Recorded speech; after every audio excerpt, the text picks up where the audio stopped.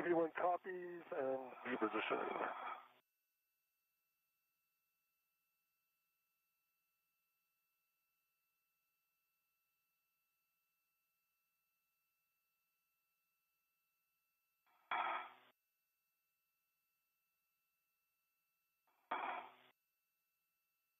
Okay, EV2 TV setting is 5. EV1's initial setting is 4 when I get there.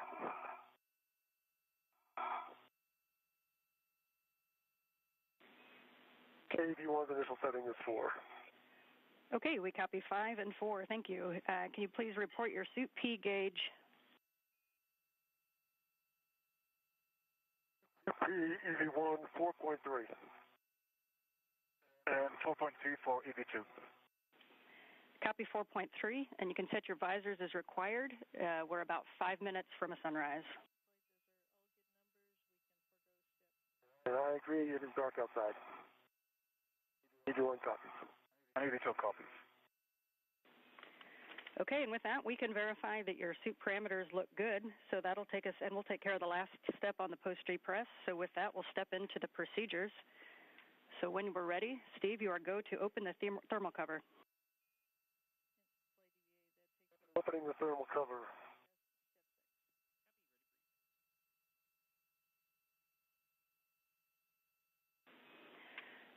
And Steve, reminder to release the hook for the magnetic plate D-ring and attach the hook to the stowage tether point and cinch the strap until snug. And that's in work.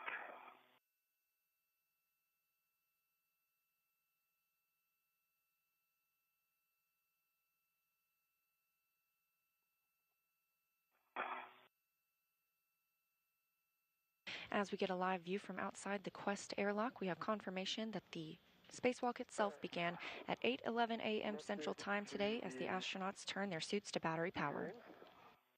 And making snug. All right, and that's complete. Thermal hatch is open. Copy. You are now go to egress the airlock. Keep on egress in the airlock. Busted.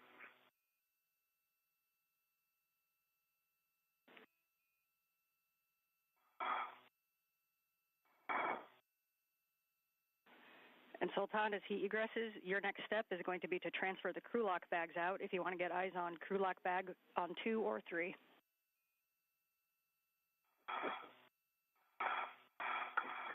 Okay, I was expecting the IDA bag.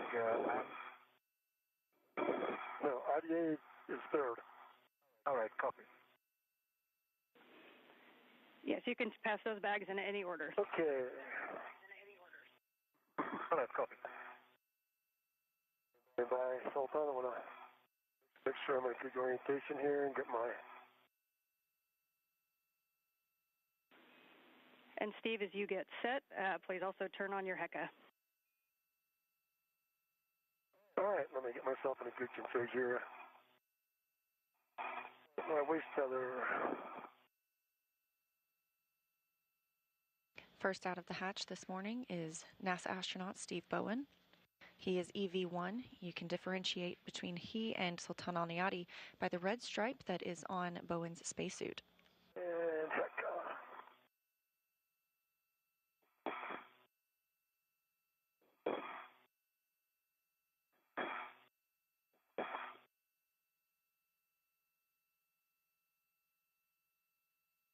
And I got a good green light for HECA.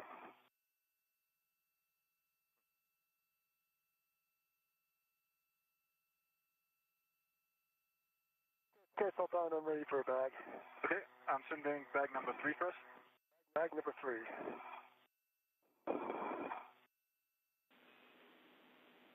And I know you're tracking, but crew lock bags 2 and 3 are going to be stowed on the airlock zenith of the starboard airlock toolbox on 556. 556. Copy.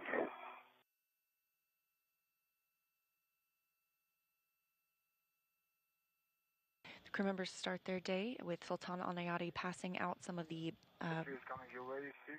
I see it. Passing out some of the bags that will be used to Steve Bowen. He will then stow those on a handrail for use later. Airlock rat. Got it. Coming back. Got it. Okay, here it comes.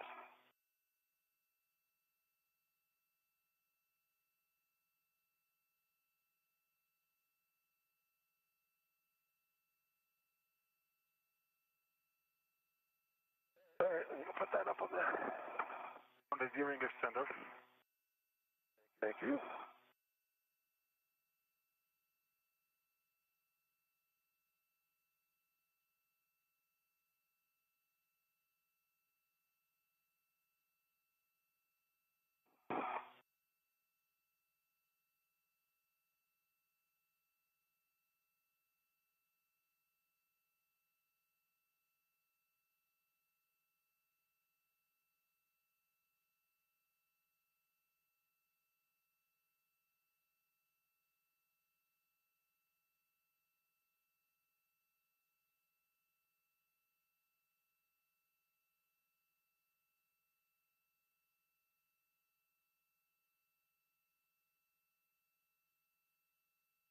As you can see, the colors changing outside of the International Space Station. We will be entering an orbital sunrise, orbital daylight, very soon. The lights on the helmet camera of Steve Bowen down in the bottom left of your frame are currently on. The International Space Station sees 16 sunrises and sunsets a day, so these spacewalkers will work in alternating light and darkness throughout their time today. All right, crew lock back 3, 556, on the rat. My rat. And we copy Steve, crew lock bag 3 on 556.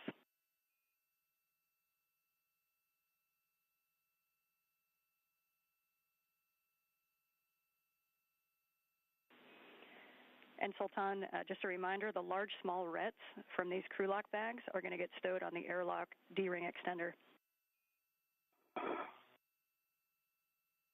We got coffee, and the first bag, number 3, small red, is already on the D-ring extender. Copy.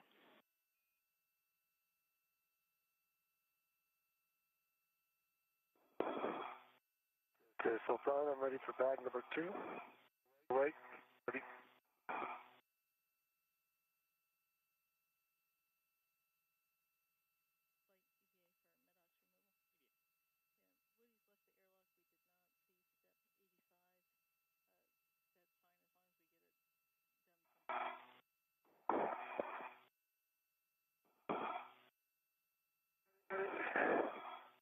All right, I see bag number 2.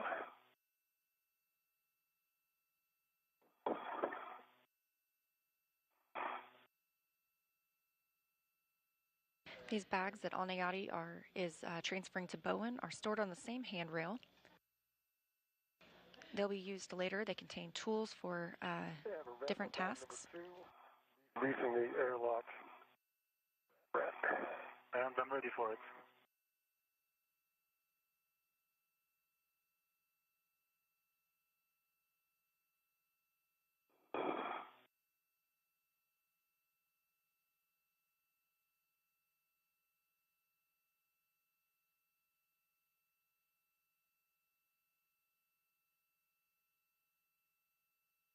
Okay, here it comes.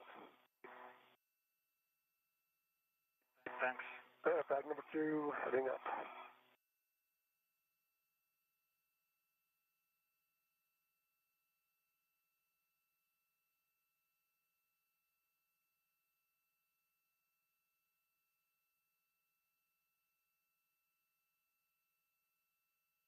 Small red is going to be ready.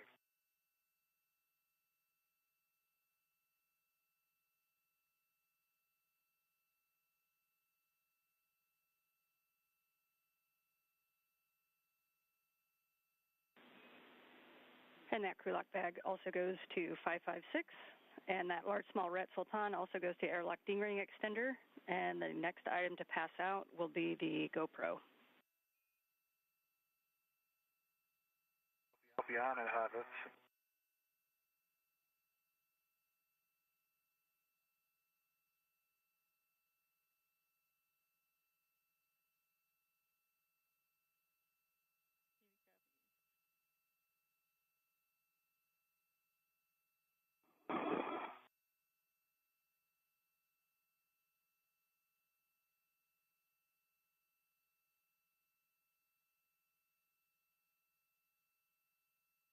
All right. Bag number 2 is attached to 556 with the integral tether. The bag 3 is on with a ret. Bag 2 is on with the integral tether. Okay, we copy both crew locks on 556. Nicely done. And the next thing is to retrieve and install the GoPro. All right.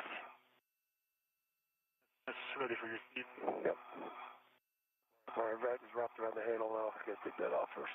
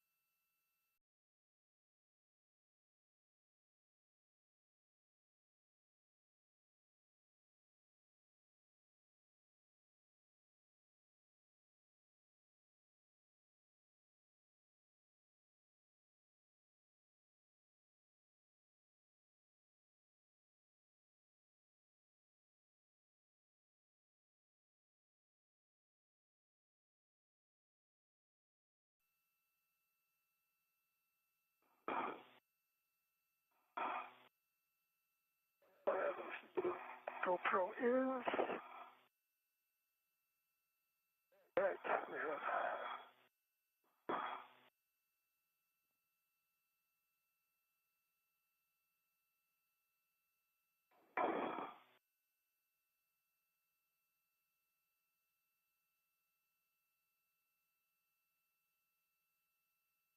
And I have that ready to my mini workstation. You can release the other end, Sultan. Okay, and work.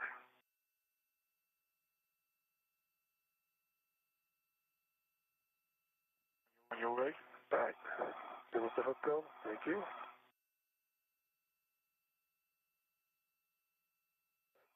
Give me a minute to set that up.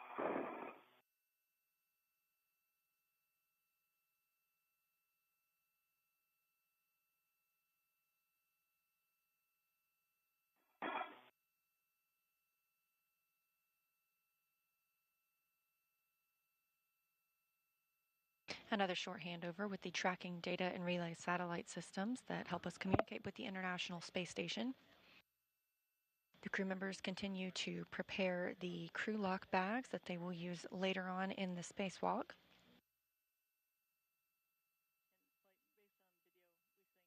I've got the small hook on 550.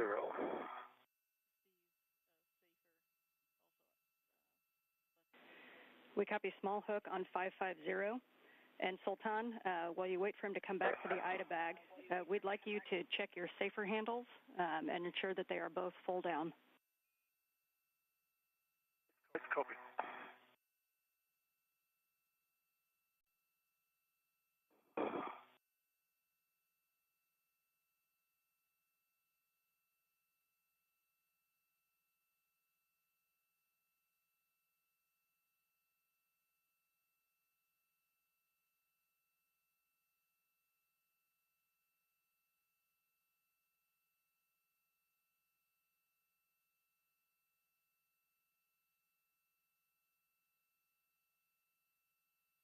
Okay, I got the big hook on 546.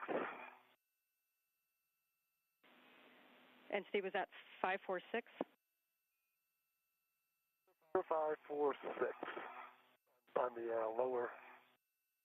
All right, I've got it facing the correct way. So head back to the airlock.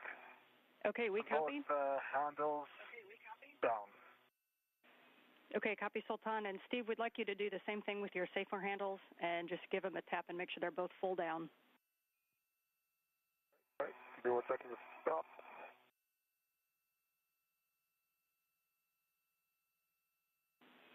And Sultan, the next bag will be the IDA bag, and this large small ret will also go to the airlock D-ring extender.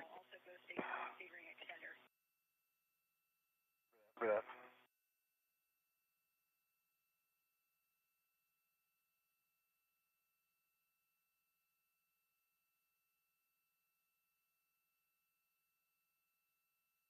All right, checking my papers.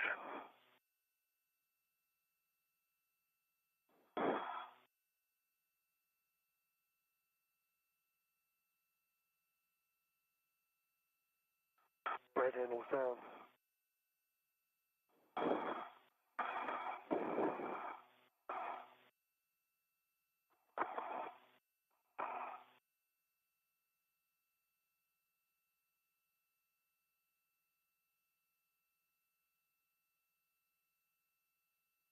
Okay, left handle is down.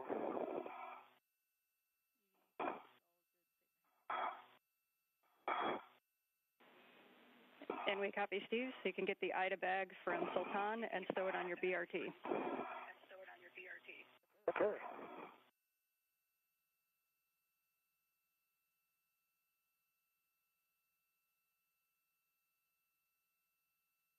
Okay, Sultan, pass it out this way. Almost there. A little bit further. Thank you. I'll try to pass the handle. I missed the handle. I got this. All right. So, hold on.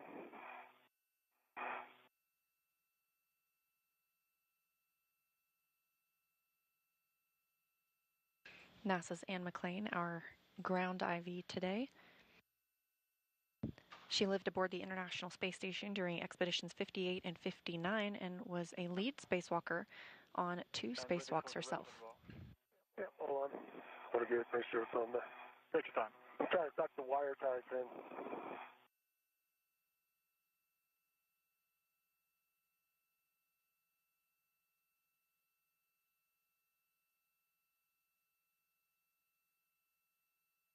All right, that might be your T.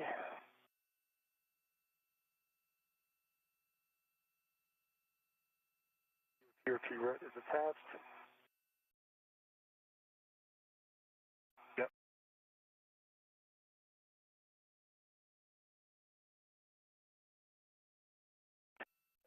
Those wire ties aren't just saying where I want them to, but it's okay.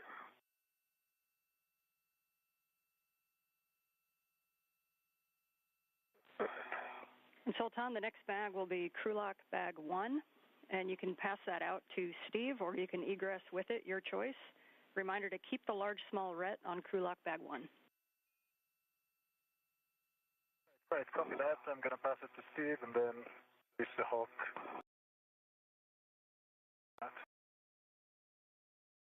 And Steve, as you wait for that, thermal 6 lines visible.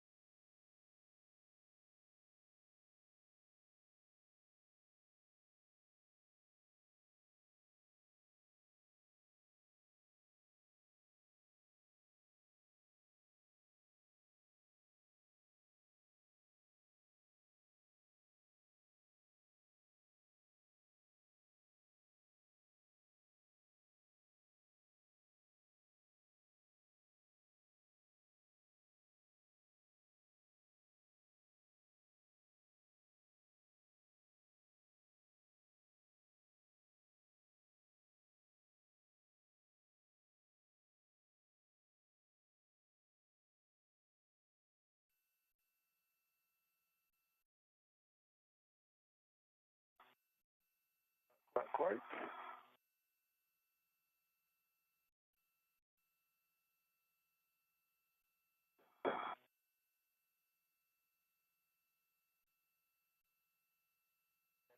They wrap your bag.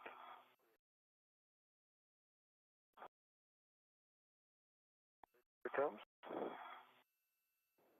No, Steve, actually, this stays with the... Oh, that's right. Yeah. Here, bring it back I'm up. going to pass it back. Thank you. Actually, you can just hook it back up. I'll put it right here. Thank you for the reminder. No problem. Can you release your end now and I'll hold on to it? You have a rate on it? I got a hand on it, I got a right on it. So you release the brake hook and then I'll put it on. All right. Words in that last, and just another note, Sultan, if you're going to want to use your BRT during translation adaptation, then you can go ahead and temp stow crew lock. If you're not going to use your BRT, then once you egress, we'll get it on your BRT. No problem. I think that's on my BRT, and I'll do the adaptation with a waist tether, the handrail. You can just hook it to the handrail right now. And then you can grab it on the way out. You can do that, yeah. Okay. All right, I have crew lock back by the big hook on the airlock handrail to release my ret.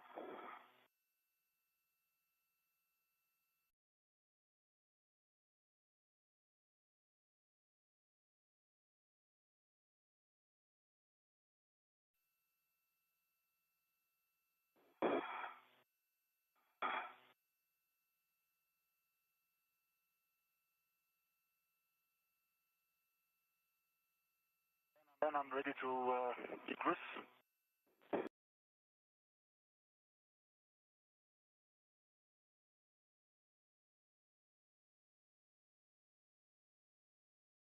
I'm going to get the view from my seat before.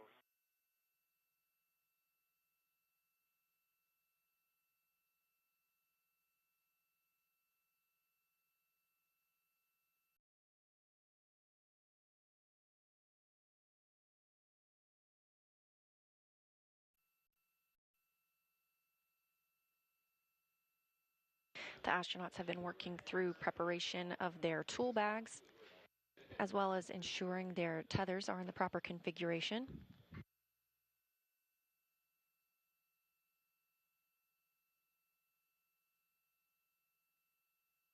Now prepare.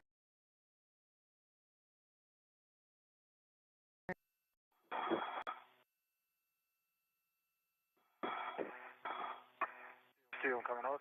Yep.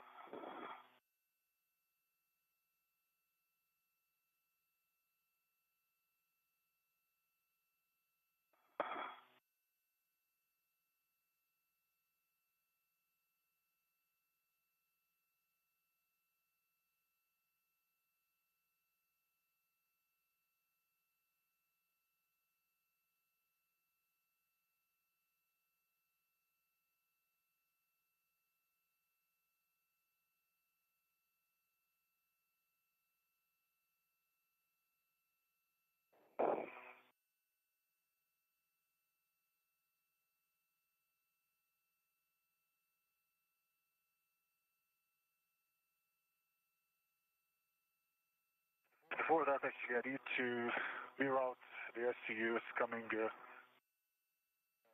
between my safety tether. Okay. Take your time. Make sure it's right. Sure.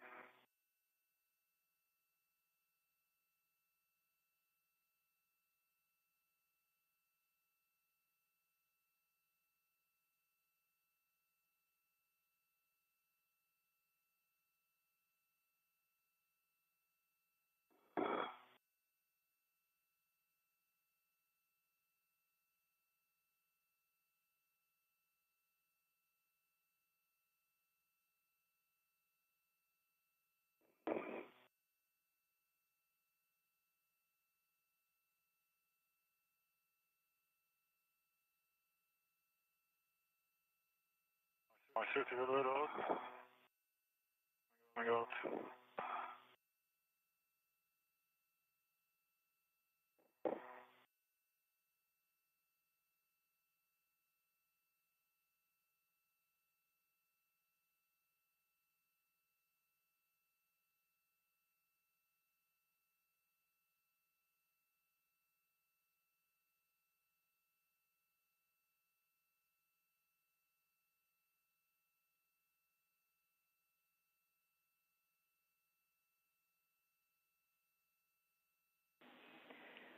And Sultan, once you get out and set, your next step is to receive crew lock bag 1 and stow it if you want to do that right now. Otherwise, you can leave it temp stowed for translation adaptation. It's right here. I can go receive it.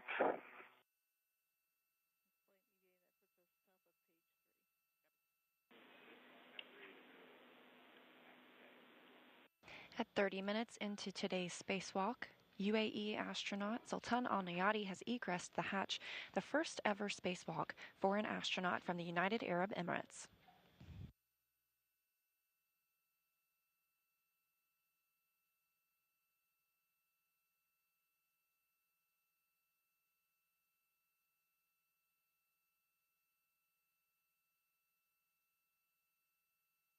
Another good look at both of our spacewalkers here.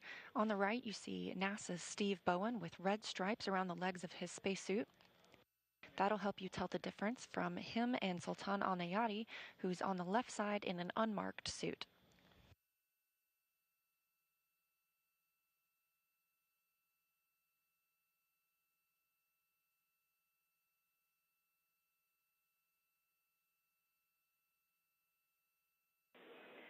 And Steve, while he is working crew lock bag 1, just want to let you know that we noticed that the wire tie caddy is not staying tucked to the IDA bag. Just wanted to put your awareness on it in case you want to tuck it in somewhere or add another ret.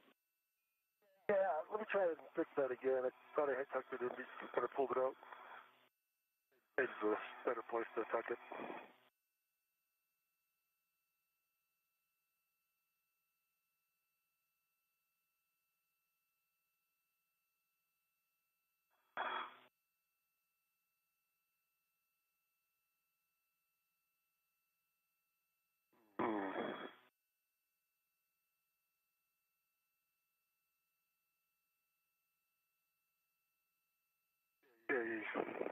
Stow it back, stow it to my BRT.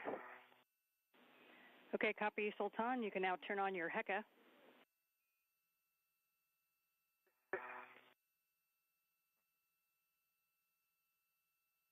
That should be better.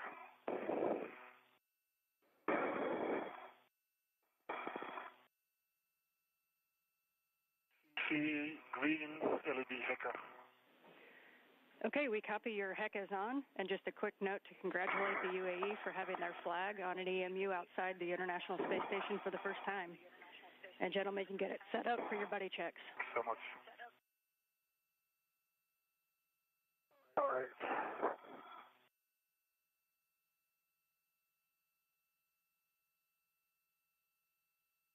Okay, so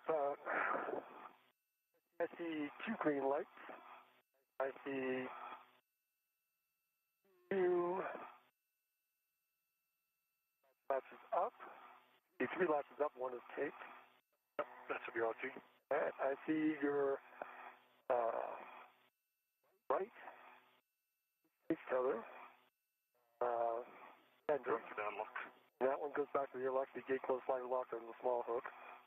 On your red hook, the gate closed slider lock, the red reel, which is unlocked, and the yellow hook, which is locked, gate closed slider lock on the green reel, which is unlocked. To my right wave feather, which is gate closed slider locked on me. So I see us in a good config. And I see safer handles. Check your safer handles again. To your left safer handle down. To your right safer handle down. My hand is right. Good All right. checks on Sultan. Secures. See. It'll be Heka. WSE.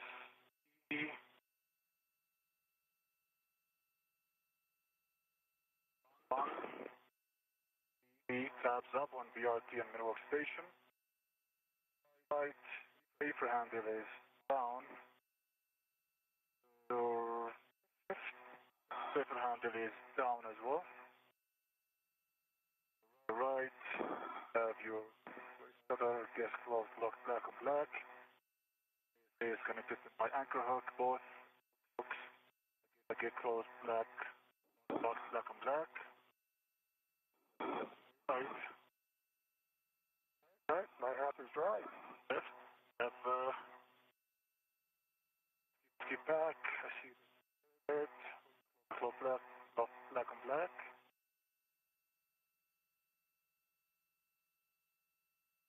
Okay.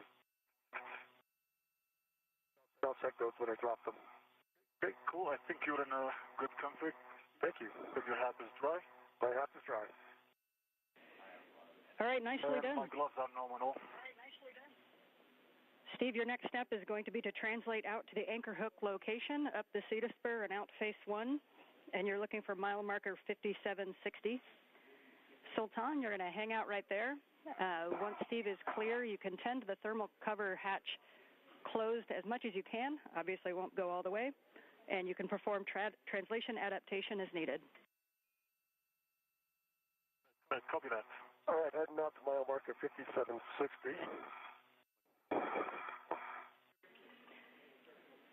Steve, a reminder as you go along phase 1, we have those tough cables out, so just avoid inadvertent contact on the zenith and nadir cedar rails.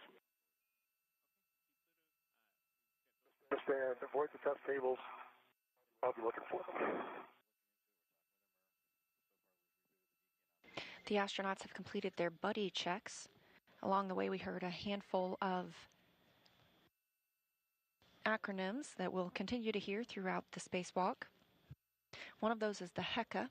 That's the high-def EMU camera assembly, as well as the WVS, the wireless video system. Those will help us get views from the helmet cameras on the astronauts. Additionally, we heard the MWS, that's the mini workstation that's attached to the astronauts themselves, as well as the BRT, the body restraint tether. To the top of the CETA, and then use the CETA cards. And we copy, Steve. We see you out there. Just for your awareness, we have all the external cameras. We do not have your helmet cams yet. We're working the issue. Oh, okay. Right now, Steve Bowen has moved to the CETA cart. That's the crew equipment translation aid. Meanwhile, on screen here is Sultan Al Neyadi. He's working to close the thermal cover.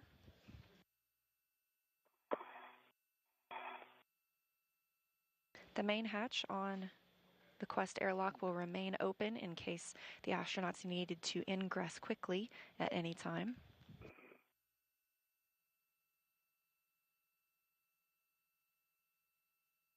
As this is his first spacewalk, he also has a little bit of extra time to get used to maneuvering outside in the vacuum of space.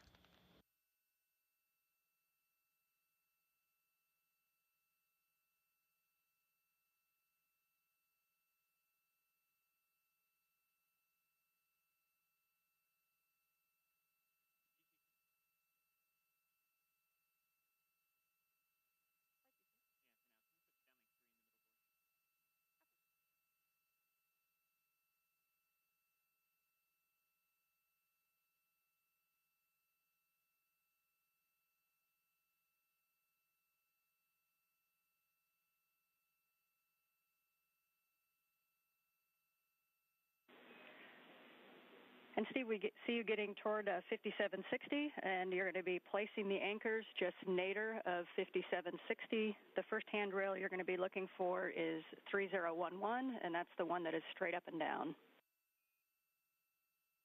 Okay, 5760, I'm at that mile marker.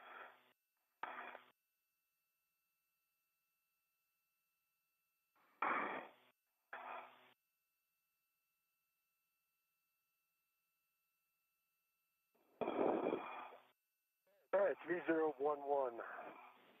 That's what I'm looking for, correct? Affirmative. On 3011, you're going to drop your anchor hook, EV1 anchor hook, ensuring the gate closed and hook locked. Yes, stand by.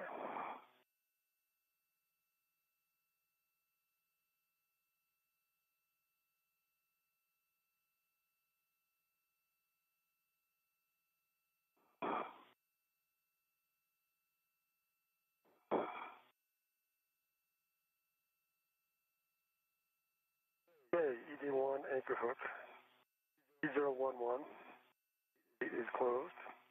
Lock on block. It's locked. It's green reel is unlocked. Okay, good word, Steve. You're now going to go just inboard to the diagonal handrail 3217, and you're going to put Sultan's EV2 anchor on handrail 3217. Okay, handrail 3217, B1 anchor hook. An 82 anchor hook.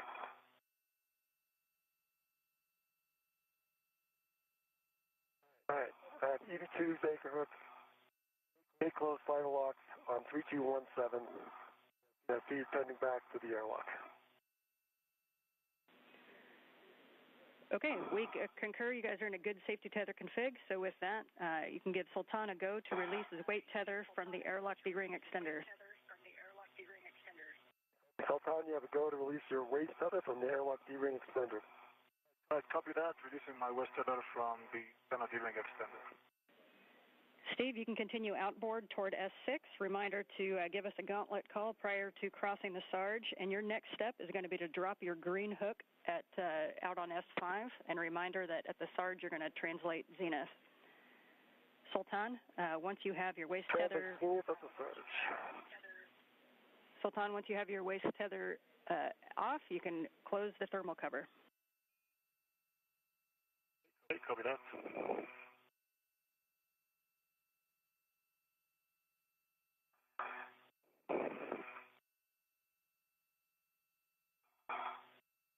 Okay, thermal cover closed. Copy, thermal cover closed. You can now head to ESP2 for bag stow.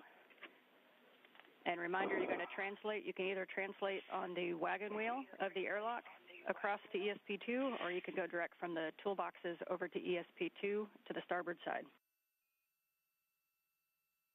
All right, copy that. All right, my gauntlets are down. I am at the Sarge.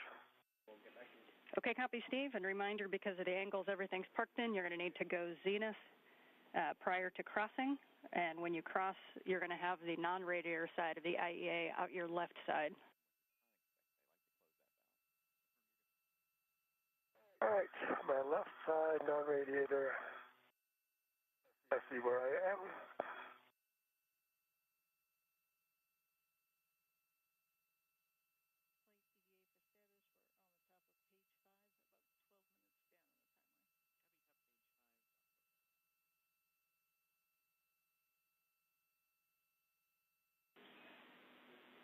And Steve, as a check, once you cross the struts, you're going to, the first whiff, you're going to see our whiff 2 and 6 and handrail 2203, and then you know you're on the right path. At 2 and 6, I'm on the right path, and that's a great cue. Thank you. Sure thing. You can just head straight out starboard now. You're going to be going all the way along that edge until you get to the S6 handrail 2003, which is going to be the first one on the S6 long spacer. 2003, first one S6, and that's where I dropped my green hook, I think, right? Good words.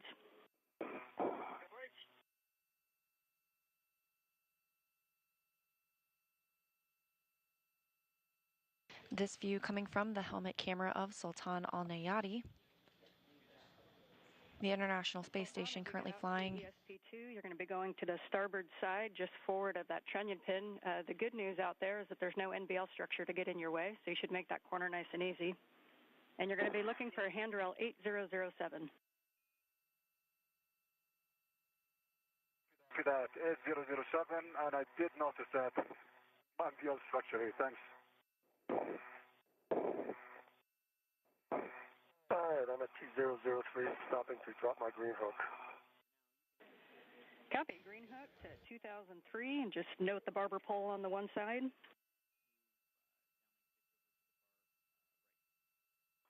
And I see it.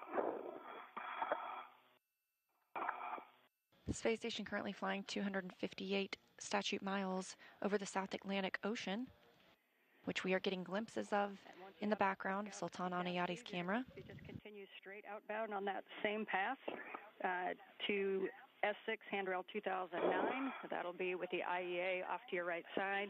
And a reminder, your left hand as you get out there is going to cross handrail 2008, and that is the one that has wire ties and MLI secured to it that we want to try to minimize loads into. Understand, 2008, minimize loads.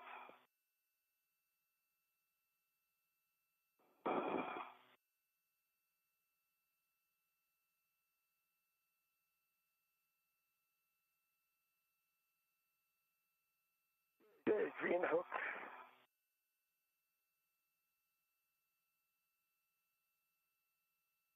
On 2003.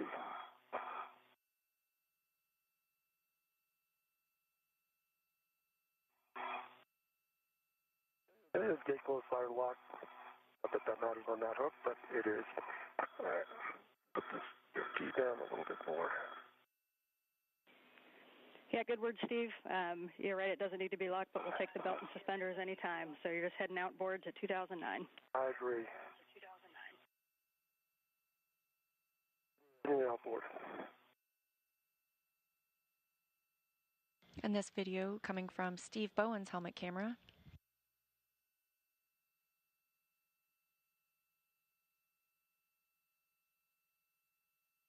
He continues to stow bags where needed outside the International Space Station. And his next main task will be to relocate an articulating portable foot restraint that will be used later in the spacewalk.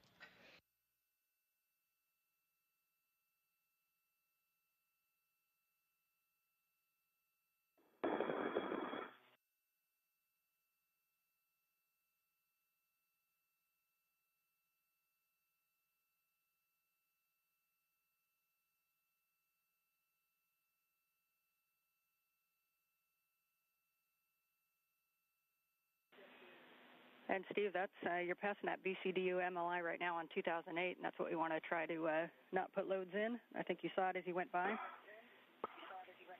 I did. I slowed down, made sure I reached across it. And I'm at 2032 in 2009 now, so I'm at my next work site.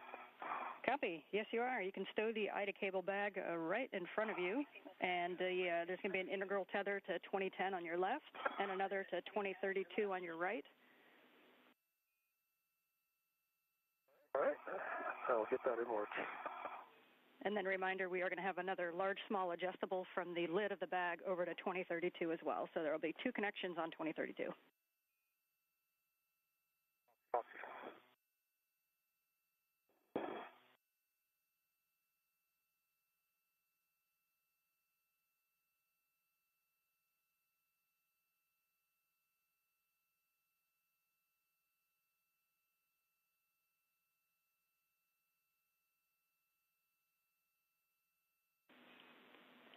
And Sultan, it looks like you have a good temp stow on the bag.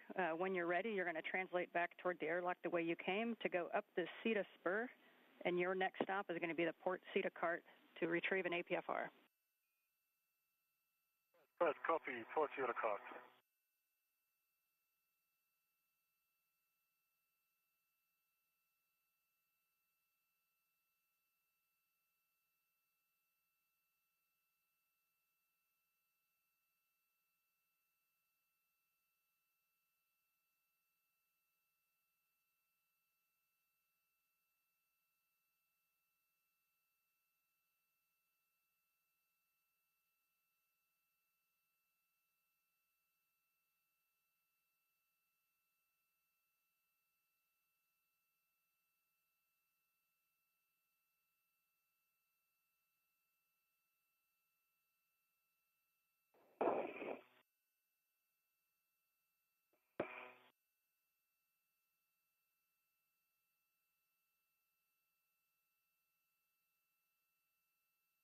And is it the inboard or outboard handrail stanchion on 2010? We suggested the outboard, and then for 2032, the one that's farthest away from you. But if you see a better way, just let us know. All right.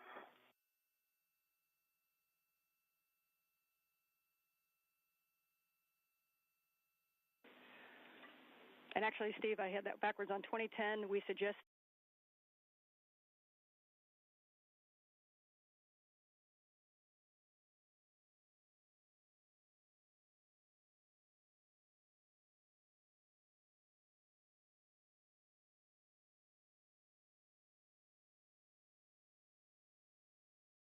And Sultan will be heading up to the port seat cart. That's copy.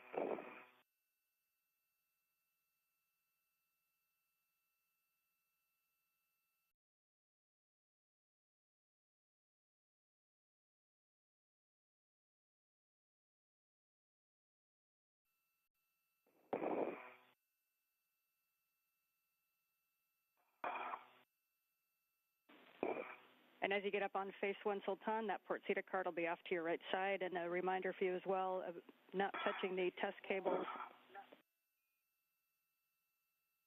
Right, I got it.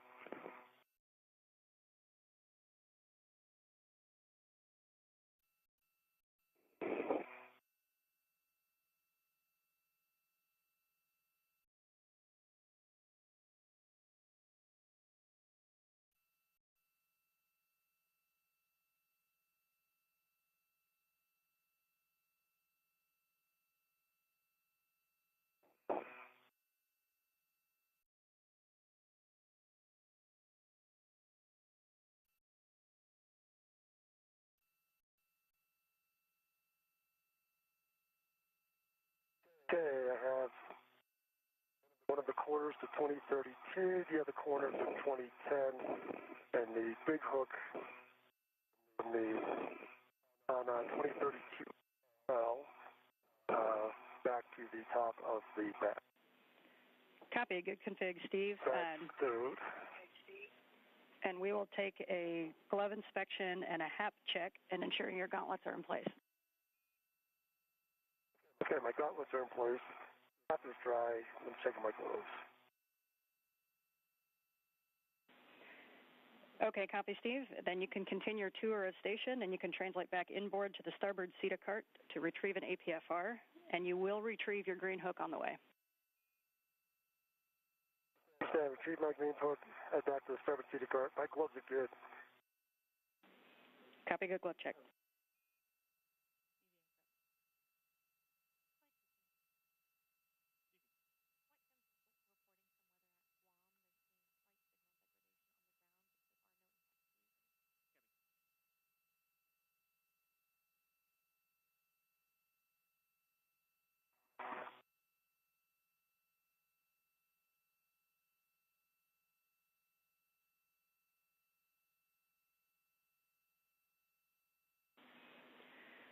And nice work, Sultan. And we can head to the up the CETA spur when you're ready. Nice work. Copy.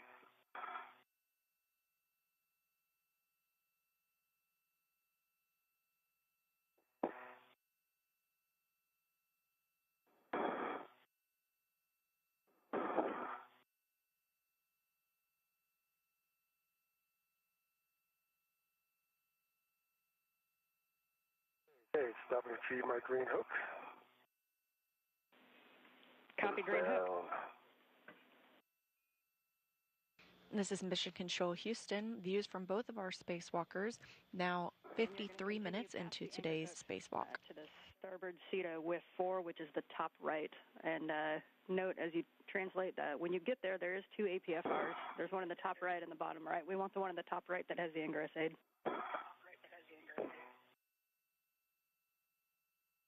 All right, I understand.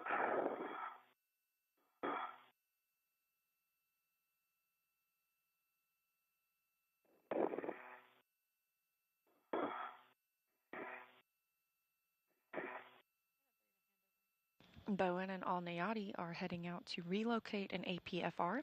That's an articulating portable foot restraint. It's often used during spacewalks to help astronauts secure themselves in one location as they work on a specific task. Back on the safety color. Green hook.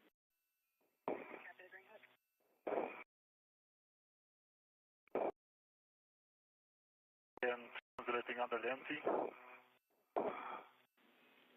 Copy, Sultan. And Sultan, as you get out to the port CETA cart, you're going to be picking up the APFR that's on the bottom left with 2, and that will will also have an ingress 8 on it. Copy, bottom left, left 2. The ingress 8.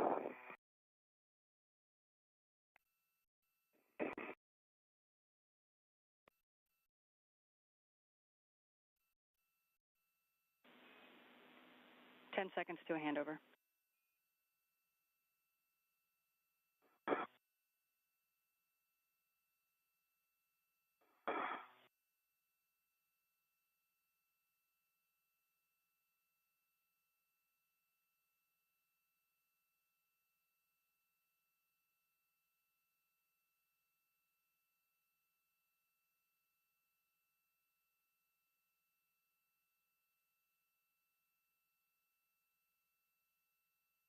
This is Mission Control Houston. We are in a satellite handover with the astronauts aboard the International Space Station as they continue today's spacewalk.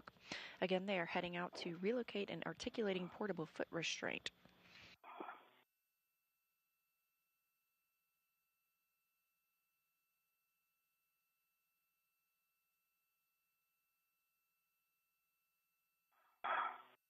Following relocation of the APFR, they will begin moving out to route cables and modify some multi-layer insulation on one of the modification kits preparing for installation of future solar arrays. We're back with you after the handover.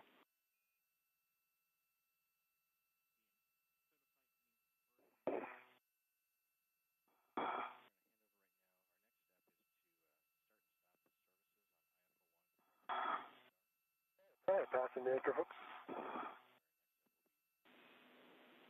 Copy.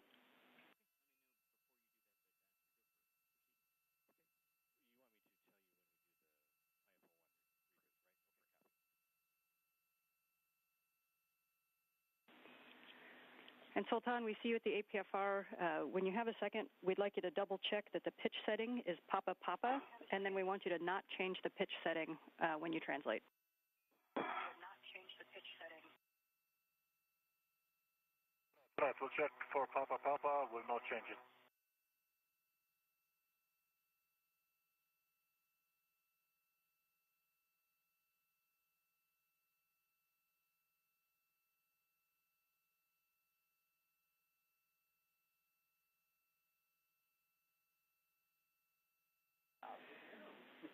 Sultan, that was an impressive fix. You have surgeon's hands.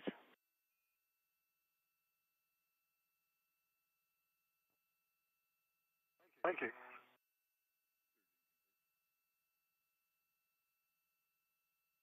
All right, I am at the starboard speed cut. Yep. Get up on it. Okay, copy, Steve. And you're looking for the top right, WIF 4. And we are going to have you keep that APFR in the WIF and adjust the pitch knob when you get there. Understand. Top right WIF 4. Adjust the pitch knob while it's still in the WIF. Yep, and first. And I see Foxtrot, Foxtrot on this APFR.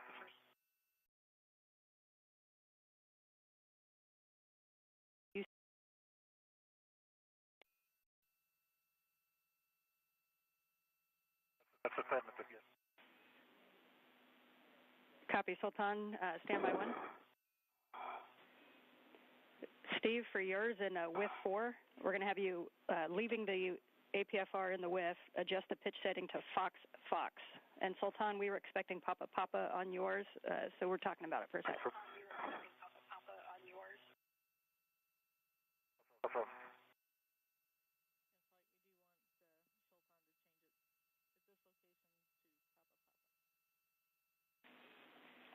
And Sultan, we would like you to have you adjust that pitch setting to Papa Papa. So just the pitch setting, and you can leave it in the WIF if you'd like. And so Steve, Fox Fox, Sultan, Papa Papa. Copy. All right, Fox, Fox. That should work. We are now 1 hour into today's spacewalk. The astronauts have made their way out to the CETA cart, the Crew Equipment and Translation Aid, and they are both working on a separate APFR, articulating portable foot restraint. Verifying the settings are needed to be used later today.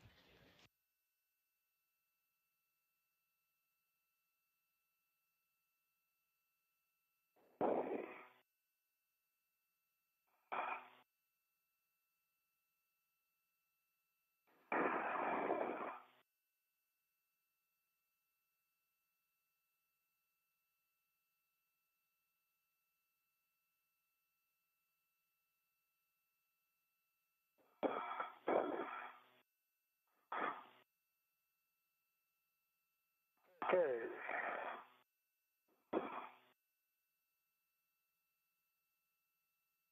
Into Fox.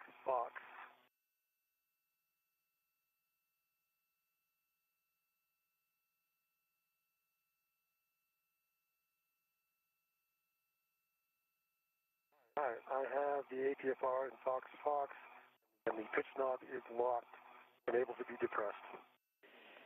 Those are great words, Steve, as you know. So you can retrieve that APFR now with the ingress aid and stow it on your BRT.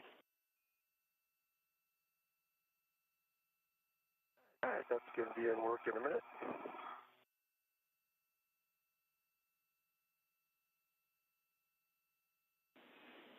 Okay, I have Papa and this APFR, and pitch knob is locked and can be depressed. Okay, good word, Sultan.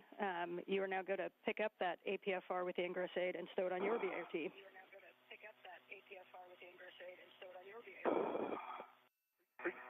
Related to it.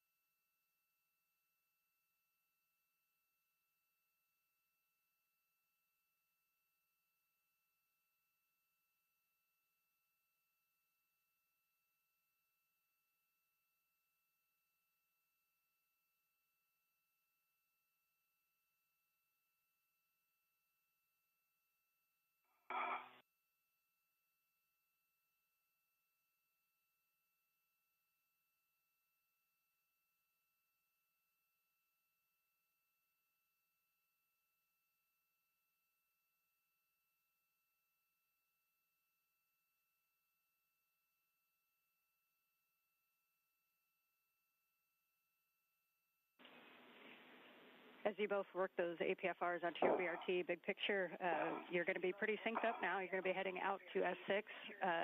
Just note we're about 5 minutes to a sunset if you want to set your visors accordingly.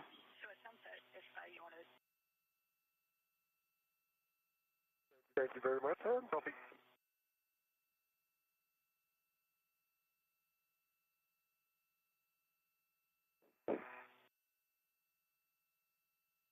Again, the crew members continue with the first task of the day, which is fixing the appropriate settings on these articulating portable foot restraints. They will stow those on their body retractable tether.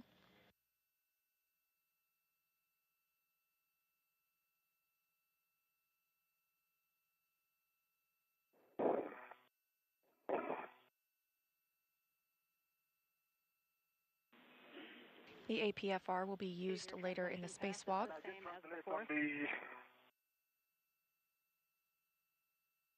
Copy.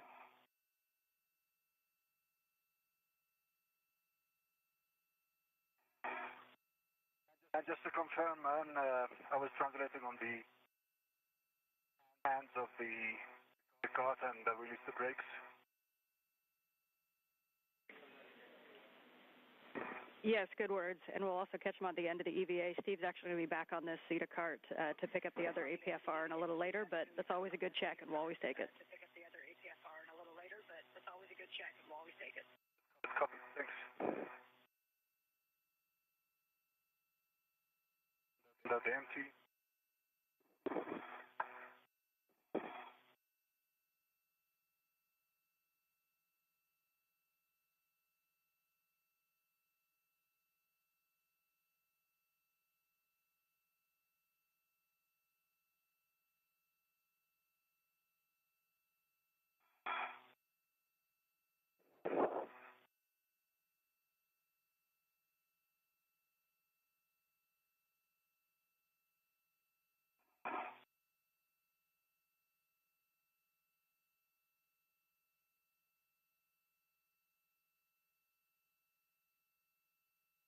Okay, I have a rep to the APFR. APFR is in the jaws of my BRT.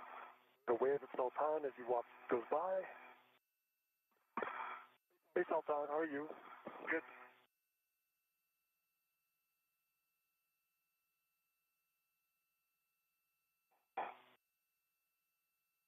I assume I'm good to translate ahead of you, Steve, right? I think that's the plan, yep. Yes, we were just talking about that. You are going to translate ahead of him. So you're going to continue outboard prior to crossing. You're going to cross where the anchor hooks are, and then a little bit outboard of that prior to crossing the Sarge. We'll make sure your gauntlets are in place, and you're going to be translating zenith from there. And so you're going to go kind of up face one and then across the Sarge. Right, okay.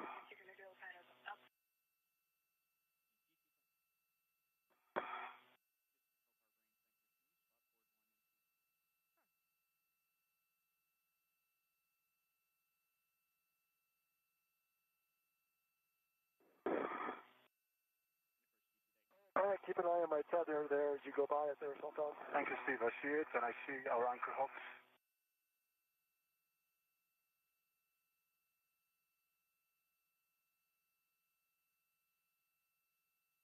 Now that both crew members have the APFR, the articulating portable foot restraint, with them, they're heading out to the S6 truss where they will install those APFRs and prepare for the next task of routing some cables to prepare for future installation of new International Space Station rollout solar arrays, also known as IROSAs.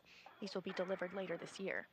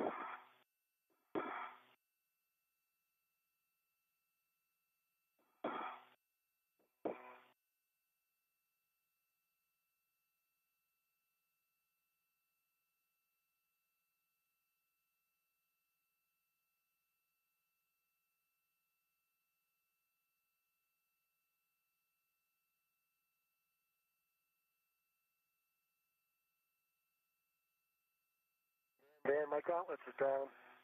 I'm ready to cross the Sarge. Copy. And for both of you, it's the same translation path as Steve took out the first time. So as you cross the Sarge, you're going to come zenith and then cross onto S4. And you should have the non-radiator side out your left side and the IEA out your right side.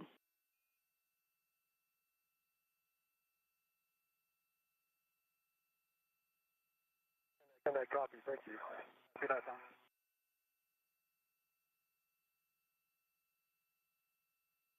As you can see, Can we confirm mile mark or handrail that we brought the hook? Yeah, Sultan, so before crossing the Sarge, we'll have you ensure your gauntlets are in place. And then you're going to translate zenith.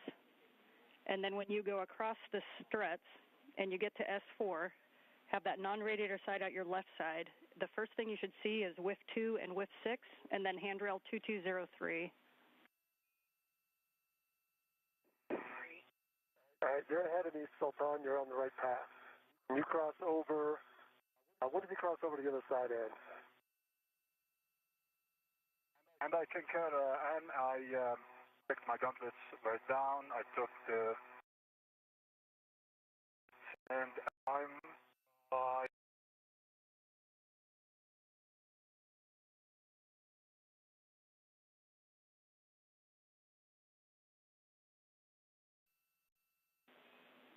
Okay, we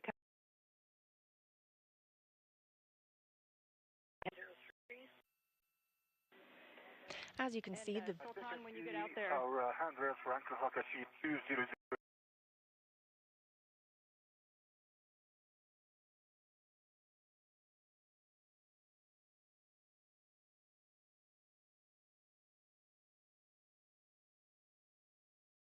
That's open. So the first thing you want to do, though, is get your green hook on 2004. Right, copy. Green hook on 00. Can work.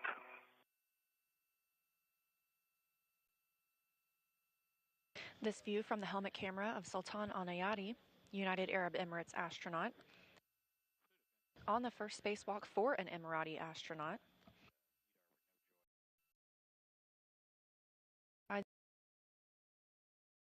Itself is in an orbital nighttime.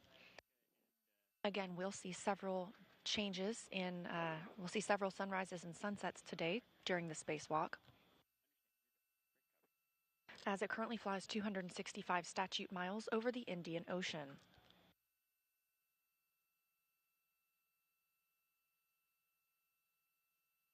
Okay, green hook for EV2 and rail 204. Okay, good work, Sultan. And while you're paused here, just a reminder, actually, for both of you, for the helmet lights, if you push the button multiple times, you might get one light, two light, and then they'll go off. So if the light seems dim, you may not have both lights on.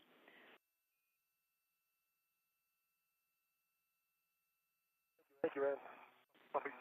And Sultan, you're going to continue out along S6. When you see whiff 9, you're going to take a right, and you're going to see handrail 2024. And that's going to be just on the inboard side of the BCDU. So you're just going to head straight across. Just on the inboard side of the BCDU. Copy that, And Steve, you're just heading out to where you were before to drop your green hook on 2003, and then head straight all the way outboard. And then head straight all the way outboard. And I'm working on that now.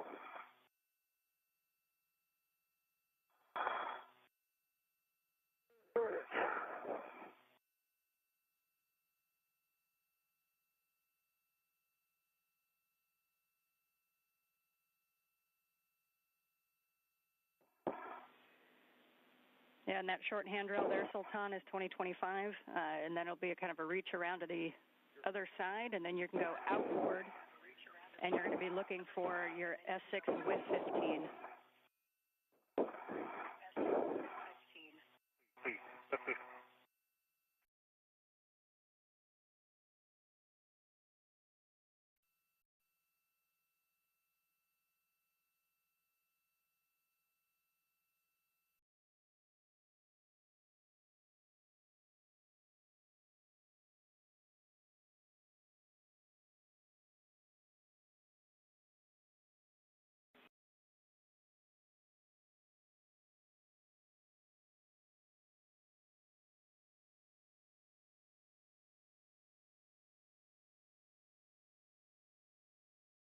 Of that whiff.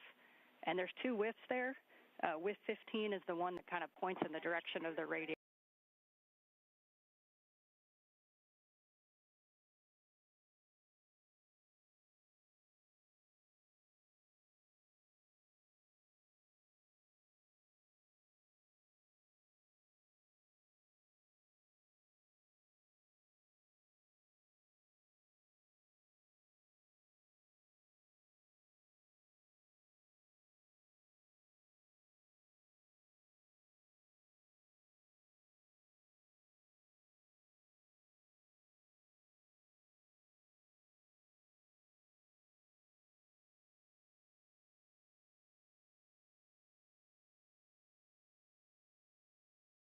verify the settings, and so when you're ready for the settings, let me know.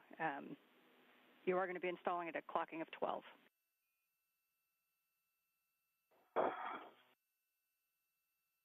We're at 12.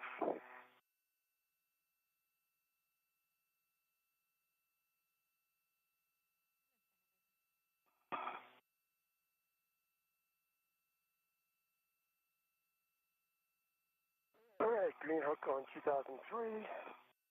I tether gets snarled in my APFR. Interesting. All right, good word, Steve. I understand you got your green hook down. You're going to head all the way outboard so you can't go anymore and take a right after the IEA, and you're heading around to S6 with 31. 31 S6 on my way.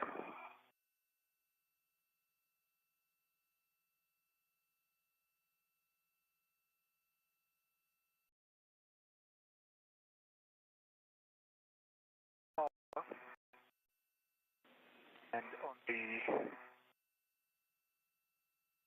call, I see call currently and ready for the settings. Okay, your full settings are going to be 12 Papa Papa Fox 8. 12 Papa Papa Fox 8. All right, 12 Papa Papa Fox 8 in work.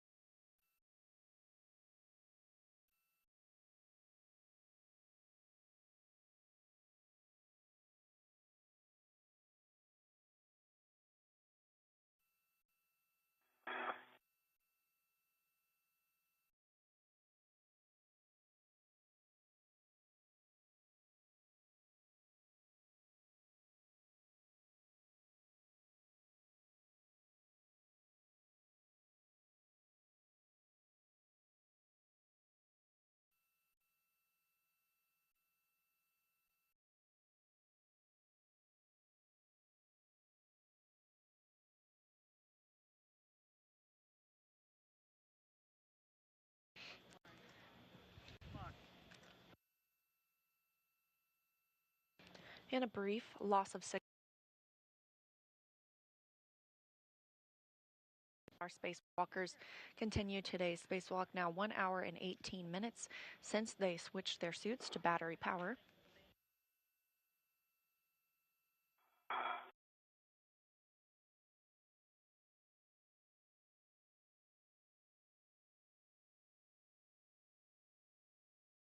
And Steve, you're heading to WIF 31. I am heading to WIF 31.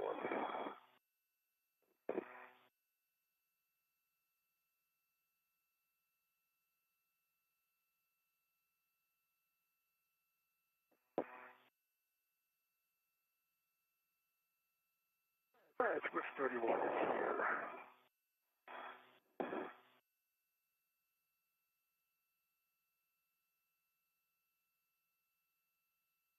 Okay, and I have good installation. Good full twist test. Check on the knob. And Sultan, we got a copy of the good pull twist test and just looking for black on black. It is black on black, sorry, yes. So black on black, we have it. Clicking on the Okay, knob. copy. And it's locked and can be the test. Good check, thank you. And can you confirm 12 Papa Papa Fox 8?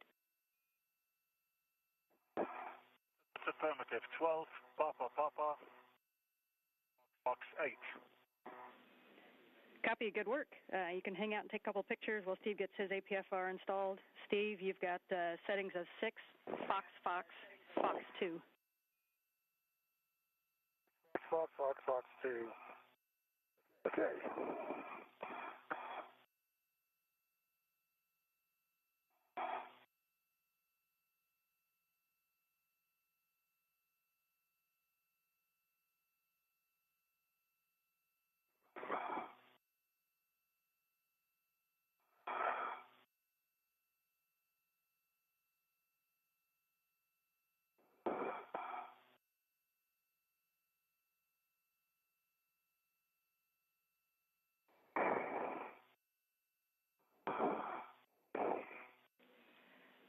And Sultan, as you are taking pictures, I will also take a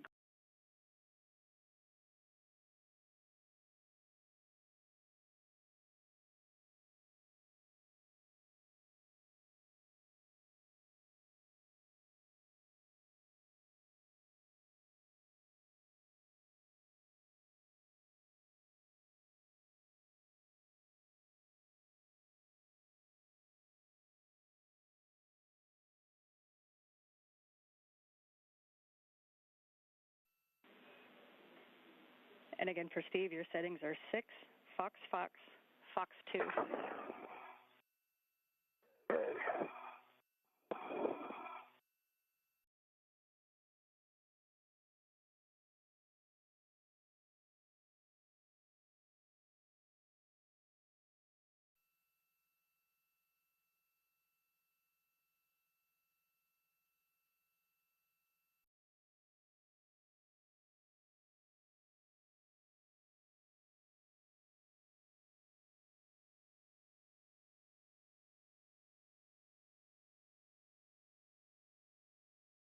And I have nominal gloves, no change, dry hat, and my guns is still down.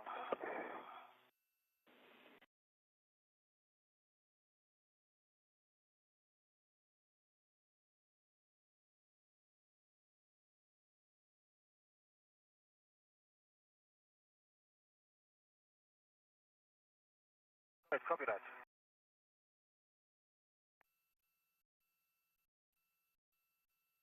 As the astronauts install their articulating portable foot restraints, they will then begin moving on to the next task, one of the major tasks today, which is routing cables in preparation for future installation of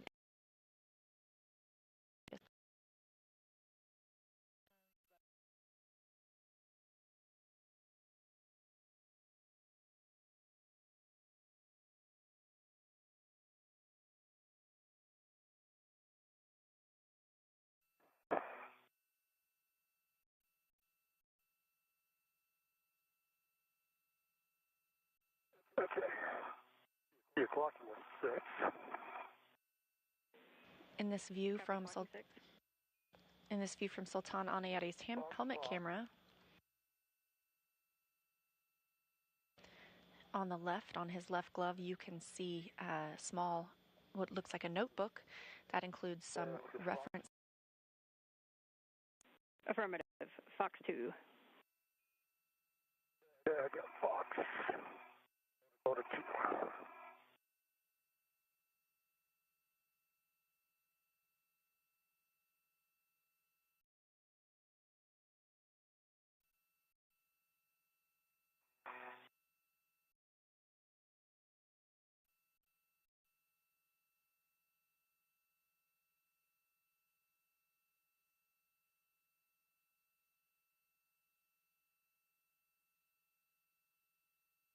Okay, 6 Fox, Fox, Fox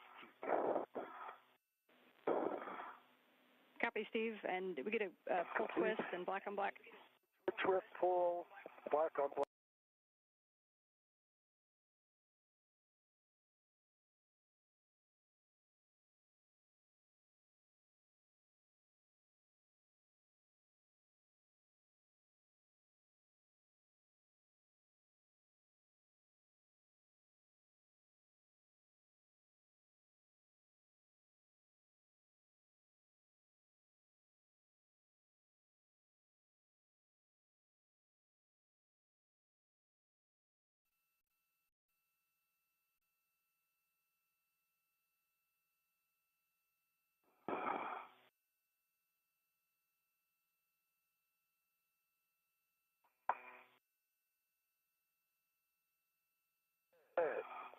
Sound is locked.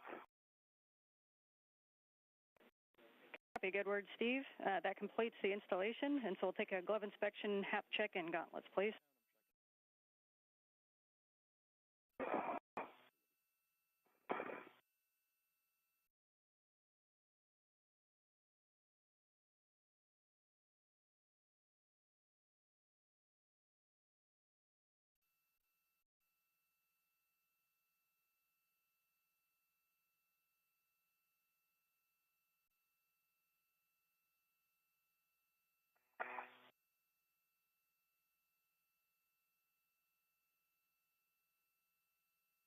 Cap is dry, gloves look good.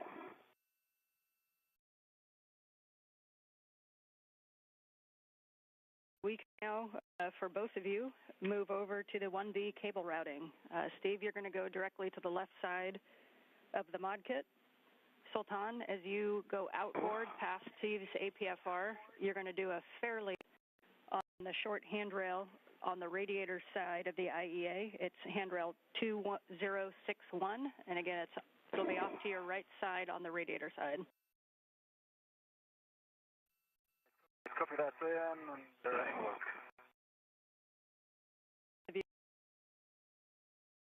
We don't want to translate simultaneously on the mod kit. We want to keep translation rates lower than 3 seconds per foot, and then avoid cyclic loading into the mod kit.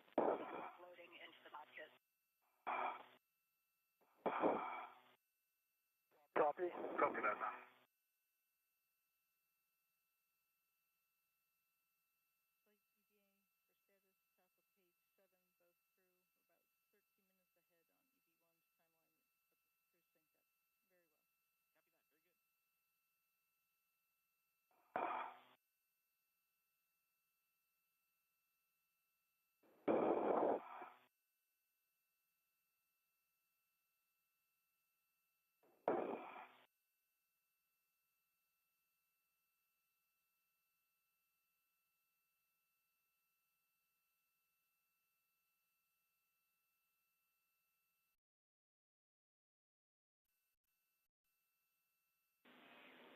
And for both of you, for your awareness, you got a happy.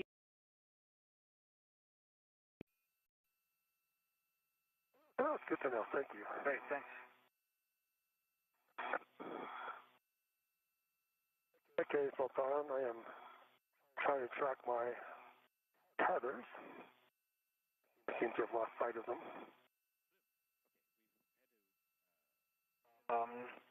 See it, and it's clear up to the anchor hook. I don't see the anchor hook, obviously, but it.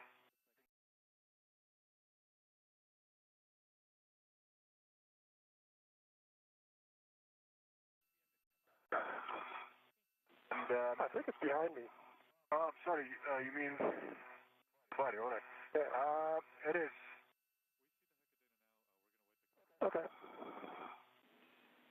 Can you help me do a quick. If you can, yeah, just keep your feet low and keep rotating counterclockwise as you're doing. Quick counterclockwise? Feet towards the IEA, please. Towards the IEA, towards structure. Yeah, continue. Your feet down, bring your feet down. No, unwind just for 20 degrees. Continue. And try to lift them a little bit, lift your feet. Okay, now bring them down. And then do counterclockwise rotation. Yes.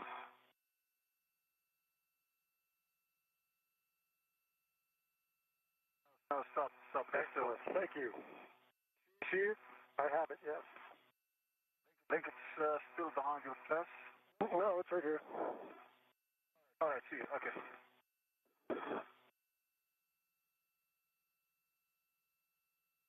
And am I translating inboard of that APFR or outboard towards the radiators?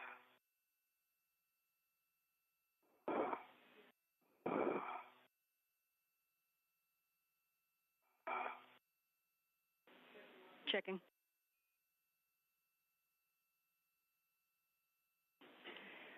And Sultan, you want to stay on the IEA side of Steve's APFR, and then just past the APFR is where you're going to kind of drop and look down on the radiator side, and that's where you'll see the short handrail 2061, and it should be up and down, so kind of perpendicular to the radiator orientation. Thank you, and I was just checking to avoid some cables on the APFR. So I don't want to shoot. Copy. And Steve, as you get out there, your first location target is going to be the left lower strut and the cable routing. Left lower strut cable routing. Thing over there. And if you see an all-white cable, then you're in the right place.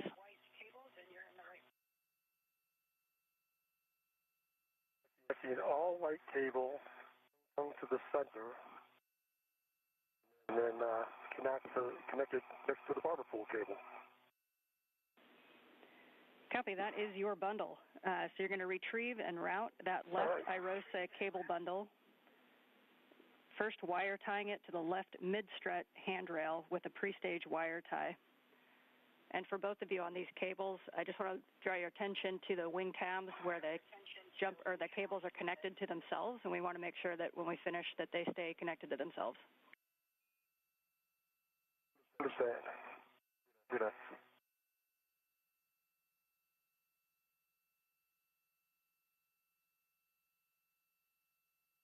This is Mission Control Houston, coming up on 1 hour and 32 minutes into today's spacewalk. And Sultan, the idea with that fair lead is just to keep the tether off to the right side. If you see a better place to fair lead that tether, you can. We think that 2061 is a good spot, but if it's hard to get to, then you can look for another location. Copy that, Tom. Yeah.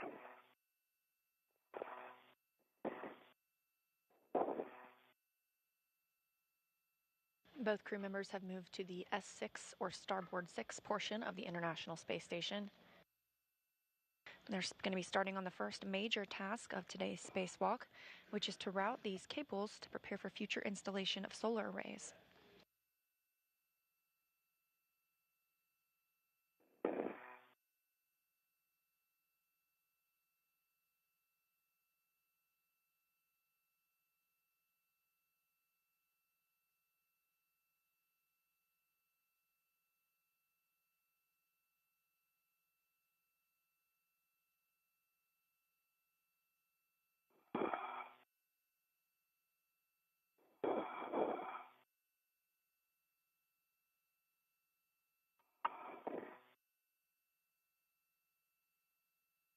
Hey, Sultan. Hi, so... See where my safety tether comes in? Here. To my left, in front of you. extender.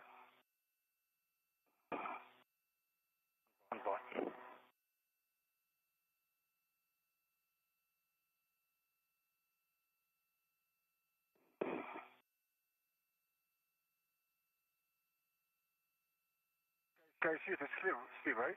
Okay, well, no. Now look.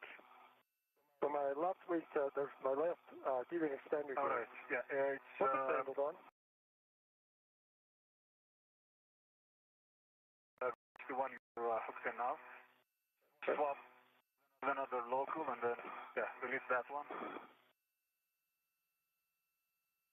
Okay, then this one, Okay. sounds clear. Then your end effector is also catching that feather.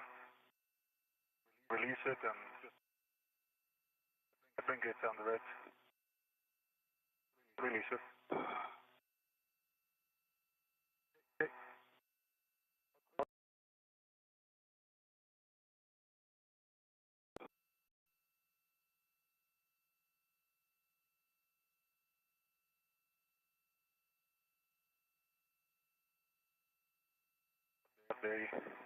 The left side cables.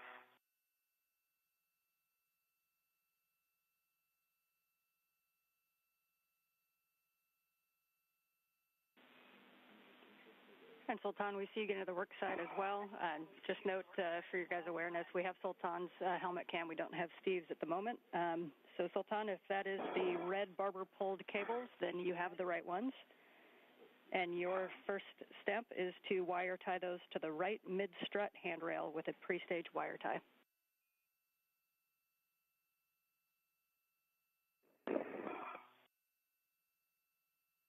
Right, I see the right cable and I see it's one Bravo with the Sharpie line.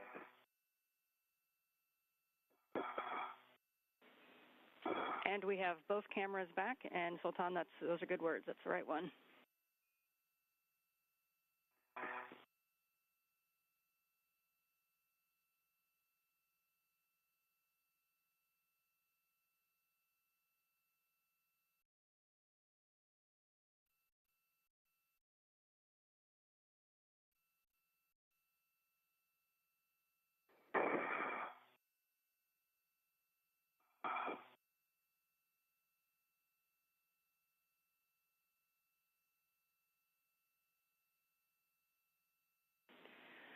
And just a reminder, as you're routing these, the wire ties will go to the mid-strut handrails that are pre-stage, and then all of the slack will be back toward the mass canister on the long handrail. Copy.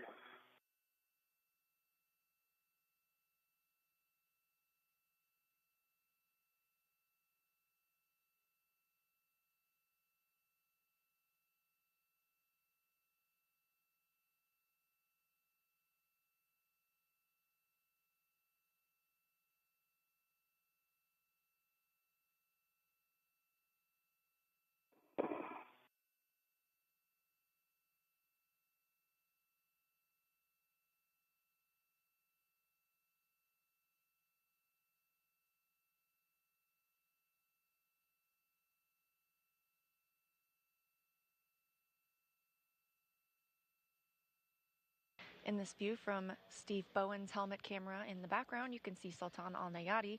Both astronauts now at the S6 truss working to route cables.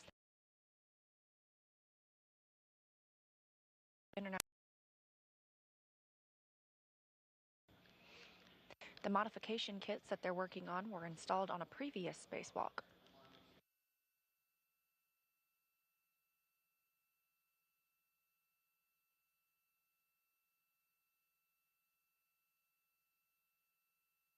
All right. 3 turns on the mid and heading to the aft. We copy the wire tie on the mid-strut.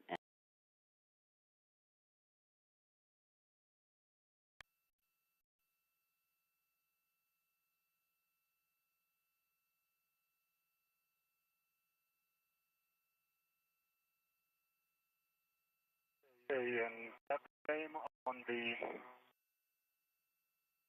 mid-strut and the pre-stage wire tie. I've got 3 twists into the long handrail. Copy 3 twists on the mid-strut handrail, and you two are tending slack outboard to the mass canister long handrail with long wire ties. All right. Long wire ties all the way out.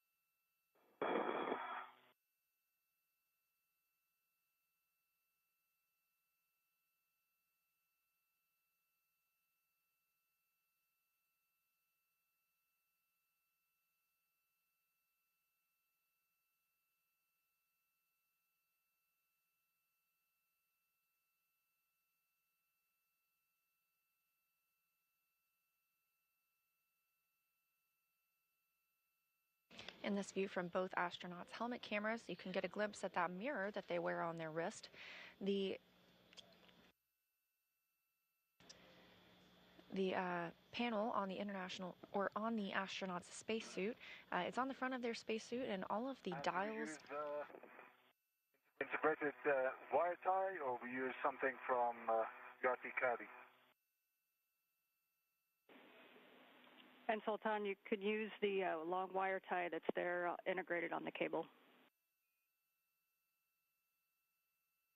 Oh, thanks. And that's 3 turns. In the aft, try to make it look pretty. All right. And as you tack those down, just one final check for you both to ensure that the no wing tabs were knocked and that the cables are still connected to themselves. Wing tabs are still in place. Same on the right side as well. And I have 3 twists on the wire tie, the long handrail. Okay, copy. Good work. So the next step for both of you is to go to your respective upper strut. So Steve on the left upper strut, and you're going to be right toward the center pad, so just up from where you are, and Sultan to the right upper strut to the MLI gap near the center pad. Upper strut, center pad. Can you tell me when you're done translating? Yep, give me 1 second. I will be done. And good call, Sultan, keeping people happy down here. And just a reminder, you do have photos of this area on your cuff pages if you need a reference.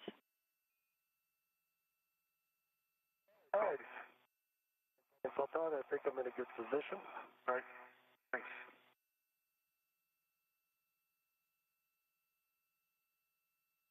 In the background of this view from Steve Bowen's helmet camera, you can see the curvature of the Earth as we prepare for an orbital sunrise on the International Space Station. All right, Steve, you're going to be closing the MLI gap that's near the center pad. You can use integral MLI wire ties or wire ties from your BRT as needed. And if needed, ensure the flap side of the MLI wraps underneath the non-flap side before securing with the integrals. And we want to just ensure that there's no metal showing. Okay, I understand. And if you look just past your work site, you will see a beautiful sunrise about to happen if you need to adjust visors accordingly. I do. I do see a beautiful sunrise.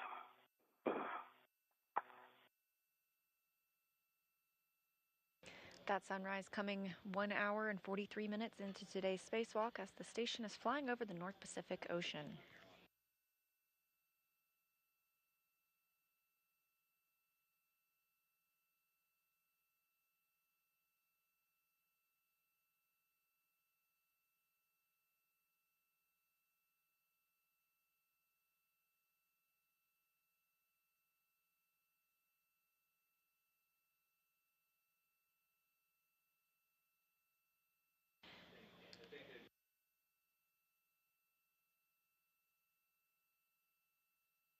And I'm back with the right mid-strut to mountain bracket.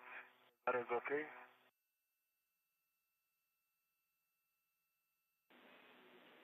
And Sultan, say again, you said you're at the mid-strut? Yeah, the upper strut is workplace for Steve now. I don't want to go there. It's busy.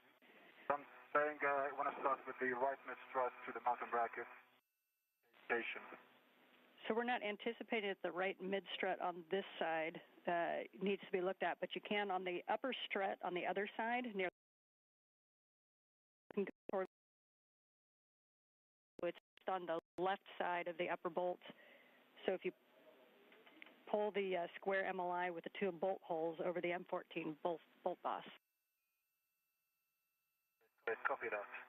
And I think I'm complete with this MLI if you all want to take a quick look. I see no metal showing. And Steve, we're taking a look at that right now. We'll also take your call. The right upper strut is kind of right in front of you. If you're in a good position to get both of them, you can. Let me get that one too.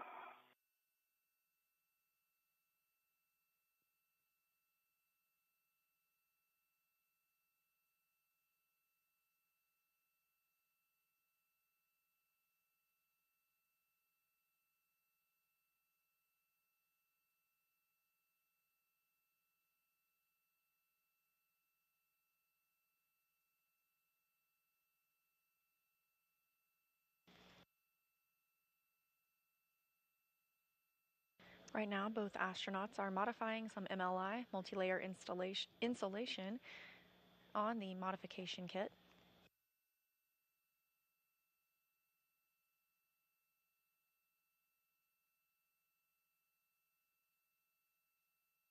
This view in Steve Bowen's helmet camera, and to the right of your screen you can see Emirati astronaut Sultan Al Neyadi.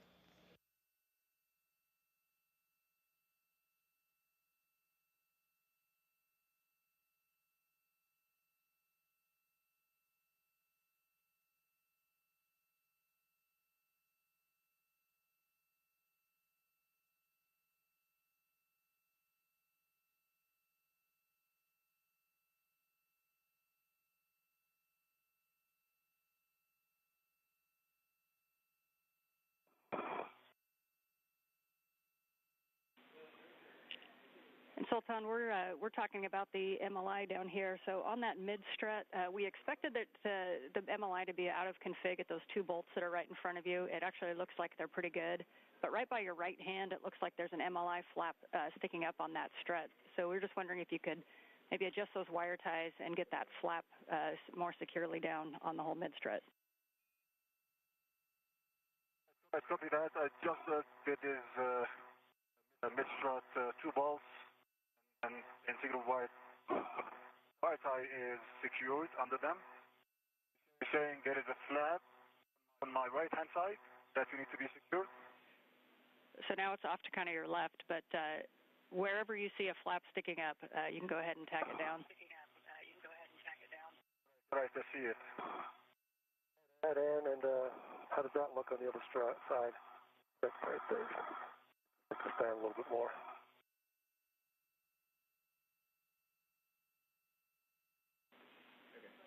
And Steve, those look pretty good. If you can just kind of back up a little bit and give us a good HECA scan, and then we'll move on to the left mid-strut. All right, sounds good.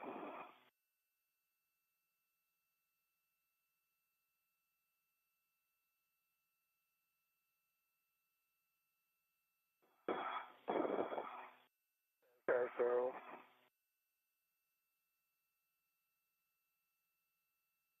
that looks metal exposed.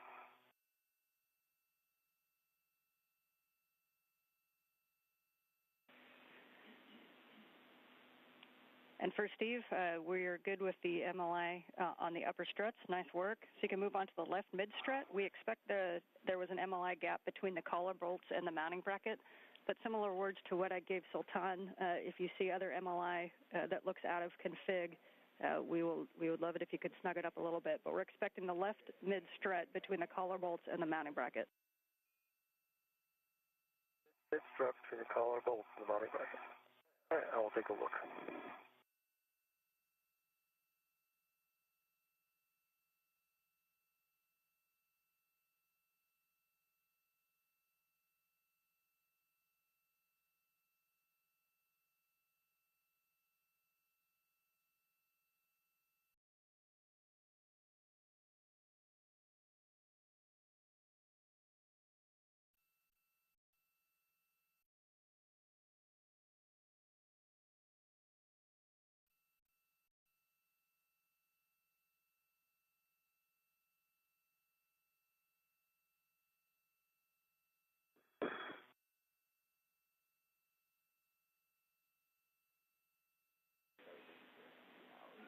And Sultan, that's I see you kind of working the collar bolts on that strut. That's definitely a little bit out of config, especially on the mass canister side.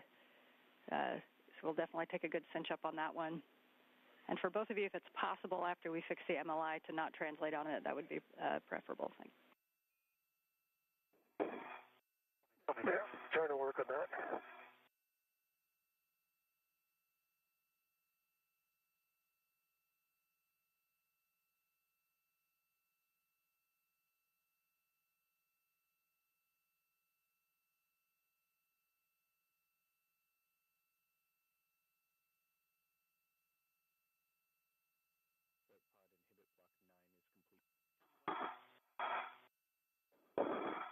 And on this mid-strut to upper strut, I see no metal exposed, and I'm not sure about the mid-strut middle area, the one you pointed just now. To me, from this side is covered. Do you have a view on it, Steve, from this side? There's a gap on this side. Okay. You may have to come inside to look at that. How does mine look, by the way, since you were looking across at me? Yours is covered. I didn't see any that point, but between the two wire ties, the metal is exposed from here. Okay.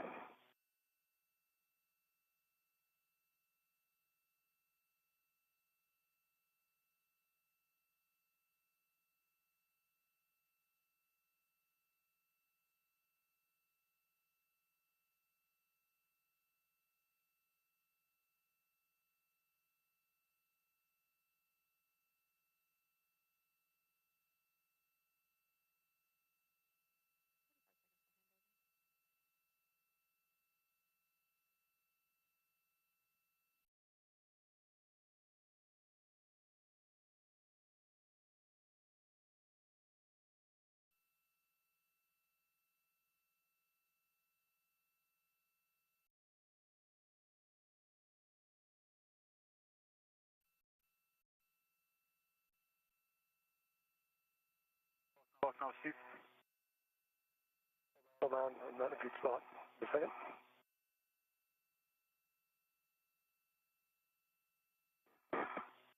Still can't see it. Hold on.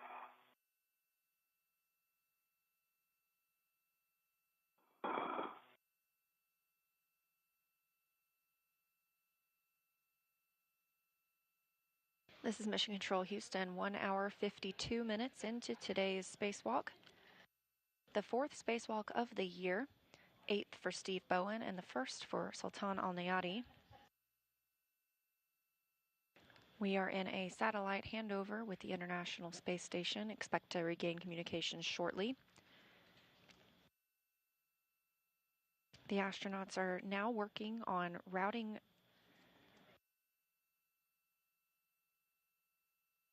They've completed their cable routing portion of this specific mod kit work. They are now working on the MLI, or the multi-layer insulation, ensuring it's properly placed to protect the hardware itself.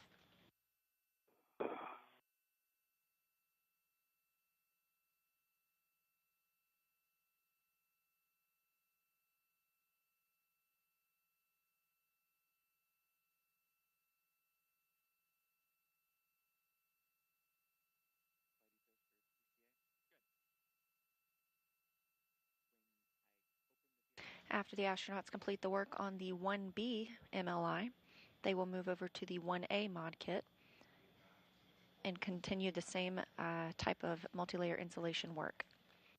There won't be any cable routing necessary at that mod kit, but at the completion of this work, the astronauts will have prepared these areas for future solar array installation later this summer.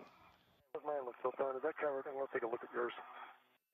Yours is covered, but still between these wire ties, fully I think you can add a long wire tie in there to hold the stand. I can give you... I got one. I'll get it. Don't worry. Take a look at yours. Yours looks like it's covered now. And Sultan, we're back with you after the handover. And Sultan, we appreciate the good, thorough inspection on the right mid-strut.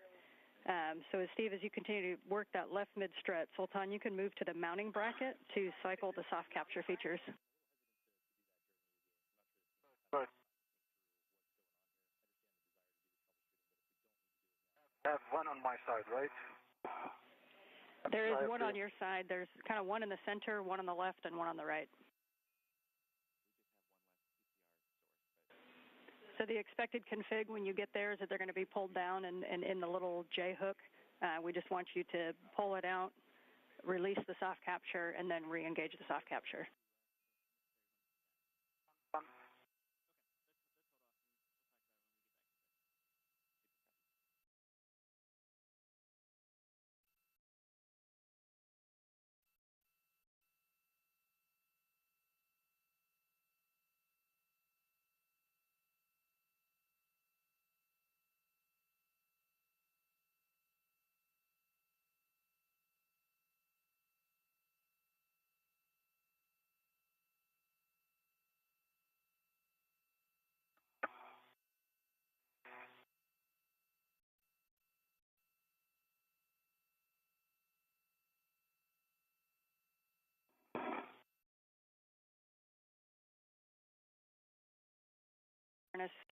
We are back with you on voice. We don't have video quite yet.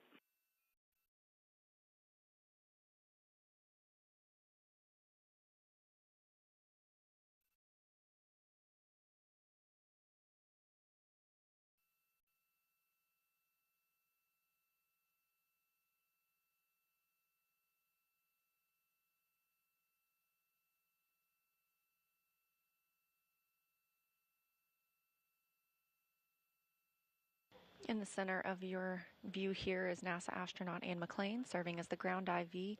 She's the one you hear speaking directly with the astronauts on the International Space Station on the spacewalk. They communicate with McClain alone to ensure streamlined communication, not too many voices coming from the room. To her left is Costa Madrivis. He is communicating with the astronauts inside the International Space Station, who are continuing to go through their workday.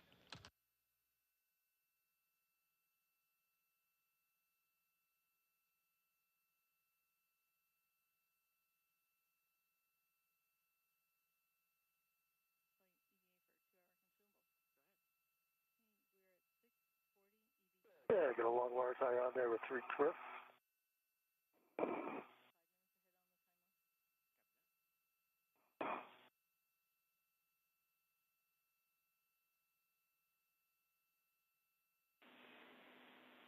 For both of you, just a status.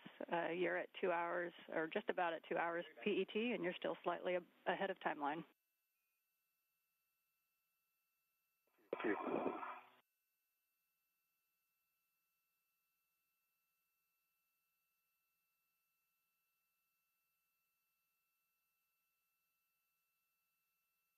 All right, Sultan, how does that look now? Look pretty good? The right arm, okay. On which strut, my strut or the mid strut? The mid strut. It was on the mid strut, right hand. In the new wire tie and the corner between the mid and the upper strut. Right in here. Yeah, right there. It's really tiny if you can touch the flat. Yeah, I think if I gotta get in there to do that though. All right, give me a second.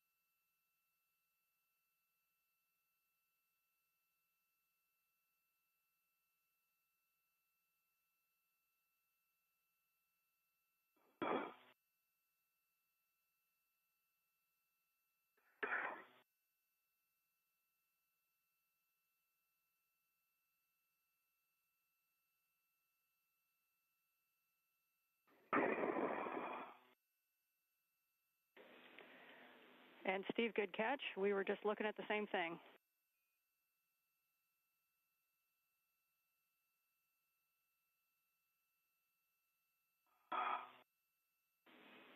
And Sultan? That one might benefit from. So Sultan, from your angle, does that close up that gap? Absolutely, yes. Okay, so I should put another wire tie there. All right, that'll take a second.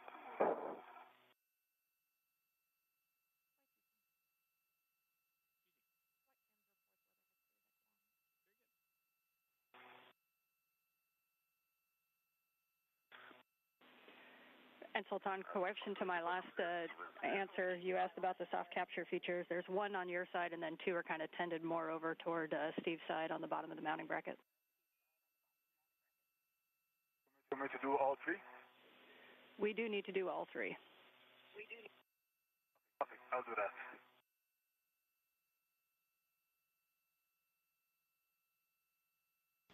that. Astronauts continue working on the multi-layer insulation. Sure. So what I'm trying to get around the corner here.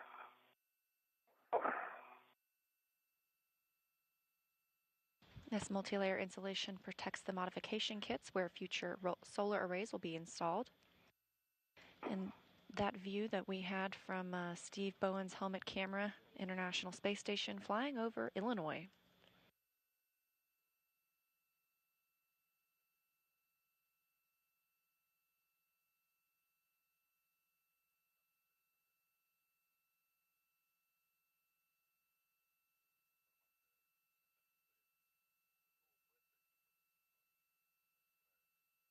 Okay, all 3 soft capture handles are recycled. Copy, thank you. Thank you, Sultan. And Sultan, so the last thing we'll take from you is a HECA scan of all MLI. Anything you could see on the right side and on Steve's side. We just want to make sure there's no gaps in the mid and upper struts and that the mounting bracket is clear of MLI. Okay, I'm scanning the upper strut now. Then the other side that I can't see covered.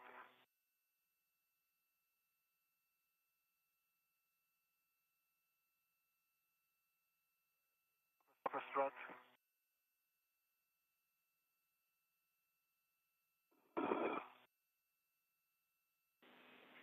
And Steve, as you finish up, same thing.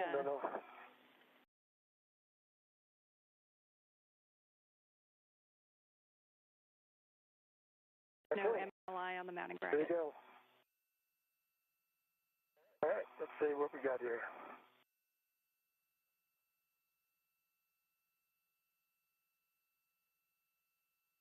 How's that for scan?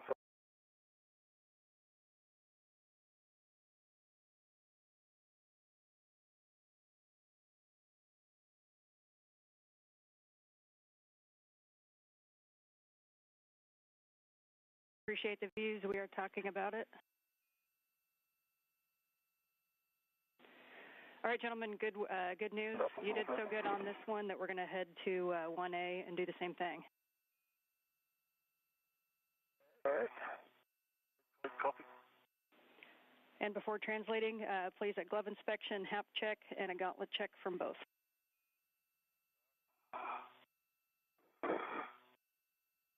All right, let me get back down on the structure here, and then I'll do that. Get ready to follow the inspection. So on my left hand, I see a rubber RTV. And on my index finger is closed. My right hand, no change, but blood is fine. My habit is down still. Okay, Sultan, we copy your left index finger, and you can confirm that that's only the RTV.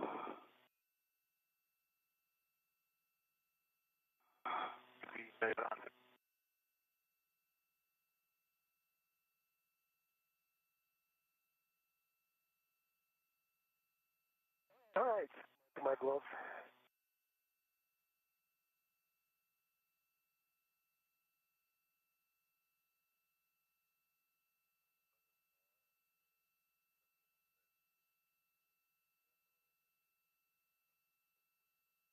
The astronauts are conducting a glove and HAP check. They take a look at their gloves often to report the status. We copy, Steve. Reminder on your way to 1A to pick up. Dry. Good check, HAP dry. And reminder, Steve, to pick up the wire tie caddy on your way. Thank you. I will do that.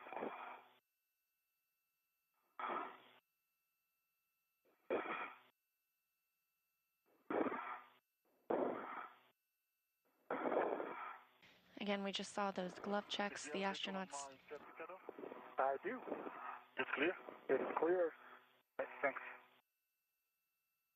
You can come back this way and follow me. Is it already over the box? Okay. It's already over the box. Okay. So wait for me to grab before we can move on.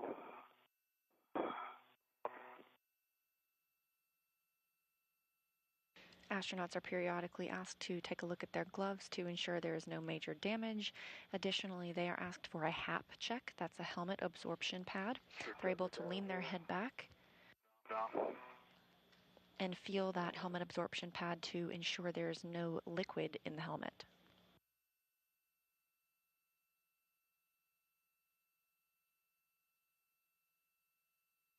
This is Mission Control Houston. It's 2 hours and 6 minutes into today's spacewalk.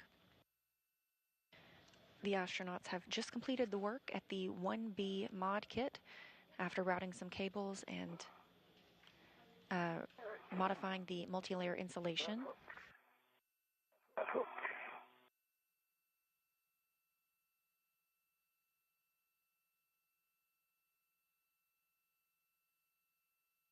They'll now head over to the 1A mod kit, where they will do the same installation work as previously.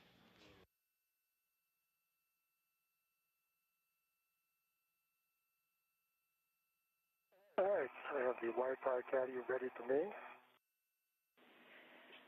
Copy. Your next stop for both of you will be to pick up your green hook from yours from 2003, Sultan's from 2004. Okay, green hooks are next. Copy. Let me tuck this down behind my mini workstation.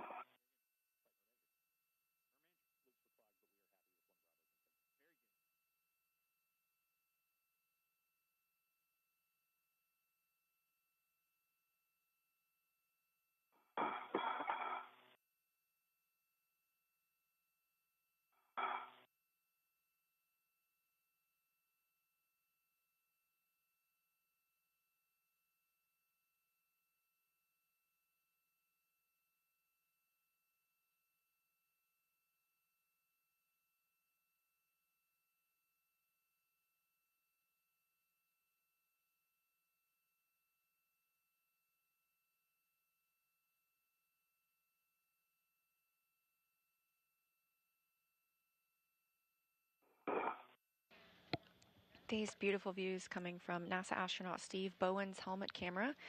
Today is Bowen's 8th spacewalk.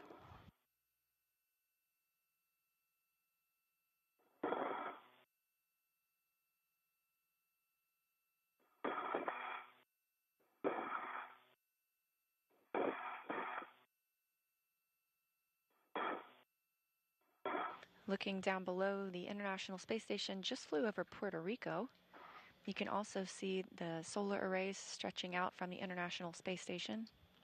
So as you come up to your green hooks, after you pick them up, you're going to be moving nadir, kind of down towards your feet, the way you're oriented right now, next to the A-frame to get over to the 1A side.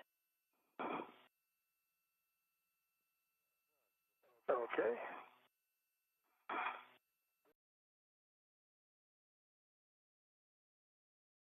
Yes, we recommend outboard of the A-frame.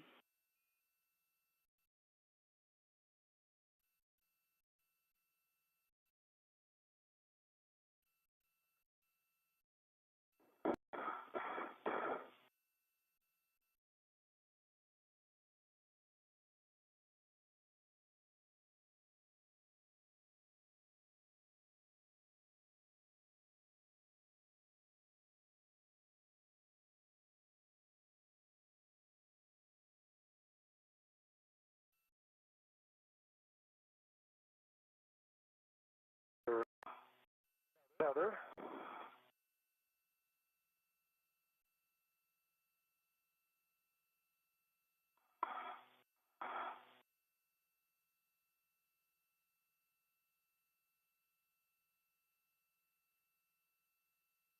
Okay, green hook back on.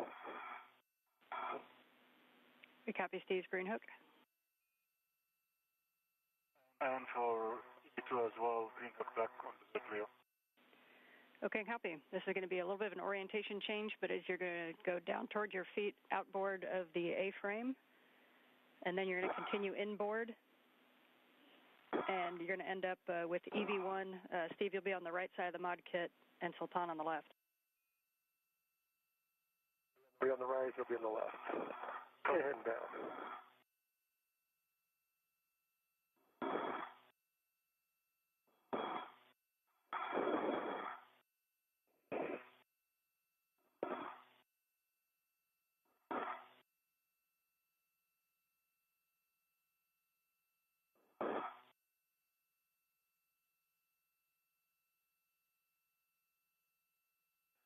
Okay, so I am around.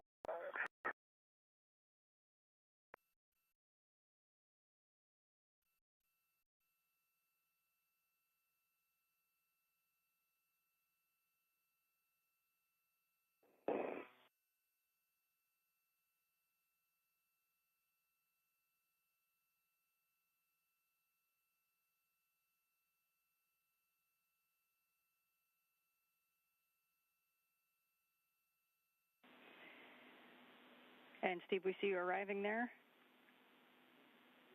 Your first target is going to be the right mid-strut. That's the first one that we think may be problematic.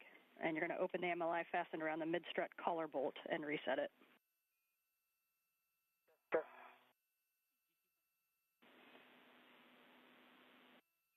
The astronauts have now arrived at their next work site. They will begin securing the multi-layer insulation around the 1A mod kit.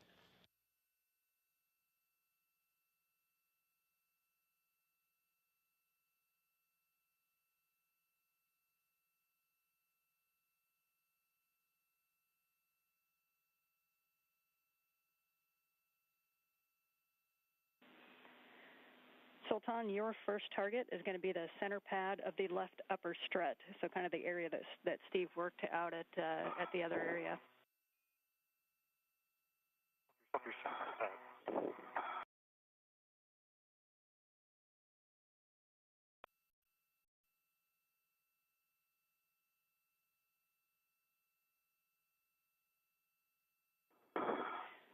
And Steve, on that right mid strut, there's both the collar bolts we think are problematic, and then the area between the collar bolts and the mounting bracket.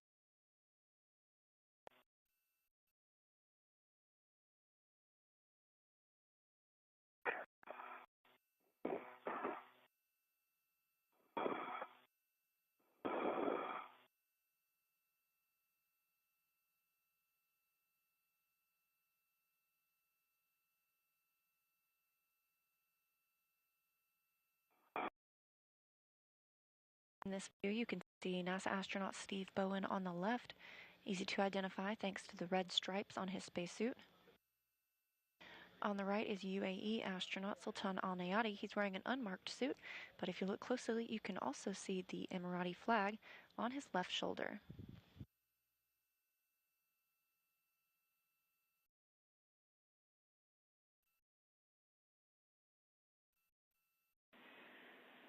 And Sultan, as you get up there, our suggestions, you can either reposition those integrals as you're working, if you need to use wire ties from your BRT, and ensure that that flap side is under the flatter side. Let's copy that on. I'm opening the whole thing and start to.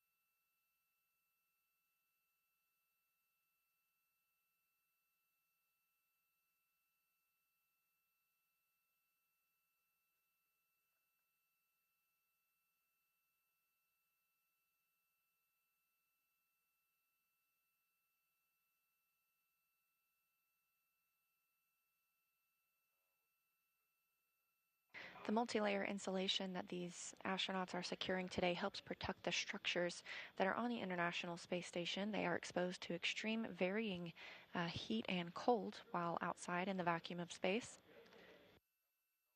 And this multi-layer insulation helps protect against any extra stresses that those temperatures can cause.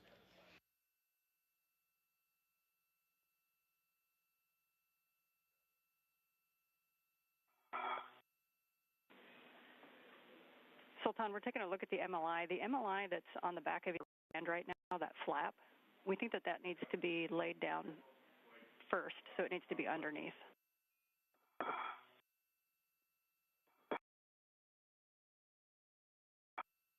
Talking about the mid strut? Yeah, that's correct. That flap that's kind of underneath the, yeah, that.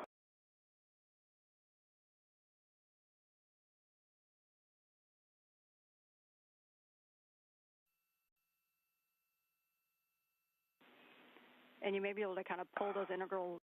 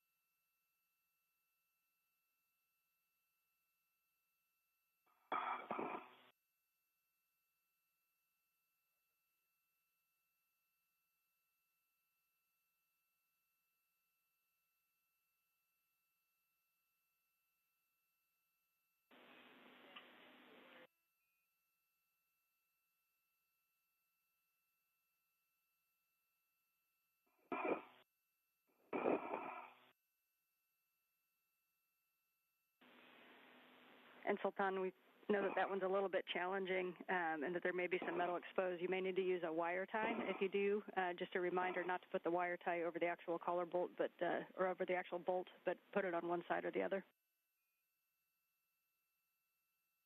That's copy.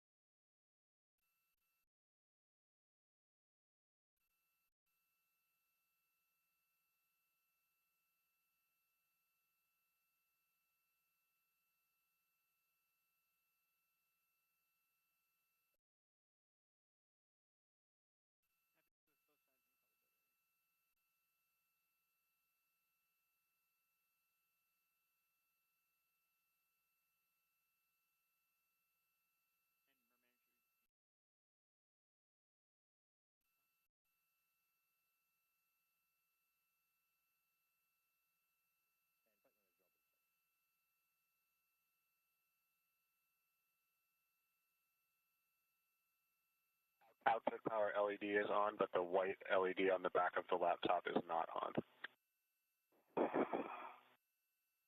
Okay, and how does that look? And Steve, that is buttoned up nicely. You got to go from the MUR on that one. So if, on your side, we can have you move to the right side of the mounting bracket to cycle the soft capture features. Okay.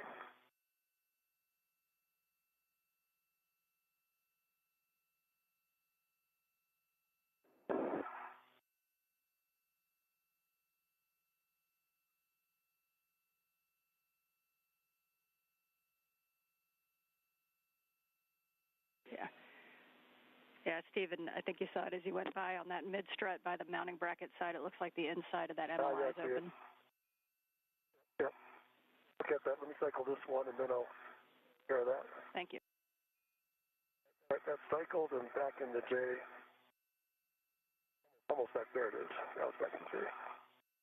Yeah, let me get a better angle on that to fix it.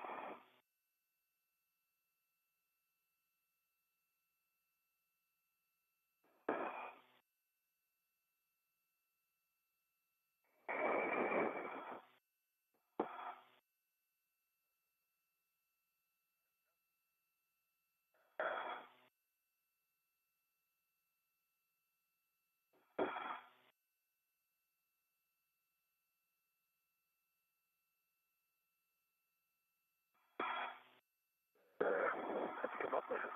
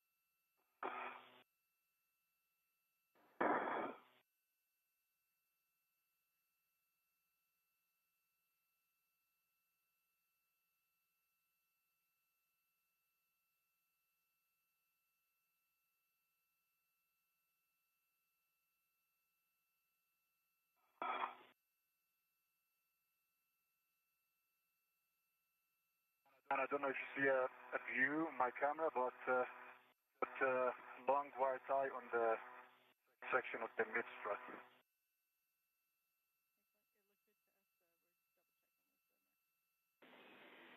And Sultan, that looks good to us right now. I appreciate that.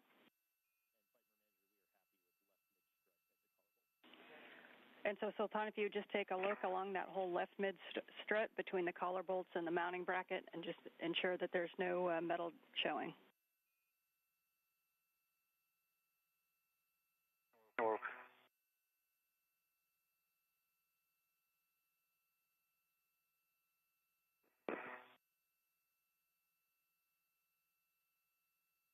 Let's see if this looks better.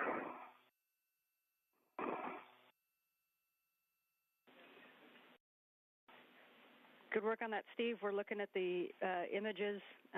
While we have you right there,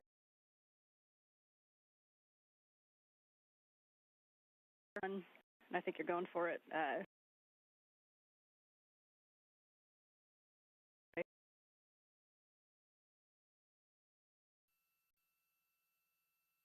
one's from the J hook. And so that's the middle one, and then, yeah, there's one kind of over. Yep, I see it now. Excellent. Yeah, I think I need to go back and deal with this MLI a little bit more. Okay, copy.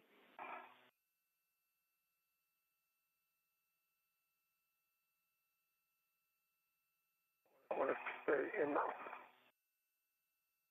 the J here. I pulled it down. I had to cycle it in.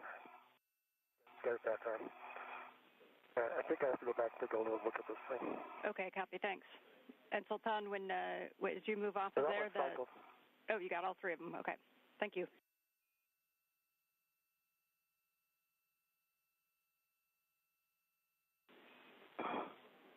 So for Sultan, we can take a HECA scan of any of the MLI and structures that you see on any of the struts and ensure that the whole mounting bracket is clear of MLI.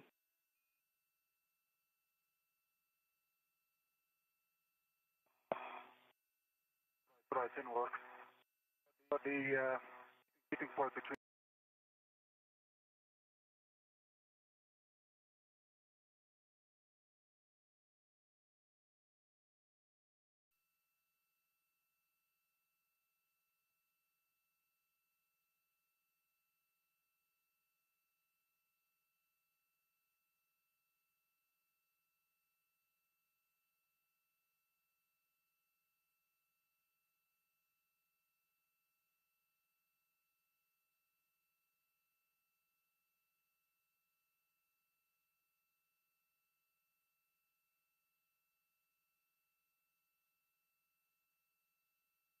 Sultan, can you see this strut over here? Your side? Is it? Can you see the strut over here? Your side? No, it's covered. It's covered now? Yeah.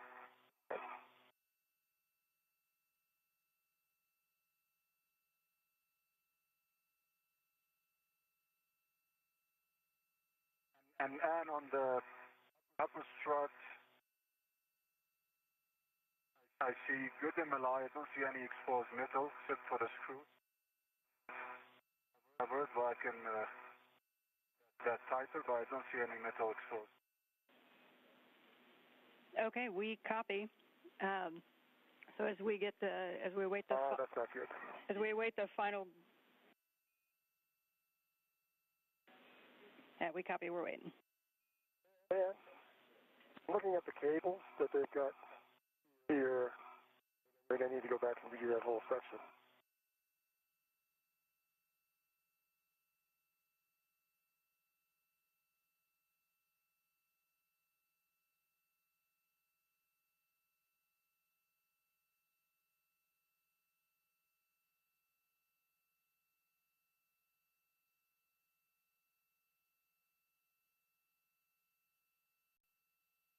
This view from NASA astronaut Steve Bowen's helmet camera as he continues to cover the mod kit structure with multi-layer insulation. Left side. It's a good view. Exposed. Good view. We're going to keep looking. His view to the left side.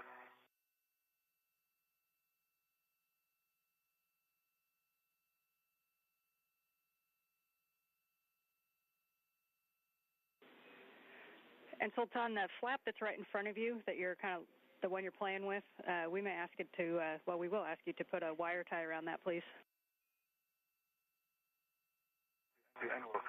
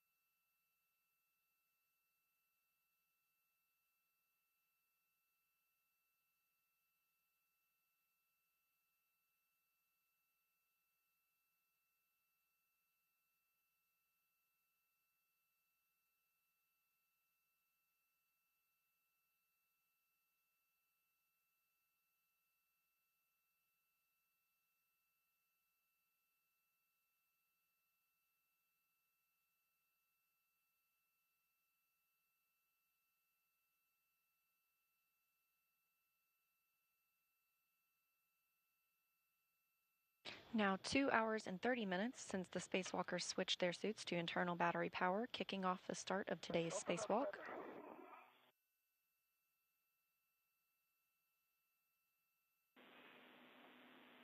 Yeah, we are looking, we're looking at the views now. Steve, while you're paused right there, the next thing we'll need is a wire tie count on the caddy. Yep, hold on. I'm going to pull this one piece that's down here now. Okay.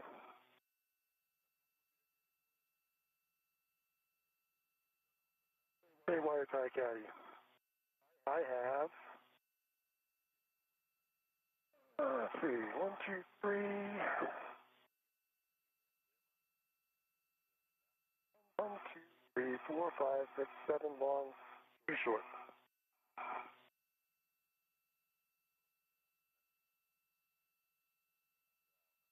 And I used the long and the short from my BOT.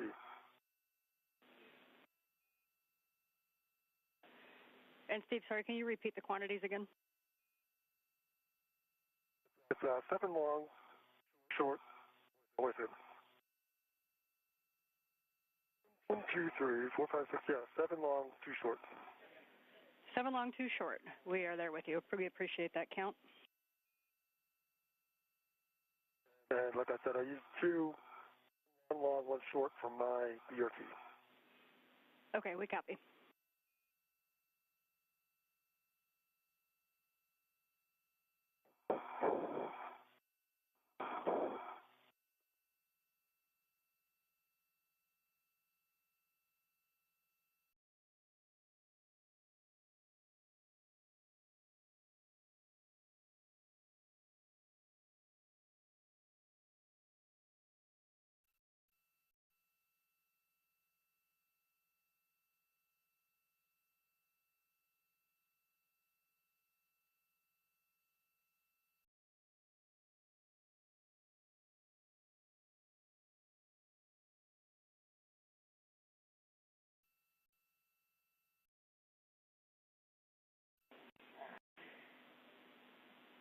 Okay, we've talked about the high priority areas, and we are happy with the all of the MLI fixes in the high priority areas. We have one area that we'd like you to take a look at if you think you can get there without translating on the nicely tacked up MLI, and that's on the upper strut near the mask canister, the areas that you worked out at the 1B, Steve. On the left side, we think that the MLI might be open just a little bit. Left side, upper strut. Okay, let me get back up there.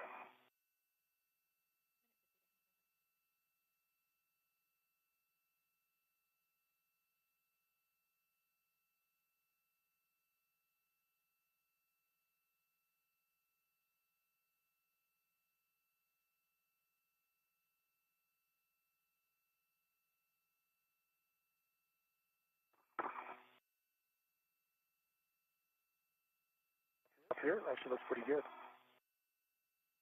Look around.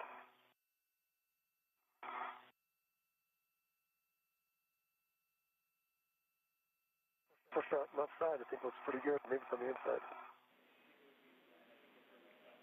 Copy. Yeah, if you get a good look on both those.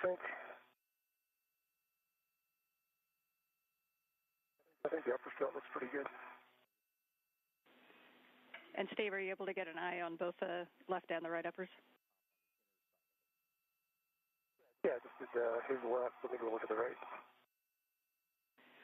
And I'll tell you the kind of problematic area that we're looking at is the left upper strut, but kind of on the back side from where you're looking at, so on the mass canister side, and just if you can try to get eyes on it. It's kind of the area that you worked out at the 1B. Okay, let me take another look out here.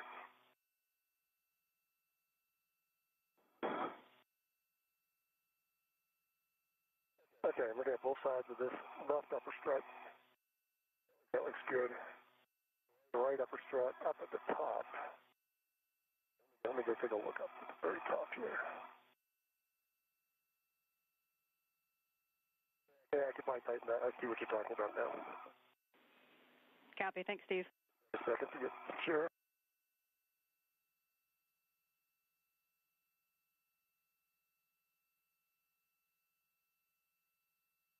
2 hours, 35 minutes into the spacewalk, and we are in a handover of satellites that allow us to communicate with the International Space Station.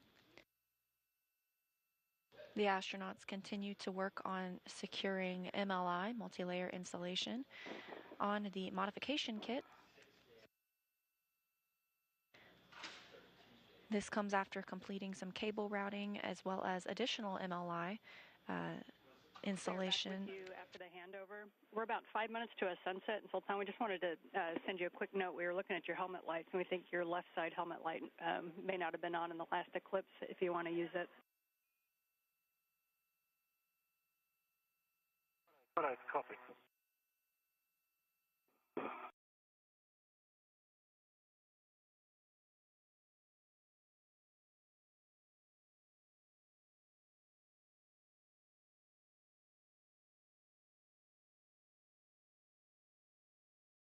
Future IRO.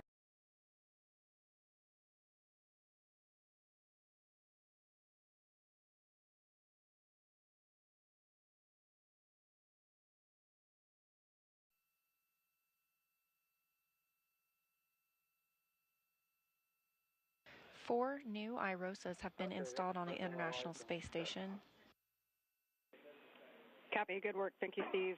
And for both of you, we can kind of back off of the mod kit and take a look at all of it.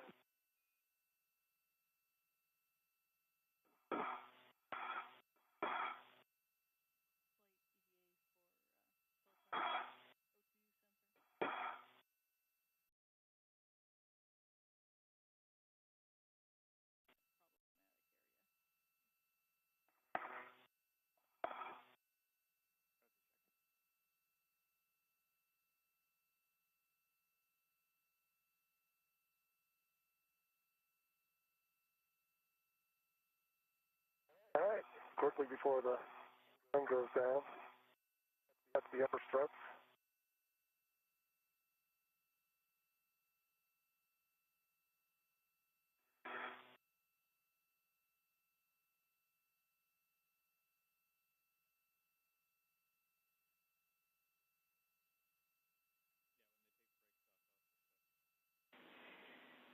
And that's right, Frank. And is he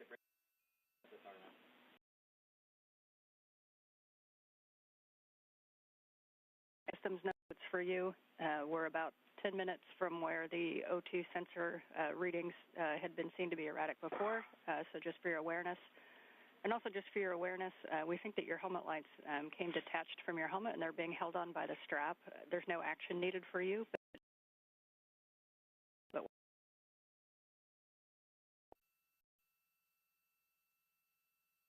Okay, copy that.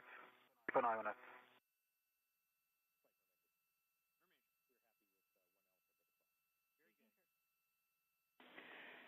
And Stephen Sultan, we just got word from the MER. They are happy with your MLI work on 1 Alpha, so that will complete this task.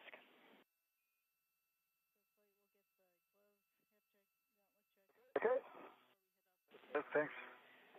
So to get done with this work site, Steve will have you hand the wire tie caddy to Sultan, and Sultan, you'll just carry it on your MWS, and that bayonet fitting might keep it a little bit tighter onto your MWS. And for both of you, a glove, hat, and gauntlets before translation, please. Yep.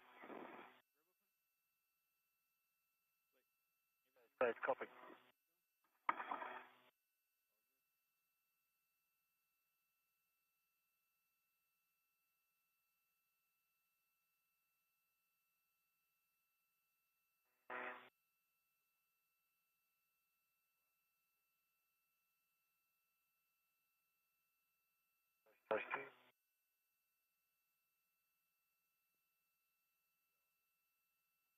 Just open the front and slide it in.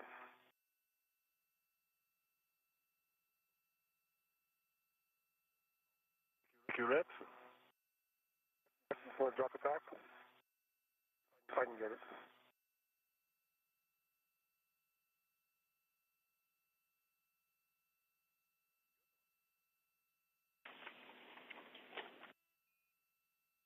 Hold on. I am amongst your feathers here, so let's not get too crossed. Stop leading off to the left. You're heading back to the right.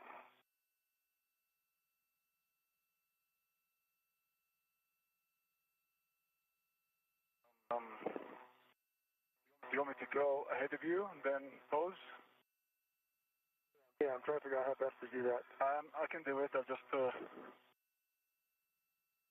pick up my local and then I'll head. Let me double check where mine is. Okay. Let me get low so you can get by me. All right, go ahead, bye.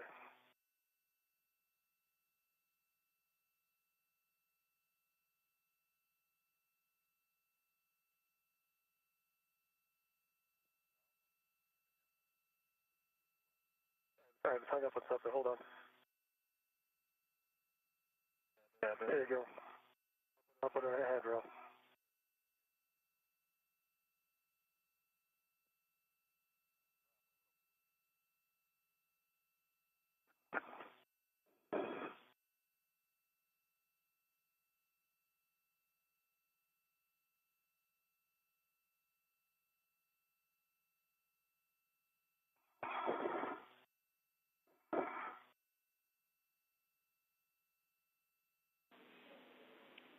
And for the translation, this is where you're kind of change positions as you get to where your green hooks were. So Sultan, our recommendation is that you lead back out to 2004, and then at where your green hook translation back in. Big picture, Steve, your next task is arm setup, and Sultan, yours is ESP2 setup. All right, copy.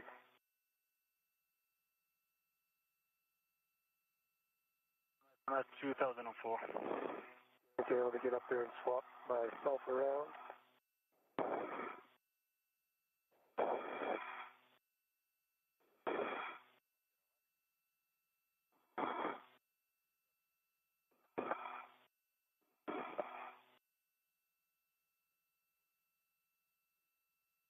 All right.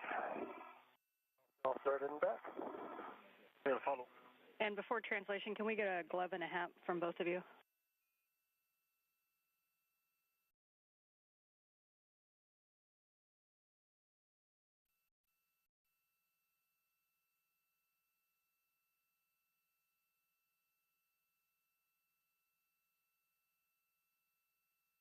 Both gloves look good. Hat is dry. Copy, thanks, Steve. And for EV2, no change on the gloves. For EV2, no change on the gloves, and hat is dry. Okay, copy, thank you.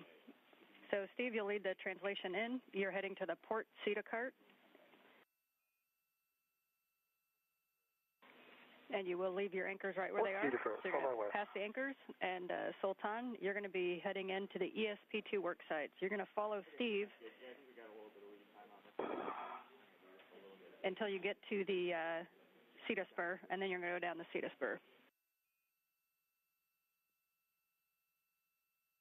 All right, so follow Steve until the spur, then we'll head down to the ASP2. Good words, and you're actually going to go down the CETA spur, and we're going to have you fair lead near the port airlock toolbox when you get down there, and this would also be a good time to turn on the GoPro.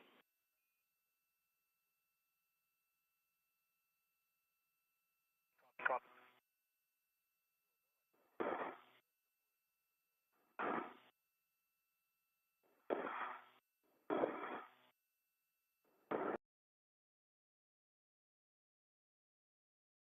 And 45 minutes into today's spacewalk.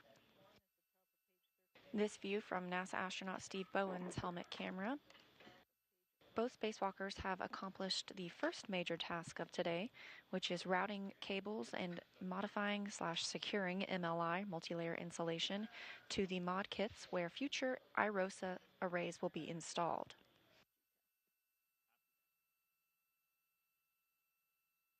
The astronauts are now translating to their next work site. As you translate, you're sitting at about. We just got the call that all the inhibits are placed for RFG, so we are going to pursue that task.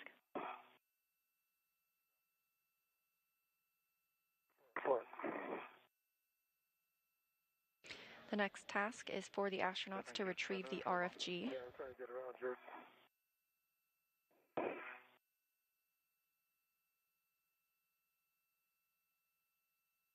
I think it's close on the cables.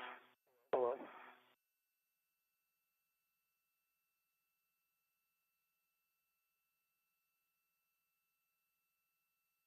I think it's clear.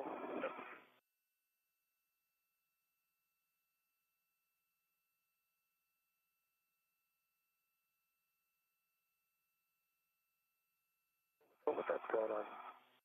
It's the 100, yeah, clear now. Okay.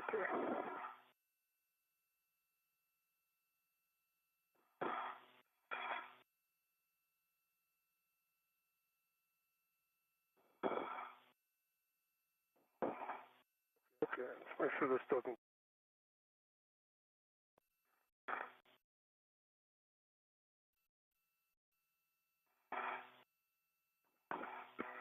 Okay, hold on, Sultan. Let me get the.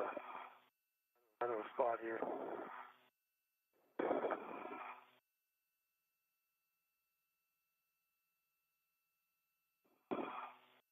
Again, the next task for our spacewalkers is to retrieve the radio frequency group. This is part of the S-band antenna. The S-band antenna is our critical command and data link to and from the space station. Of course, we do have redundancy, but the RFG is the brains, essentially. Where are mine? The wires. Sultan, can you go back and unhook mine? Get grabbed onto something back there.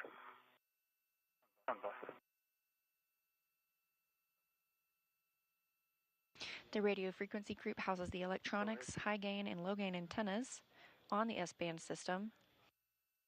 Don't grab back. Can you follow that back a little bit?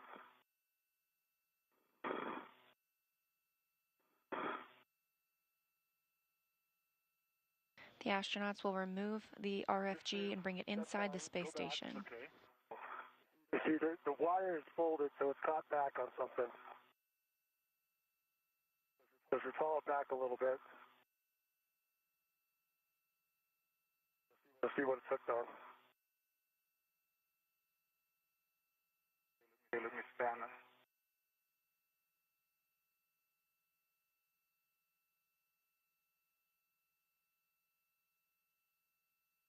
On the EN10.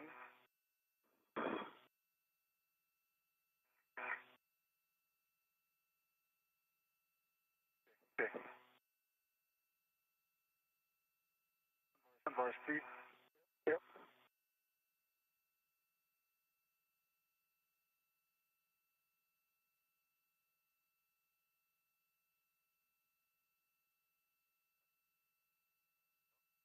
Okay, it's opinion 10, and it's coming your way. I see it. Thank you.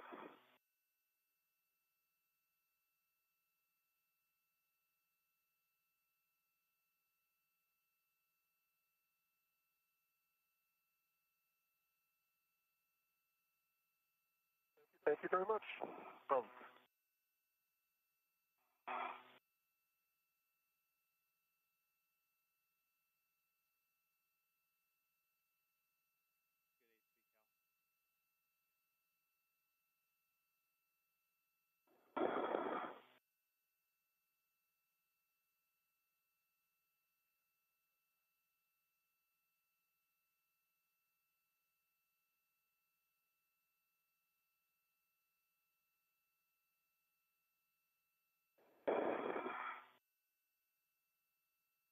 All right, so your tether currently goes behind me. I need to get it up and over my head somehow. Stand by until I come close to you. Yeah. Actually goes behind me.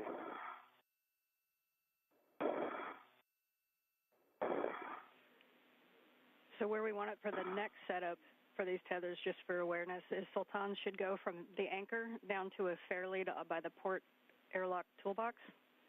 And Steve, yours will go from the anchor to a fairlead that you're going to put on the lab strut. Yep. All right, so Sultan, the way to solve this problem, because your tether goes behind me, but it's underneath my safety tether.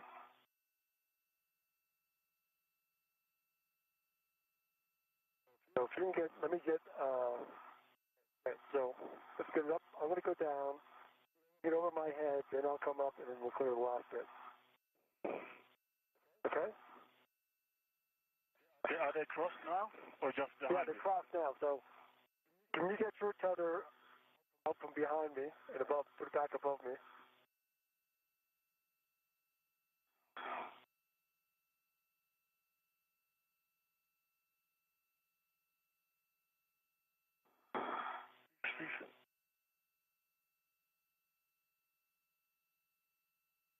Can you go a little bit neither as well?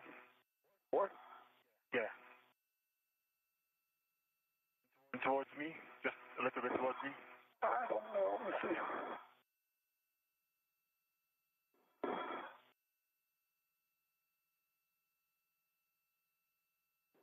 Be clear now.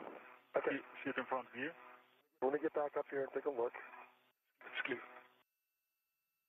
Right now, I press 2, and that'll be fine. I agree. Okay.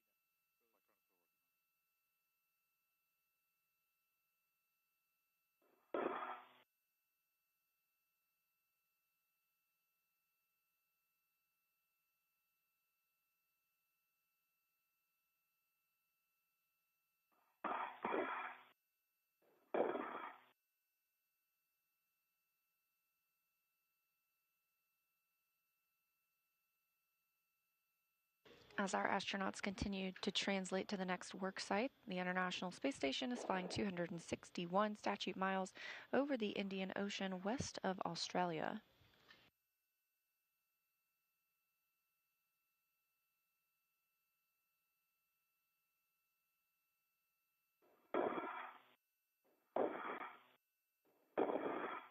As you can see in the view, light on their helmet. Nighttime passes. All right, Steve, you're going to go under the MT to the port Cedar cart, and you're going to be looking for the APFR in the top left whiff, which is whiff 3, and it should have an ingress 8 on it.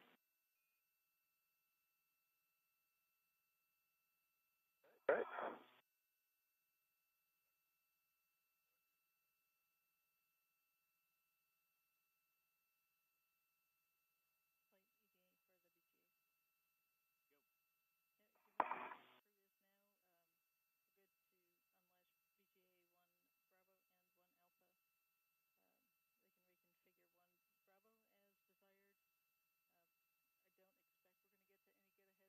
Yeah, and I'm going to go down the super spur now.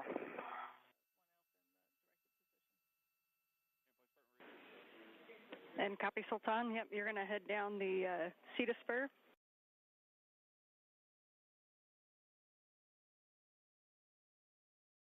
Or the port airlock toolbox. And when you pause, I have a couple words for you on your glove.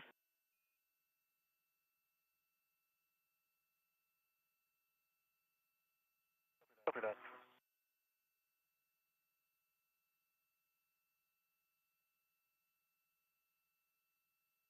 Okay, whip 3 is the one that's currently in the middle on the swing arm, correct? Yes, with 3, which is... And it's set. Papa, Papa. That's correct. Papa Pampa, and then we ask that you don't change the pitch setting for translation, and you can stow that on your BRT.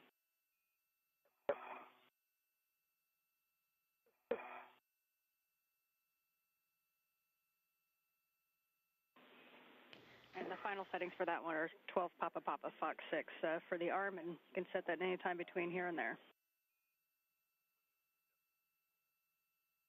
Okay.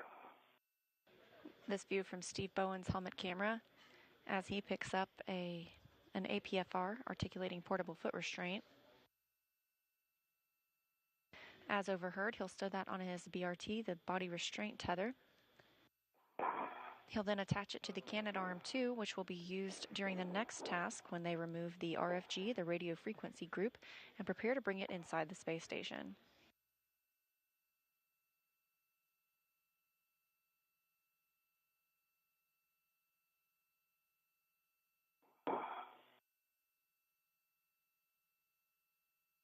And I'm going to go up to clear Steve's safety tether.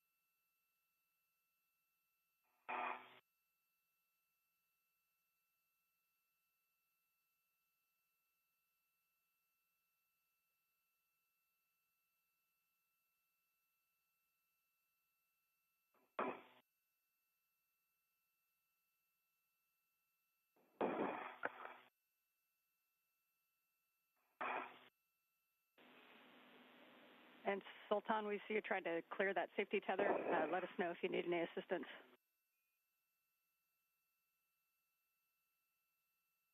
Yeah, before making this watch, I just want to see where are they wrapped. They cross behind my place, but I want to go down and take it. All right, I might be able to help you out here. Just grab the HFR. No problem, Steve. And yeah, Steve, we'd like you to head back a little bit outboard to the other side and see if you can help clear that. Okay, let me down the lap strut and my fair lead, and then I'll go help him. That's okay? Yeah, we concur with that plan. Okay. And it's the starboard strut I'm supposed to go now?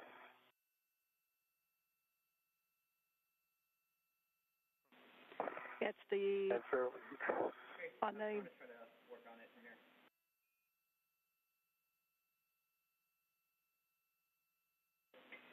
on the starboard lab strut handrail.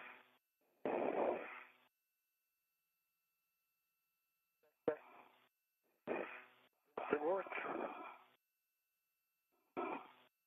It'll take a second. Where are you right now? I'm at Cedar Spur. Okay, I'll be up in a second. Just wanted to see where your tether is routed. Is it behind my place or?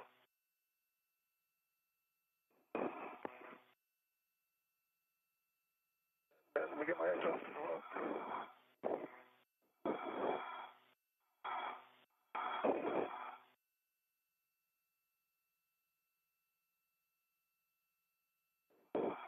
I just wait for you. I think it's behind my place. Okay, I'll be there in a minute. Okay.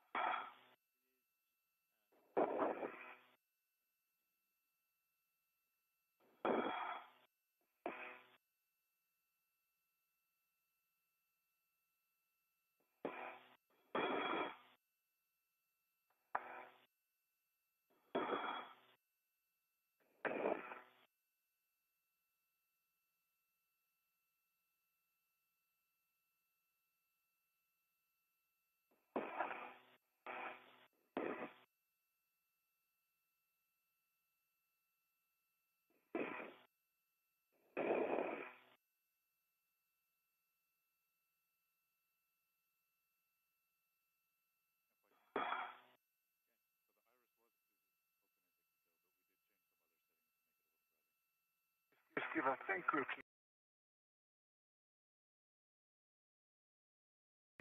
right on my PGT somehow. All right, so you got it cleared. You see it? Not yet. Okay. Then heading down to Cedar Spur.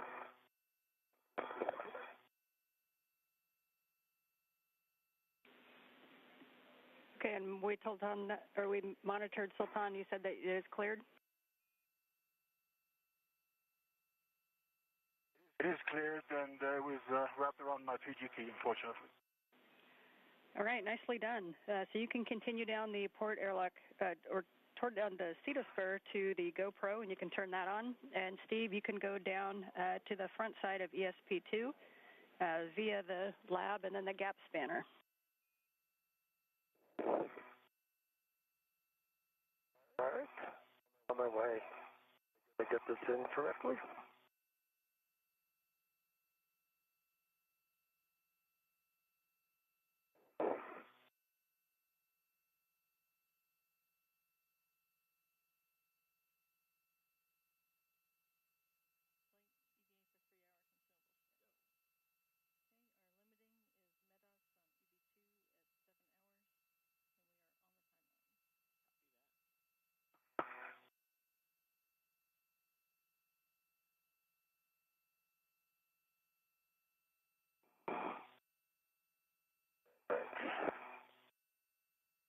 Yeah, you left.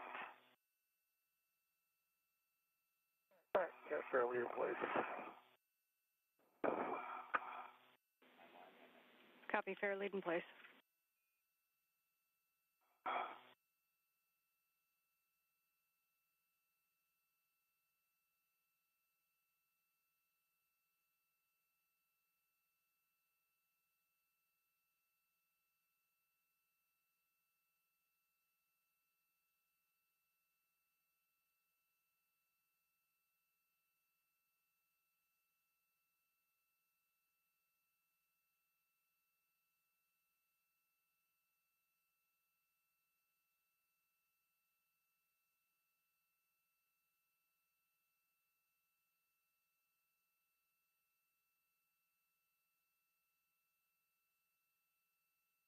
Okay, camera's on. Copy, the camera's on. So if you can go over near the, we're thinking on the port whiff near the port airlock toolbox and fair lead, and then you're going to translate around the side of ESP2 where you stowed the crew lock bag 1, and you're going to stow the wire tie caddy. Right, copy.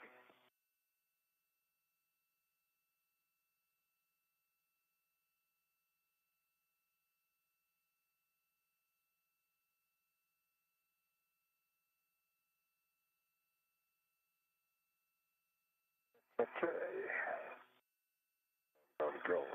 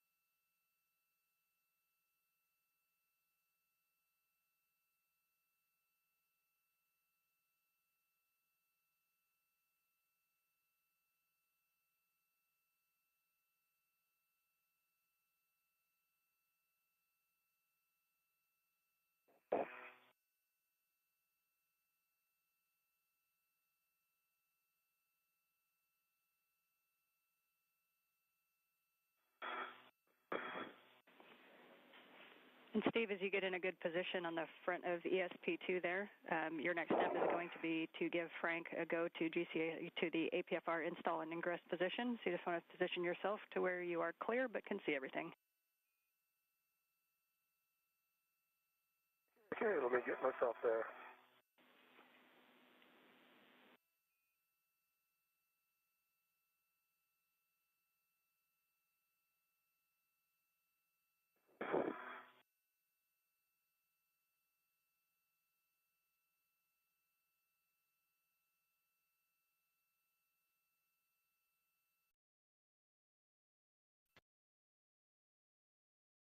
Hours into the spacewalk today, astronauts are preparing for the next major task on their list. This is to remove the RFG, the radio frequency group, from the S-band antenna.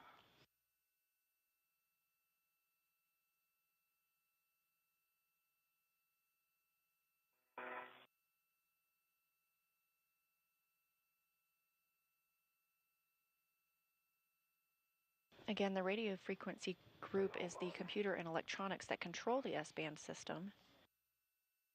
And this portion of the system will be brought inside the International Space Station before being returned to Earth for refurbishment and eventual return to the space station.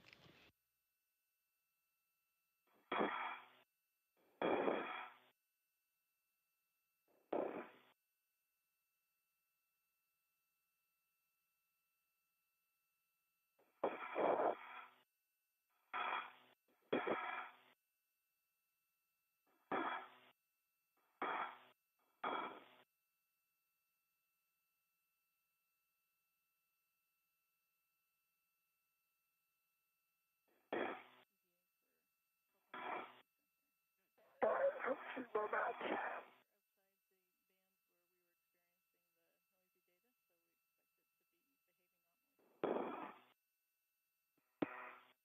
Okay, so that's where we're going.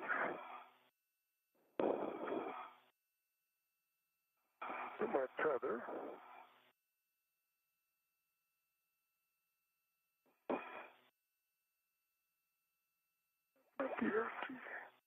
Yeah, and I'm at the ASP and I have the bag in front of me.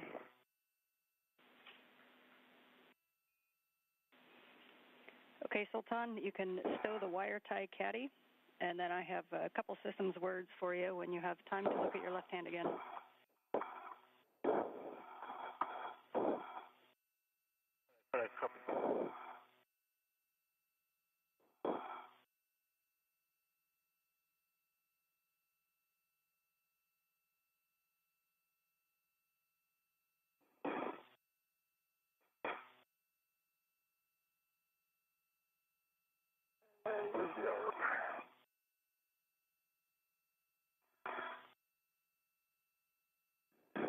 And then that's why caddy will go into integral red.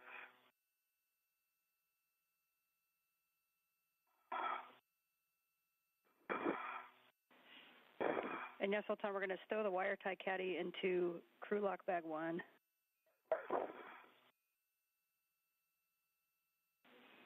At the same time, you can The grab... question is, are they going into integral red?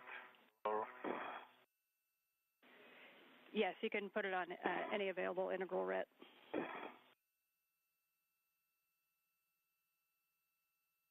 Okay, Frank, you have a go to GCA to the ingress, the install and ingress position. Steve, we copy GCA to published. Our published position is 1.1 meters station aft, and we're starting motion. Okay, I'm watching. Good motion. Good motion.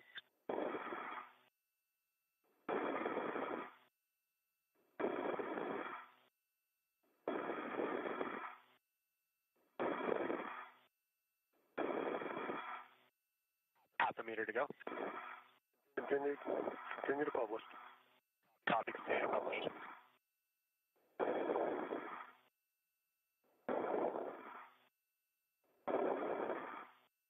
Ramping up. Okay, Steve, that's your published position. All right, let me take a look. All right, could I get another 30 centimeters station aft? The additional 30 centimeters station aft. Multiple voices in the mix now as NASA astronaut Woody Hoburg inside the space station is commanding the Canadarm2.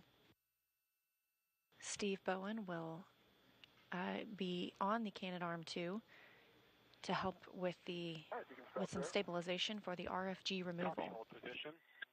And you can put brakes on, GCA complete. Copy, GCA complete, stand by for brakes. The brakes are on, you go for APFR install and ingress. Go for APFR install and ingress. Copy. And Steve, you could install the APFR onto the arm. You're looking for 12 Papa Papa Fox 6.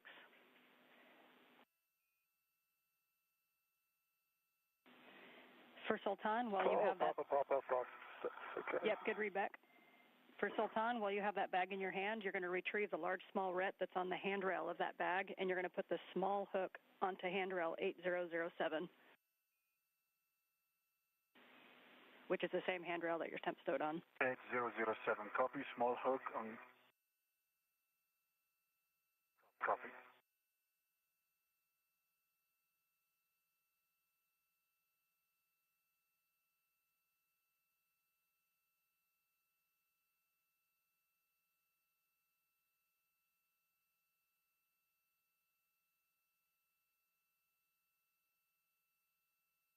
Great view here of Steve Bowen as he handles the APFR, the articulating portable foot restraint, and places it on the Canadarm2, the latching end effector.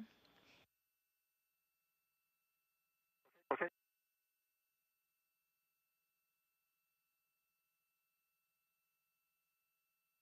And of course, we have another brief satellite handover.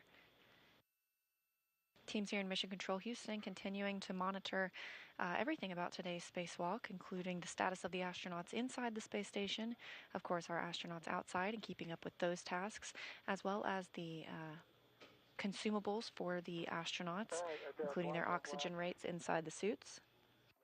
this one did not go all the way over. Copy, black on black. And we're just back with you from a handover, so if you hold on. Called a pull twist test, we missed it. Hold on. Oh, I got the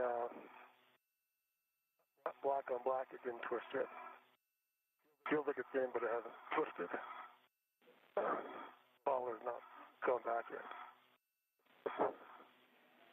Copy. A couple of notes for Sultan while Steve works that. One is that we're out of the range for your erratic sensor, so we're not worried about that anymore. For your glove, what we want you to do is take a look at the flap and see if you can look underneath it and make sure that there's no additional damage to any other of the glove structure other than that RTV. And just a reminder that on the index finger, you've got that turtle skin underneath that RTV as well.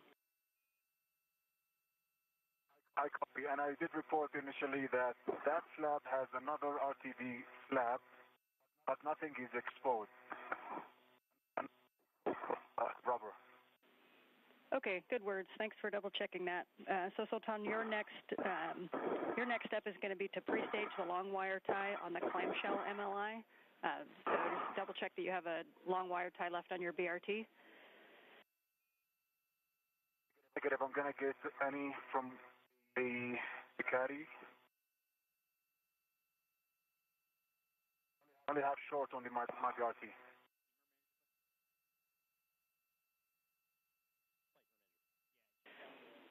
Okay, yeah, we agree with that, Sultan. Sorry about that. I should have cut that before you put that in there. So we'll have you grab one long wire tie on the clamshell M line. Right, copy and work. All right, and I'm having a hard time with this on black in the collar.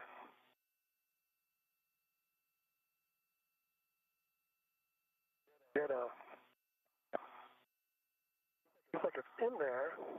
Collar does not want to move.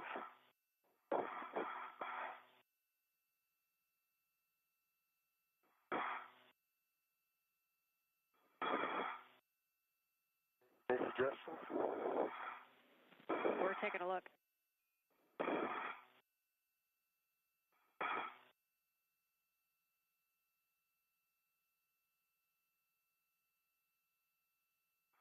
Cycle it. That moved it a little bit. There we go. Now it's black on black. I cycled but then it came out. Well,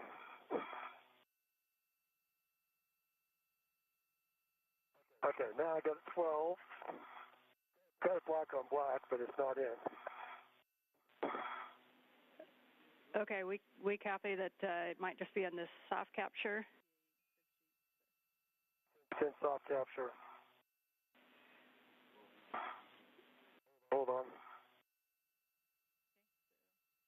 And that's 12. All right, now I got a good twist. Got black on black.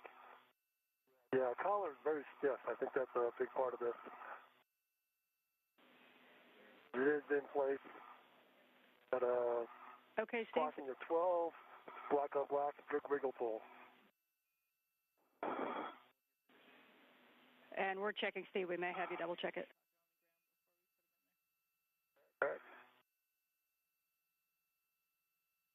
Teams on the ground helping NASA astronaut Steve Bowen troubleshoot the install of the articulating portable foot restraint on the Canadarm2. Meanwhile, we saw the International Space Station enter an orbital daylight. Okay, Steve, we're going to have you give that one more really good pull test, and rather than pulling on the boot plate, if you could go down to where the load limiter is, just obviously making sure you don't squeeze the paddles, and make sure we have a good pull test. We got a good pull test. Okay, I got black on black. I got a good wiggle pull test. All right, that is good. We appreciate the setup. So your next step is going to be to assist Sultan with the RFG setup. Okay. All right. Get off the PFR. So we can have one of you install the long wire tie onto the clamshell MLI, and we'll be assessing the clamshell MLI for snugness, And then we also need to retrieve the EVA scissors and cut the MLI strap. Okay, I have the wires, Steve, and I'll install them now. Clamshell. Okay, let me get cleaned up a little bit. Sultan, I just gotta... Yeah, what my BRT is tangled up on.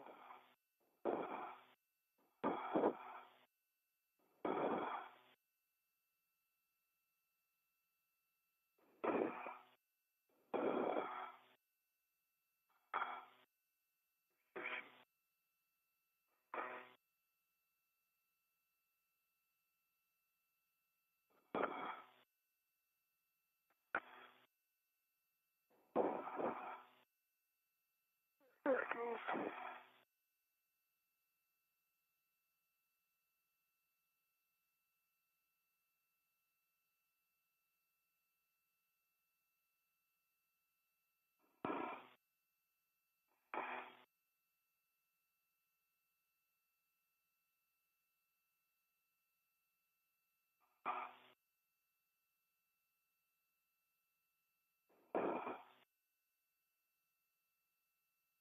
All right, Sultan, we're coming up.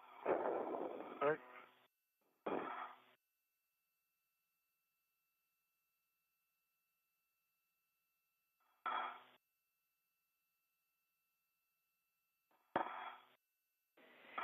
And Steve, we think what you could start doing is undoing the quarter turn fasteners on the MLI tent.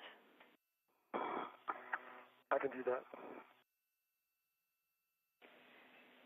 And Sultan, you can move over to that clamshell MLI for the long wire tie. See that, and just shift it to the race in the end, surprisingly.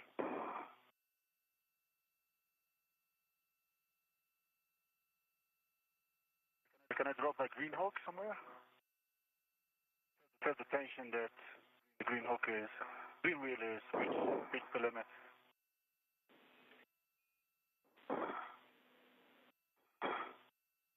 But that's fair lead, maybe.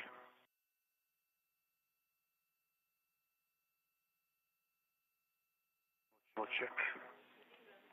And Sultan, yes, you can drop your green hook. So we recommend one method would be to fair lead over by the port airlock toolboxes. But you can also put your green hook down to get your tetherers out of the way wherever you see fit, probably toward the airlock on ESP2. Disregard that, and I think it was the red wheel caught behind the ESP structure.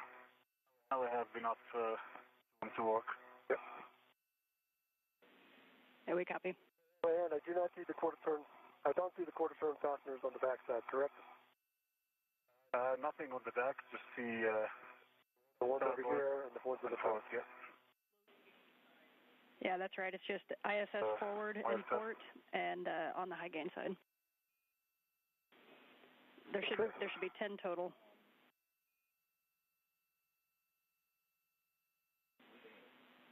And then on the ISS starboard side, there's going to be a MLI Velcro flap that you can remove.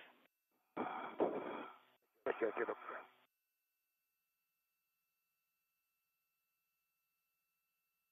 All right, let me see what I can do.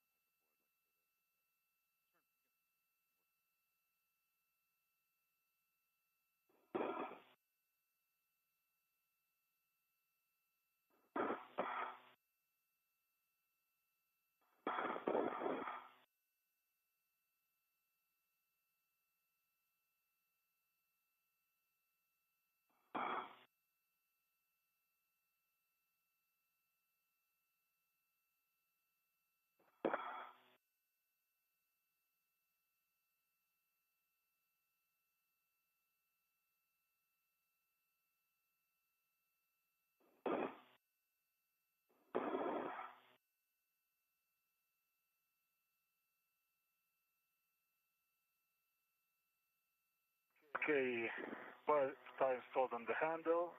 I'll feed it through the loops. We copy, Sultan. And just a reminder on a couple cautions for you guys around the antenna. We don't want to exert any more than about 7 pounds into the high gain antenna. We want to minimize loads on the low gain antenna.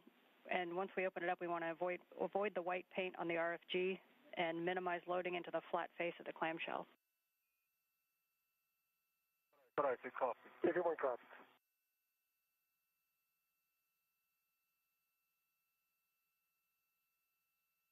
Think that's enough, Steve, or? Yeah, you got to twist it on there. Tuck it back through again, then twist it on itself. As our spacewalkers begin work on removing the radio frequency group as part of the S-band antenna, if you look in the background at beautiful Earth, just above it is our moon. I'll twist it.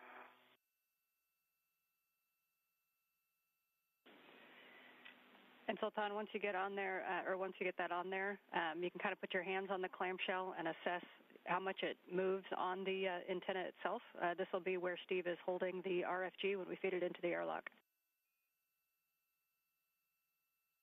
Right, I'll try to do a better job of typing this. I think Steve. Just place the open end and tuck it around it 3 times. Just tuck it in and around it and then fold it down. So bring it back up. No, you don't have to do that. I'll do a flap maybe. Okay, that's fine. That will help.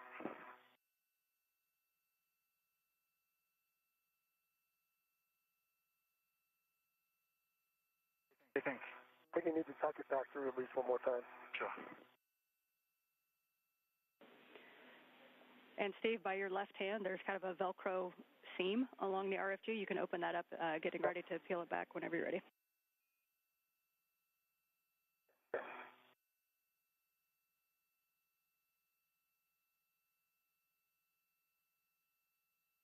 Okay, that's all be good. All right, you can get to the last 2 quarter turns there on this side. Okay, we'll do that. Those. Yeah, I can't quite reach them.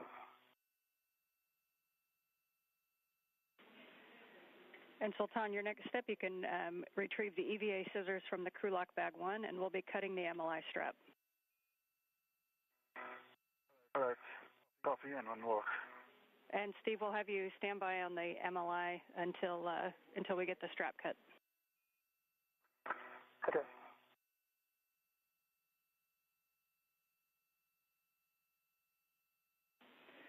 As we get that MLI open, reminder to both of you that we've seen some MMOD strikes on the RFG, and so we want to minimize touching any potential MMOD strike areas and that Z93 paint area. Okay. Let me know my APFR settings. I'll make sure I'm good there. Let's APFR Papa, settings 12, Papa Papa, Fox 6. And I think I'm there.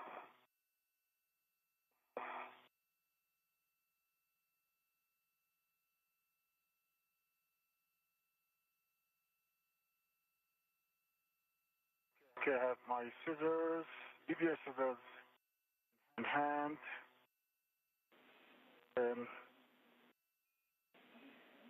This is my location for the cut.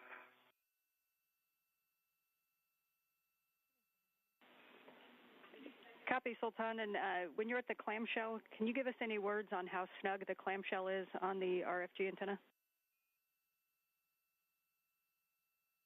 But the wire tie is tight, and I don't think it's like a proper grabbing point, but it's definitely closed with the wire tie.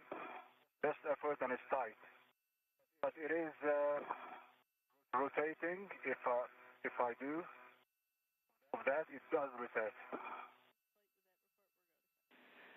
Okay, with that then, Sultan, we are go for you to cut the MLI strap nearest the clamshell that connects the clamshell to the tent. All right, we'll do that. Cut near the clamshell.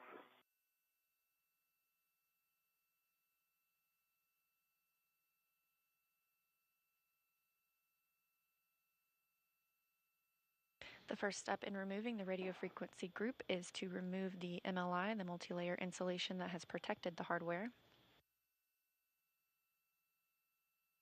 The RFG was not designed to be retrieved during an EVA. That you did get the small end of the large small on the handrail, correct?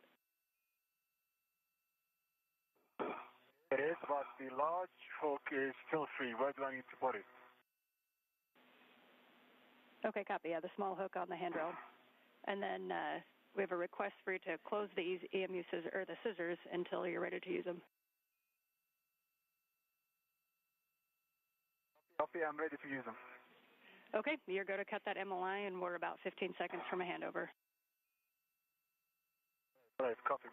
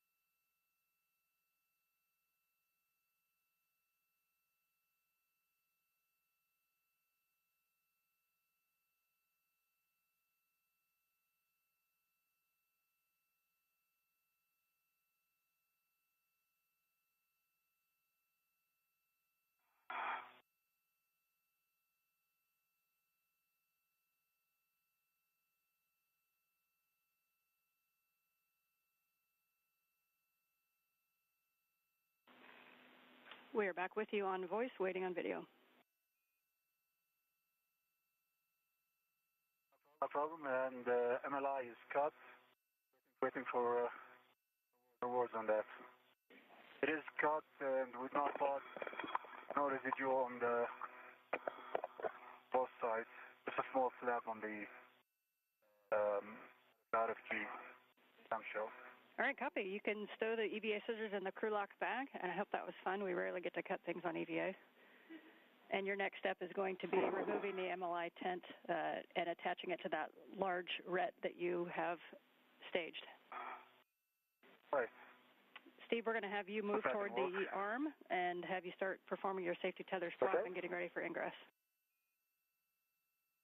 Okay, let's talk me through that real quick. Sure I'm doing it right. Yes. So for the safety tether swap, you want to make sure your waist tether is down. And your first step is to lock your green tether reel. Lock green.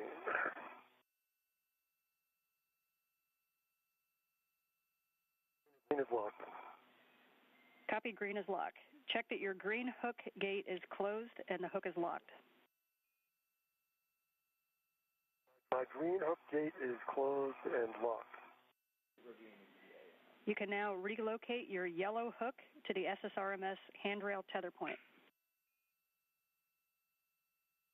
Okay, going on to the yellow hook is going to the SSRMS. We'll put it on the forward handrail tether point.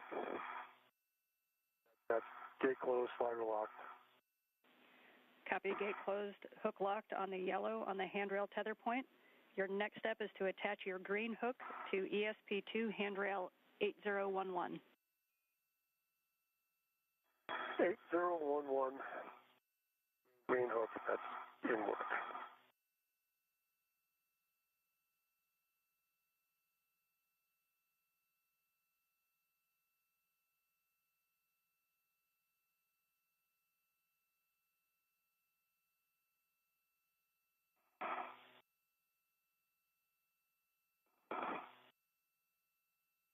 All right, 8011. Copy, green hook. Installed. Copy the green hook on 8011, and you can unlock the green tether reel. Unlock green tether reel. And when you do that, you want to verify that the tether reel and the cable are clear of the RFG removal path.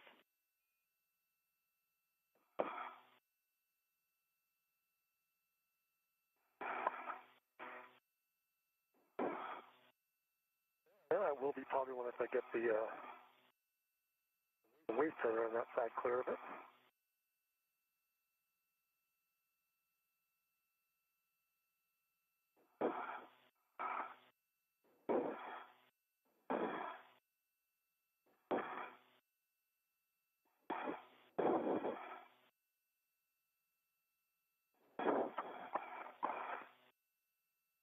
right.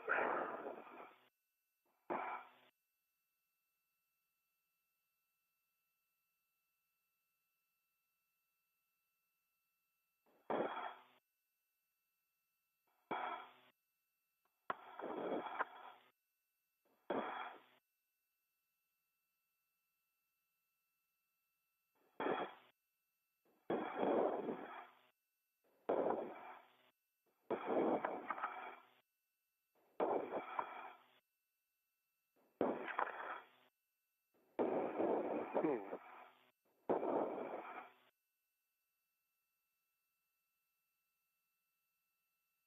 3 hours and 35 minutes. Got my right safety tether, my right waist tether, 8011.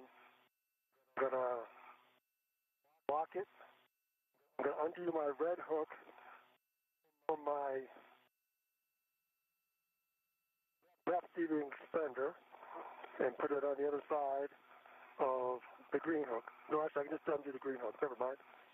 Now undo the green hook again, put it on the other side of my red hook. Yeah, that's where we're just getting to. If we leave your load path, and then we can just redo the green hook. Yep, I agree with you. Sometimes I have to think a little bit harder than I have been, I guess.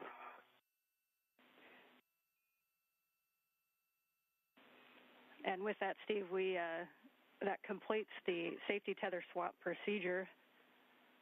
So you can just verify your load path is clear. Your next step is going to be to ingress the APFR. Sultan, we see you opening and restraining the 10 MLI. And let us know when you have that on the large hook of the large small red.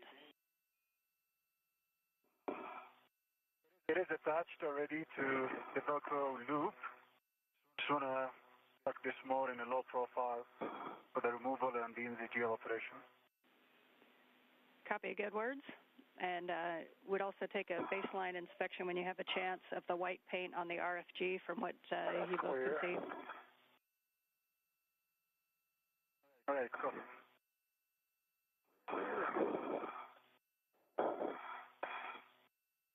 All right, I feel much better about that.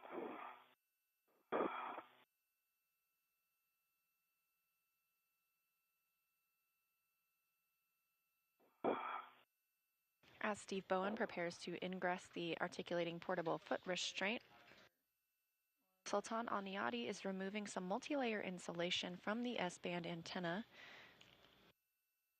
This will allow them to more easily access and remove the RFG, the radio frequency group, which will be taken inside the space station. For Steve, as you get to the ingress, you're going to make sure your tools and tethers are clear, that the ingress aid is stowed, and you can attach your waist tether to the ingress aid. Okay, my waist tether is attached to the ingress aid. I'm going to detach myself from ESP2 and ingress the APFR. Copy. And Sultan, when you're complete with the baseline inspection, we'll take any words on any damage or flaking that you may see, and then we'll go for the cables.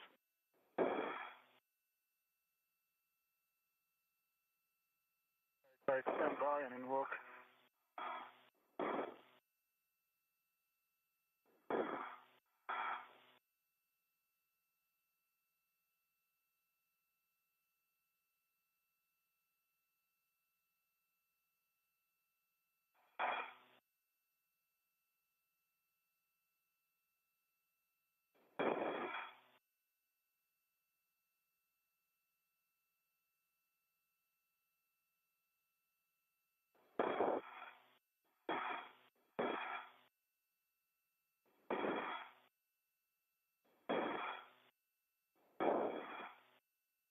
And I do see some MOD stripes. The one it was shown in the pictures, right in front of me, just left of the J1 connection. And I do see just smaller ones all around. I don't know if you see my camera view. Just tiny, very tiny, maybe. We see a little bit in your camera. If you look up a little bit more, we've got a good view of the rest of the box from Steve's camera. Yeah, that's a good inspection. We appreciate that, Sultan. So you're now go to demate the SASA cables from the RFG and give us an inspection. That's going to be the P9 from the J9 and the P1 from the J1. And then you're going to get the caps from the crew lock bag and cap both ends. All right, we'll do that. J9 from P9 and then J1 from P1. Thanks. That's correct. Okay, and I have ingress the APFR. I'm ingress the APFR. All my cutters are clear of PSP, and I think I'm ready to go to the removal position. Yep, and from Steve, we'll get a glove and a hap check from you. But before we take the comm for Robo, okay. Sultan, are you good for your next couple steps? You're going to demate those cables. You're going to retrieve the cap keeper from the crew lock bag, and then you're going to put the caps and the plugs on both cable ends and both box connections. Absolutely, and I did demate J9 and P9, and I see no fault, good fans, and good MI band. Ever back, fully forward, fully backward, over center. Demating the other one, do a quick inspection, then you can translate to Steve.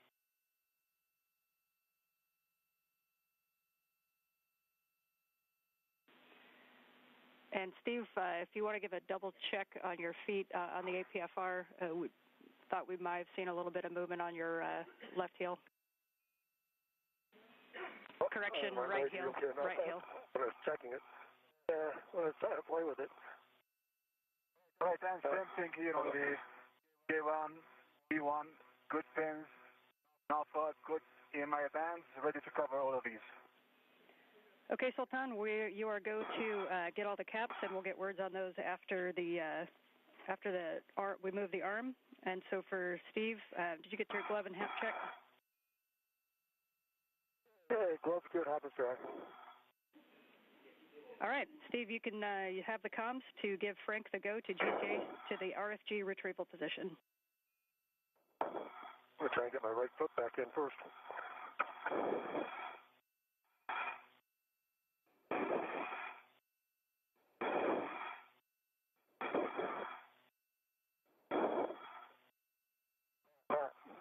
That feels good. Okay, Frank. I need to go a station forward 30 centimeters I gave you, and then you can GTA to the RFG removal position.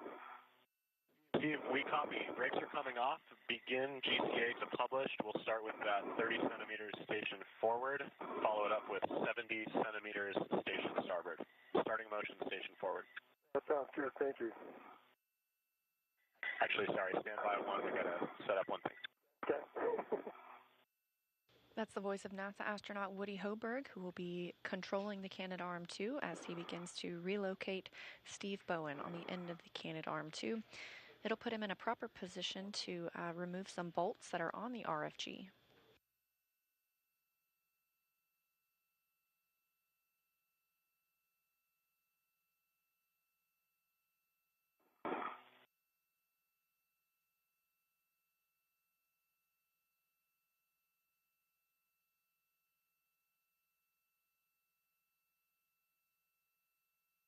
Sultan in the background has demated 2 cables from the radio frequency group and is installing caps to protect them for future use.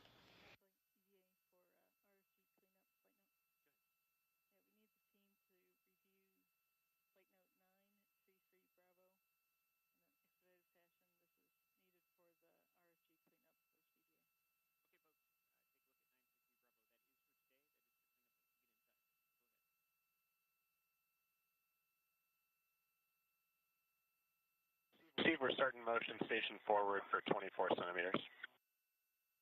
That sounds good. I'm ready.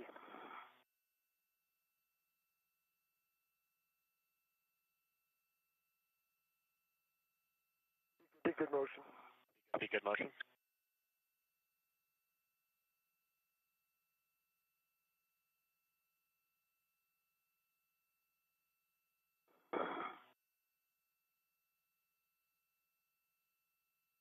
Okay, Steve, starting motion, station starboard for 70 centimeters. That looks like good motion. Good motion. Stop motion. Motion. Okay, let me take a look.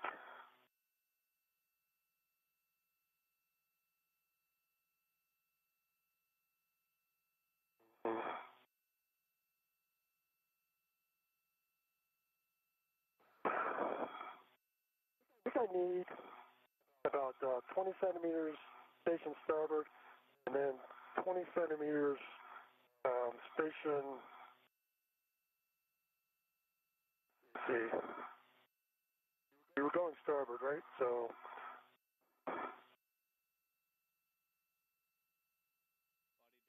Station. Meter.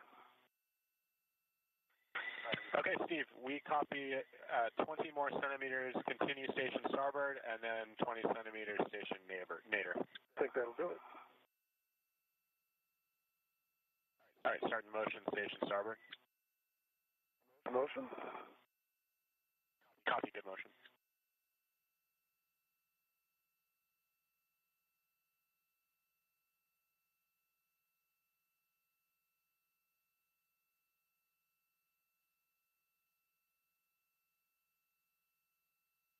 Actually, station zenith. I'm sorry, I had that backwards since I'm upside down.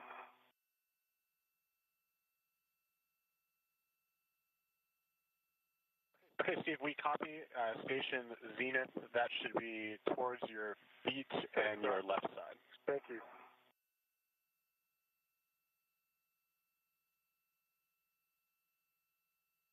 Starting motion, station zenith. Great motion. Copy, good motion. Okay, you can stop motion there. Copy, hold position. And you put brakes on, that's a great position, thank you. We copy, GCA complete, stand by for brakes.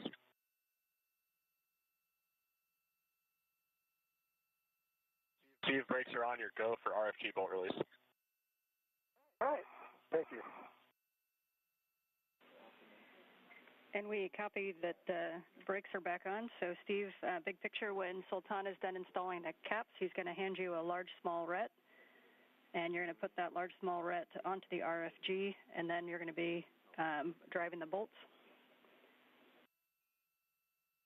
I understand.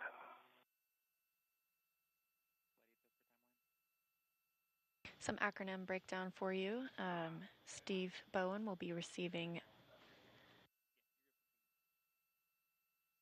He will be attaching a retractable equipment tether to the radio frequency group, since that will soon be released from the space station. He'll be using a PGT, or pistol grip tool, to release 8 structural bolts.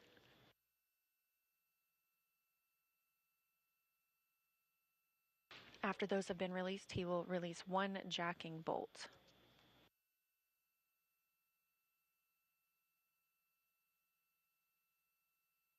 Sultan Al Neyadi is meanwhile finishing up removing some of those cables from the S-band to the RFG itself and installing caps, as those will be reinstalled in the future once the RFG is replaced. I see I'm finishing the last cap. For some reason it's not rotating as I expected. We copy.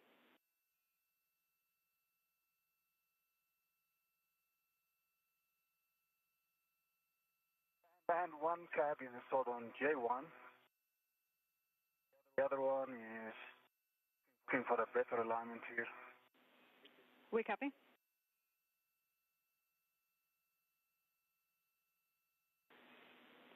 And Sultan, if it gives you a little more workspace, you can take the hook off of the cap that you have installed.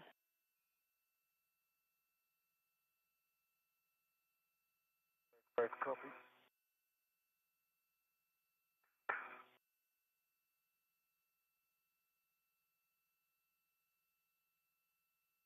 Okay, both cabs installed. Full test. Releasing the hooks. Nicely done. So you can release those hooks, and the caddy's going to go back to the crew lock bag. And then when you're the crew lock bag, you can pick up 2 large small rets, and you'll be handing one of those over to Steve. And we can have Steve start to drive bolts while Sultan continues to tack down the cables. All right.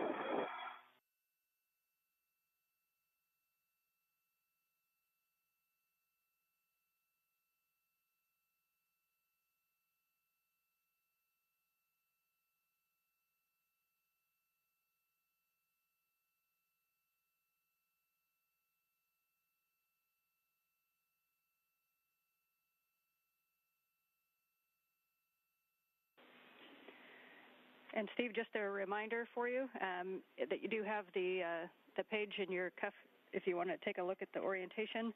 But in general, if you look at the bolts, the middle jacking bolt is bolt E. And then just to the left of that is F.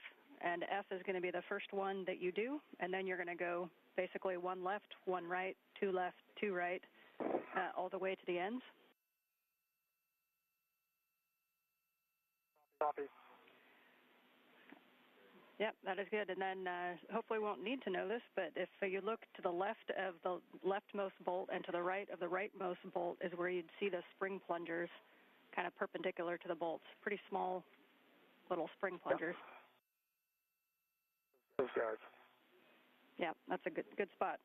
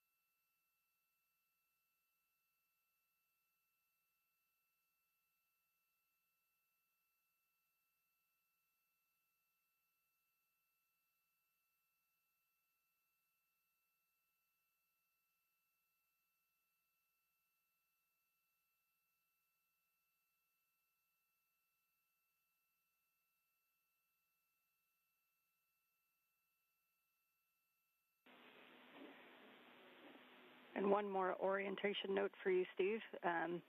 When you go to remove it, I know we talked about this a lot in the conferences, but the motion that you'll want to do is kind of a yawing motion where you would push slightly with your right and pull with your left and then vice versa. So just a real slight yaw onto the RFG as you pull. Copy. Just keep it basically flat. Don't lift it till it clears. And we should be able to pull it basically straight back out. Yep, we agree with those words. I think I've got enough flow here to get it out.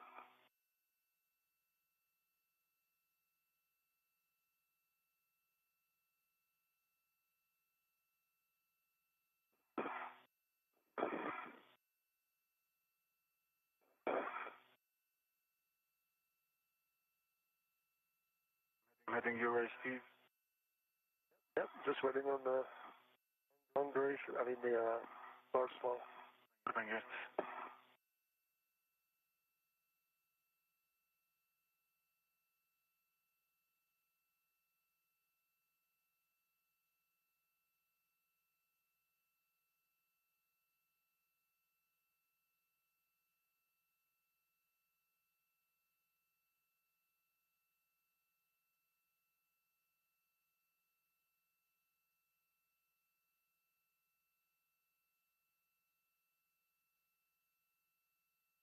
This view from NASA astronaut Steve Bowen's helmet camera. Again, this is Bowen's 8th spacewalk, using his handheld camera to take some photos of the hardware and maybe even Earth below.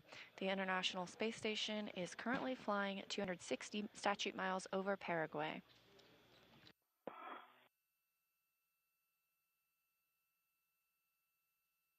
Give you a small hook. Copy. I have the small hook. And let me get that in place.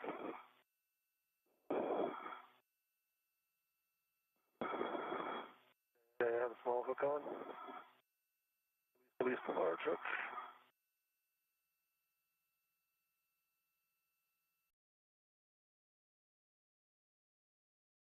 Perfect, going on the RFG.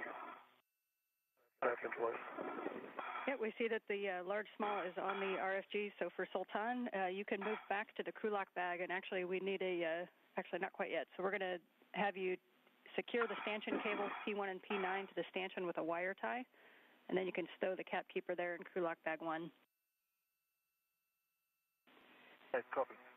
And for Steve, we are ready to drive the bolts. Just a reminder around the RFG to watch for sharp edges. Your PGT settings are Bravo 1, counter 2. All right, let me get the cal check down here. Powering on. The cal.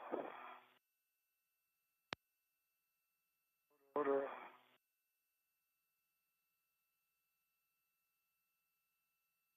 Break the cal pass. The D-test is good. And 41.17 volts. Sound right? Right, 41.17 volts. And we're looking for what now? You want to set Bravo 1, counter 2. Bravo 1, counterclockwise 2. Okay, got Bravo 1, counterclockwise 2. And the 5th bolt from the left, the 4th bolt from the right. Yep, so it'll be the 4th bolt from the left will be your first one. So F1, it's going to be 1 to the left of the jacking bolt. Okay, so they're numbered A through A from the right. Okay, 1 to the left of the jacking bolt. And I'm starting at how many turns? That's correct, and you should expect about 6.8 to 12.8 turns. Okay, that's in work. First bolt is coming. Again, Steve Bowen will release 8 of these structural bolts. He's using the PGT, or the pistol grip tool. It's essentially a drill. And it helps for him to be in the articulating portable foot restraint that's mounted to the Canada Arm 2, so that he has some... Like the heel coil's coming out. It is loose and clear now, though. Maybe that's just the spring. Must just be the spring. Spring's clear on Foxtrot. I'm ready for Delta. Copy. We are ready for Delta. That was 12.0 turns. Copy, 12.0. Hear that? Back to counterclockwise 2, going for Delta. Concur. Having stable footing during these turns keeps Bowen from rotating with the drill.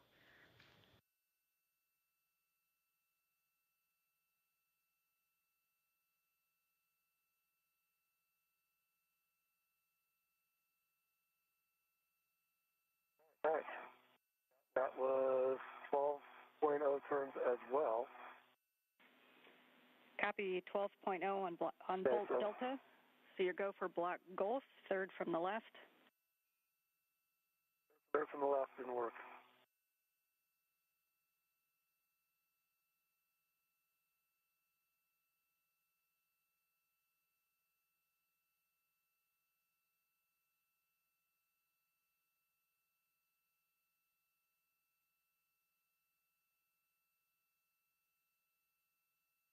Yeah, that feels like it's clear as well.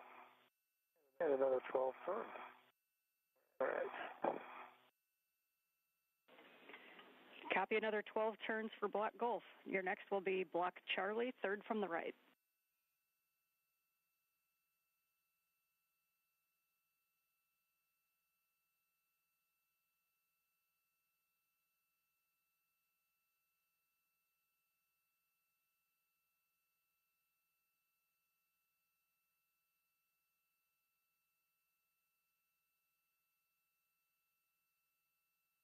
All right.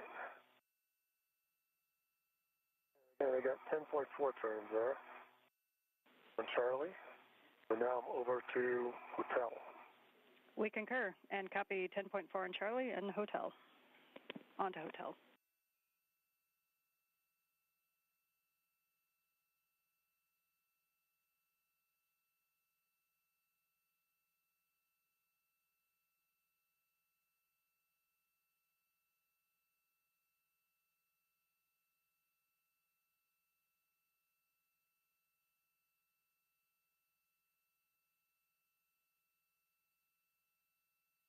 And 10.5 turns on hotel. Bravo. Ready. Good words. Bolt Bravo, and we copied 10.5 on Bolt Hotel. We're now 4 hours since the start of today's spacewalk. Steve Bowen now helping release 8 bolts. That will help remove the RFG, the radio frequency group. NZGL cables, you want them anywhere in the station?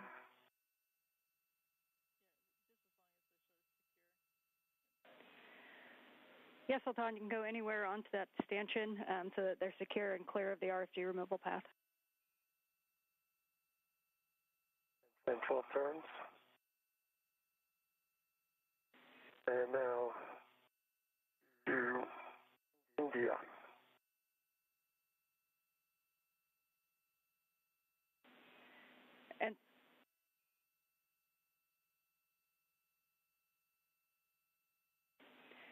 And Sultan, just to clarify my last, we want those cables tacked down to anywhere that's on the same structure as the RFG.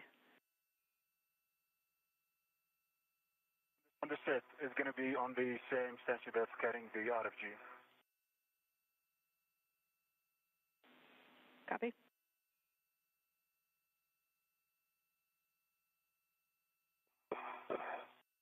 Turning on me, sorry about that. Somewhere around 12 turns. Alright. Alpha.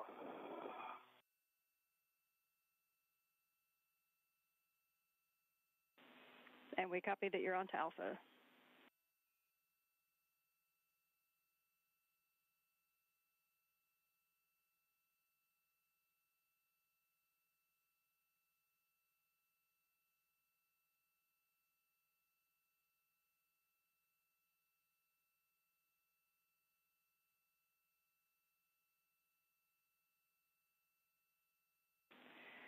I got 13 turns there.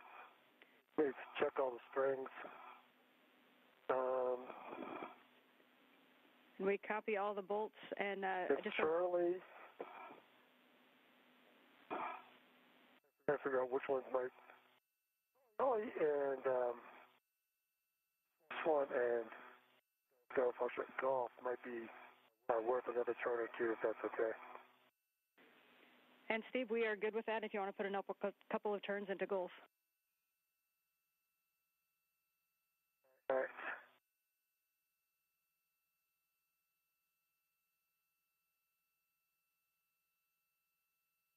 And they all seem wrung out.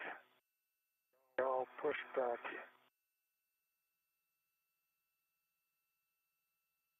Okay.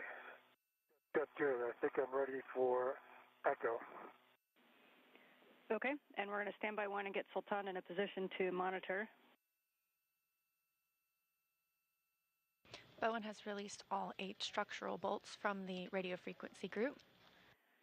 And so, Sultan, we'd like you to move into position to see the aft side of the RFG during removal. Reminder for both of you is that after the center jacking bolt is released, we only want to pull the RFG towards Steve, not up. And to beware of sharp edges on the stanchion mounting plate and the RFG base once that RFG is removed. All right, I copy all, and just give me a second, Steve, to position yourself. Mm-hmm. Okay, stand by.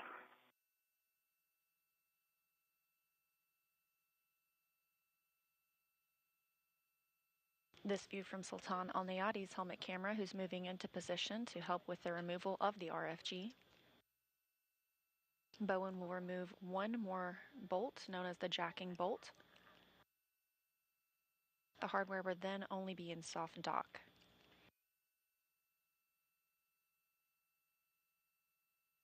And if you're okay with this, if they're okay with this, I'd like to move the big hook to my right-hand side, just to make it easier when I go to grab the and Steve, you are go to move that. Thank you. Sultan, for your positioning, we specifically want you to look at the aft side of the RFG where that soft dock catch is and monitor it tracking. Right. Reposition myself here. Give me a second. No worries. And we'll have time to tack down those cables once the RFG is removed. That's it.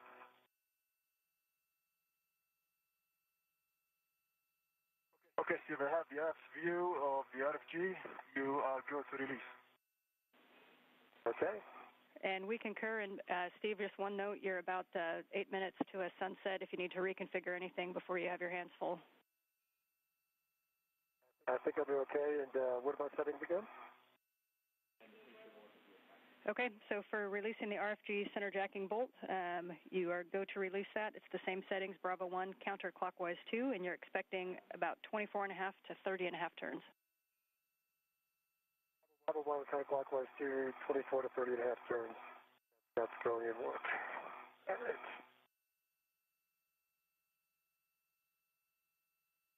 All right, getting turns.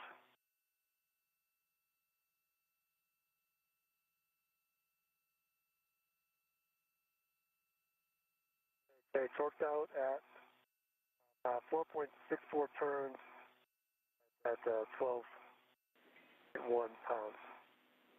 And we copy, standby 1.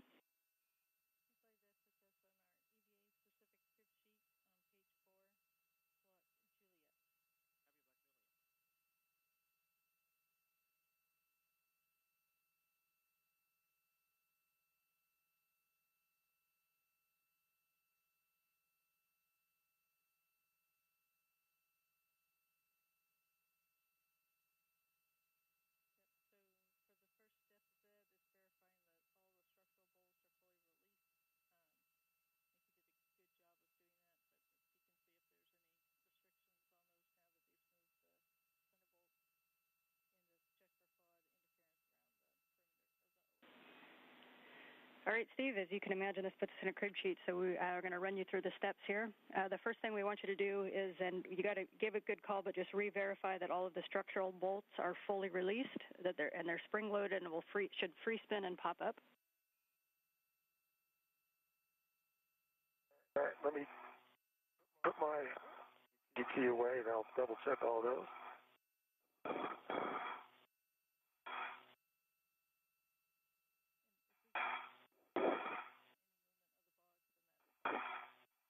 Okay. And Sultan, as he drove that jacking bolt, did you see any movement on the soft dock catch? Negative.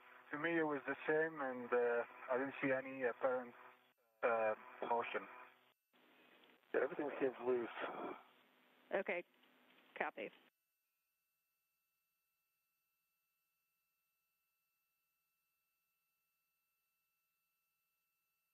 All right, and I think everything's loose.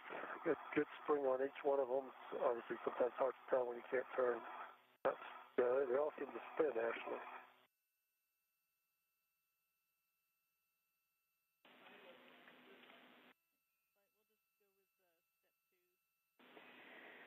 Okay, Steve, so we're going to have you re-verify that the socket is fully engaged, and we're going to reattempt a release with the same settings, Bravo 1, counter 2. Hey, Bravo 1, counter 2. Bravo 1, clockwise 2. It is fully seated. And torques out with a 2 additional turns. We copy it torqued out. Standby 1.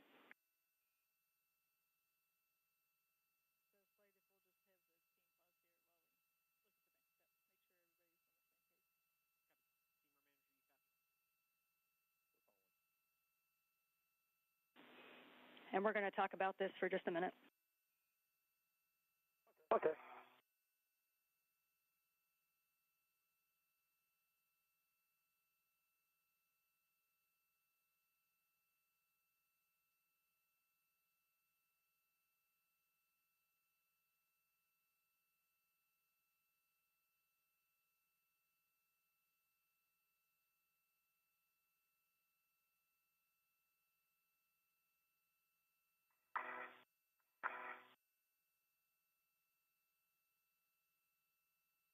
NASA astronaut Steve Bowen and United Arab Emirates astronaut Sultan Al Neyadi are on their first spacewalk together, the fourth of the year. And still no words for you quite yet, but just for your awareness that we're talking about it because with the low turn count that we did get on the jacking bolt, it tells us that it's still engaged in the aft section.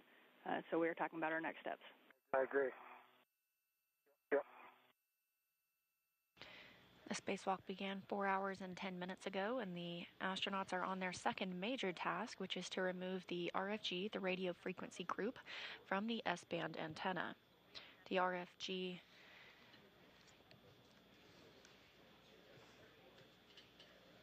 is the computer and electronics that control the S-band system.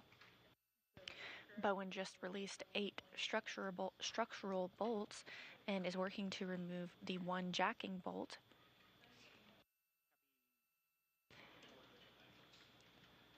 Bowen was able to execute fewer turns than were expected when using the pistol grip tool. We're going to have you put your PGT on Bravo 1 clockwise too. So we're going to basically drive it in a little bit and then reattempt a nominal release torque. So we're going to drive the bolt only one turn on Bravo 1 clockwise too. Okay. Okay, Bravo 1, clockwise 2. You do one turn.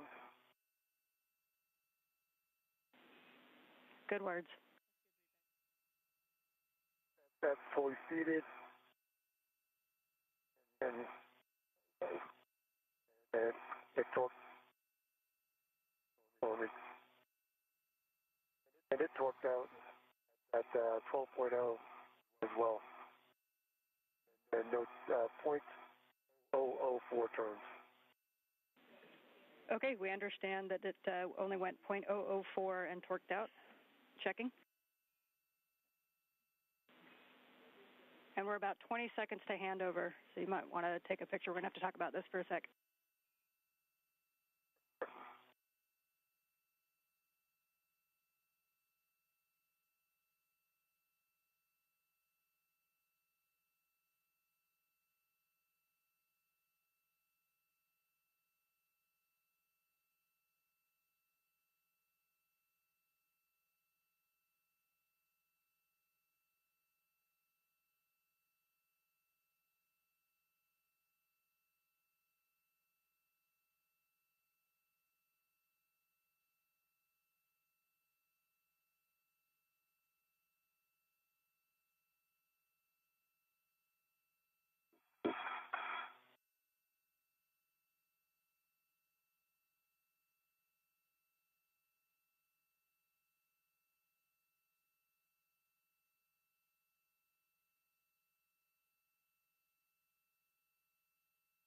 This view from Mission Control Houston as we are in a satellite handover during the spacewalk.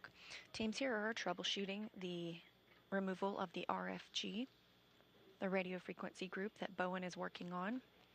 He's using the pistol grip tool to remove a jacking bolt that has given fewer turns than expected.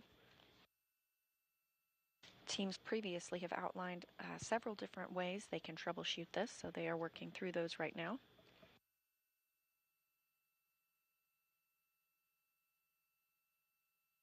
Already. Robert's correct. We are back with you after the handover, but we are still chatting. Okay.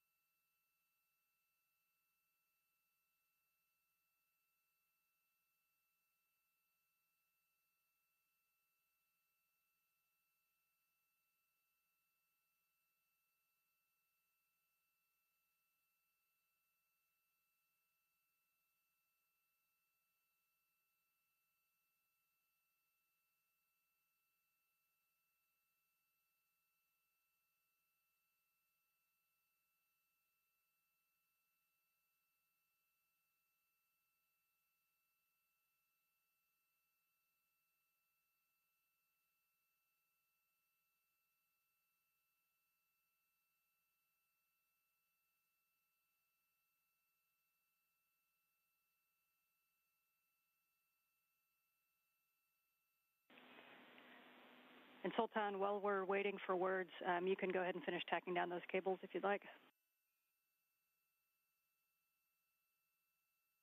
All right, thanks.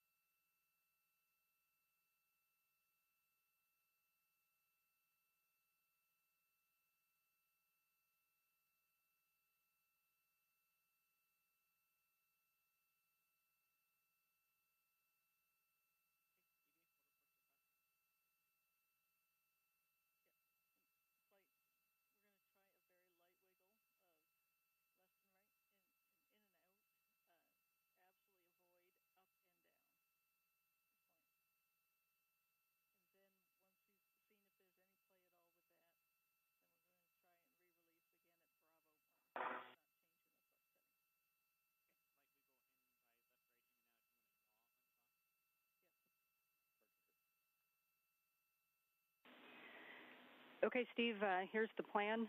We talked earlier about the yaw motion to wiggle the RFG. So this is where you're going to gently push on your left and pull on your right, and then vice versa to see if there's any bit of play. It's really critical right here that we don't go up and down. So you only want to go left and right with a slight yaw. And once you've worked that a little bit, we're going to reattempt. I see no play. Copy, we understand no play. And right and left, see no play. No play. Copy, we're going to have you reattempt one more time of the nominal release, Bravo 1, counter 2.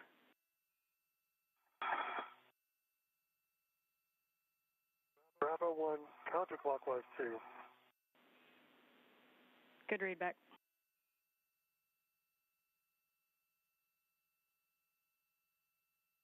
Bravo 1, counterclockwise 2.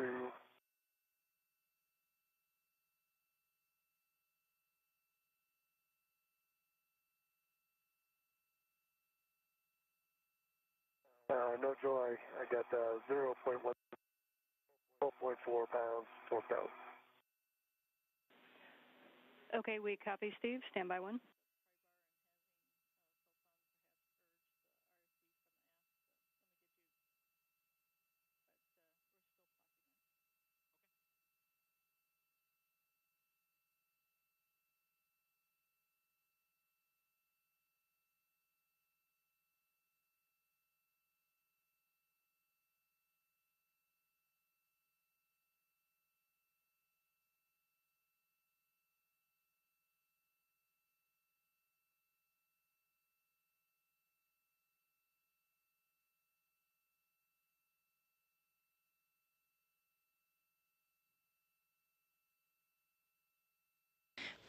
Coming up on 4 hours and 20 minutes into the spacewalk, again, Steve Bowen working to remove the RFG, the radio frequency group, part of the S-band antenna.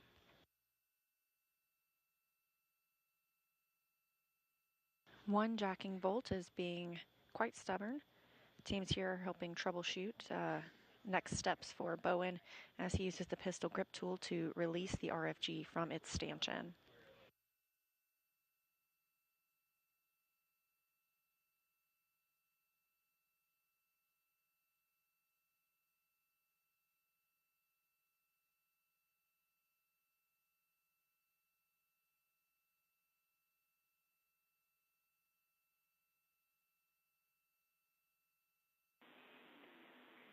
And Steve, just letting you know, we are still talking about it. This is kind of a unique case that puts us in between a few things.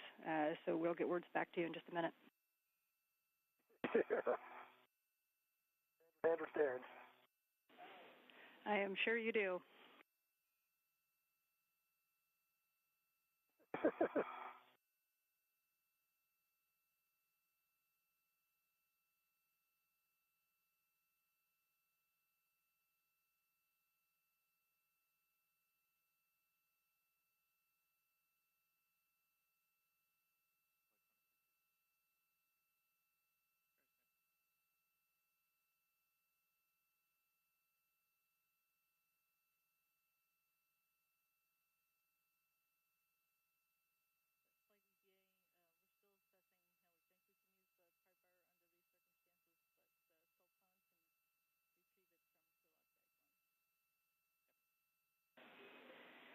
And Sultan, we still don't have our next steps, but it may include the pry bar. So just to save a little time, we'd like you to retrieve the pry bar from crew lock bag 1.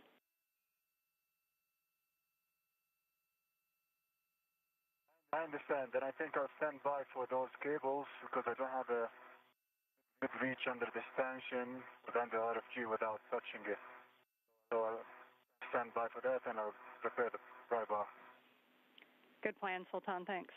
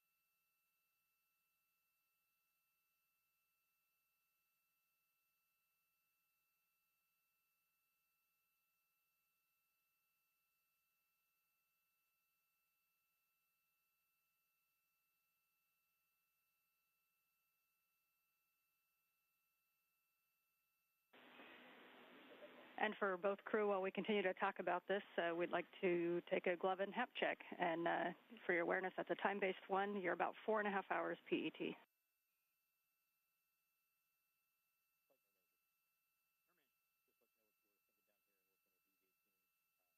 Copy. Copy.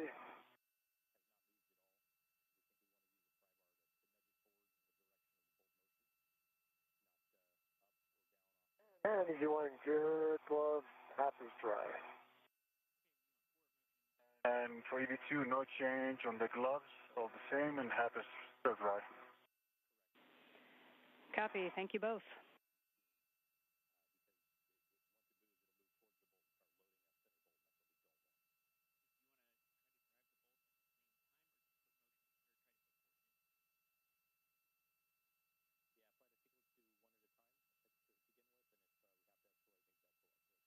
So, Todd, is there even a lip you can get that pry bar into back there? I think so, yes. Okay. It hasn't backed off any that we can tell, but I can tell anyway. But will it work without removing the jack and bolts? I don't know.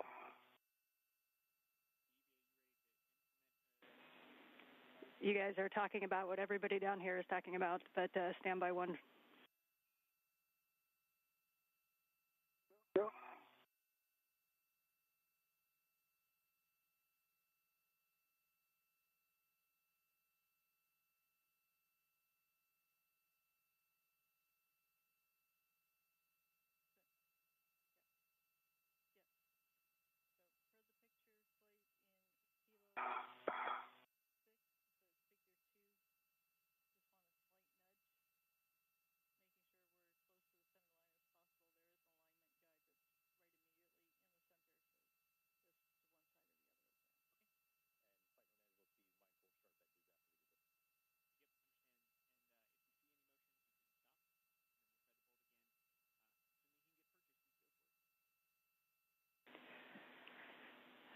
Okay, here's the next steps that we're going to try. Sultan, you guys were kind of reading our minds up there. We're going to have you go to the aft side of the RFG with that pry bar.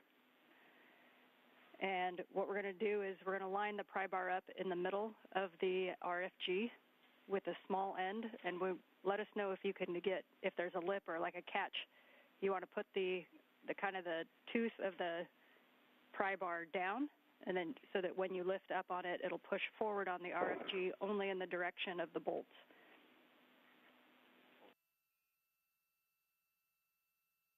I think I have a small lip here, and myself in a good orientation, and then how pry bar can be positioned. Okay, and just to let you know, both the overall plan, we're going to see if we can get any push on that RFG. Once you see any movement at all, then you can stop what you're doing and we'll try that bolt again. And again, we want to make sure that you're in this as close to the center of the RFG as you can so we don't side load it.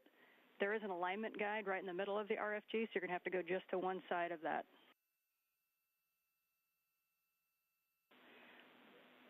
And when you do put the force into it, it's going to be a slow, steady force. We don't want any impulsing.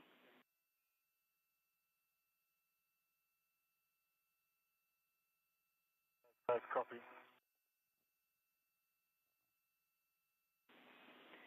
Yeah, and just a little further words, we don't want any kind of impulse hits on it.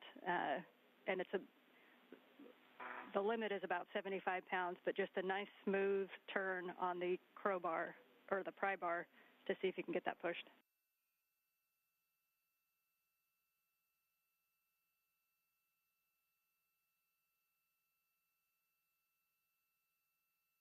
Yeah, I think it's positioned very well, but my orientation is not great for flying more force. I did push a little bit, and it did not move.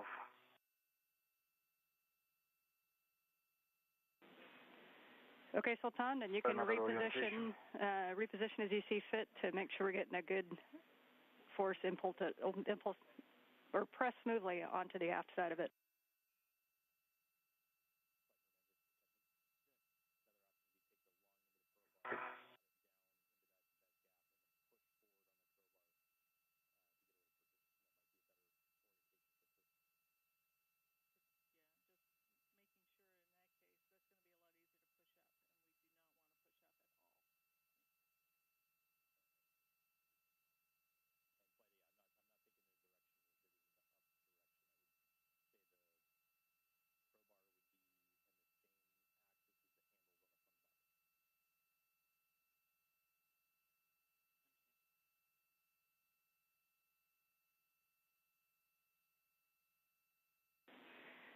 And Sultan, if it's easier at the work site, you can release one of the, it looks like there's 2 rets on the pry bar.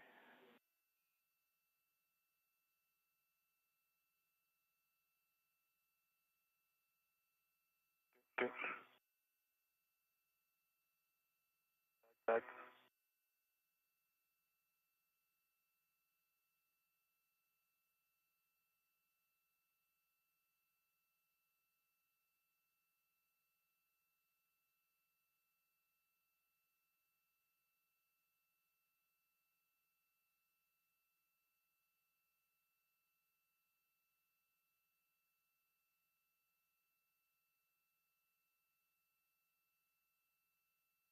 It's not moving. I'm going to force it too much.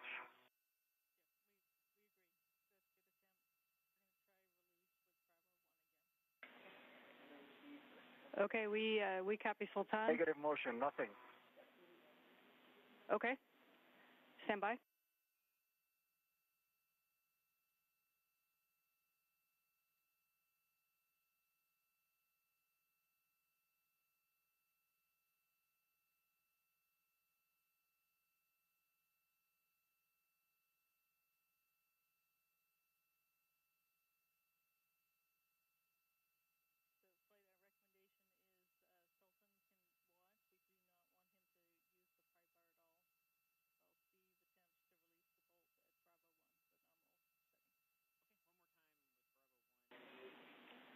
Okay, Steve, we are going to have you try one more time, Bravo 1, counter 2 on the jacking bolt.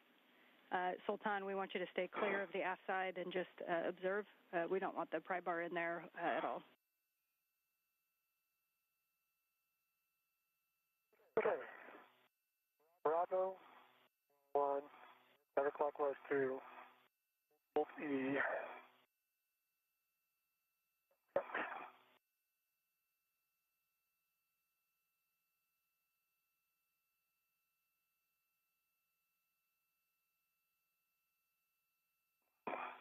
All right, I got 0.15 turns and torque down to 12.4. Okay, we copy.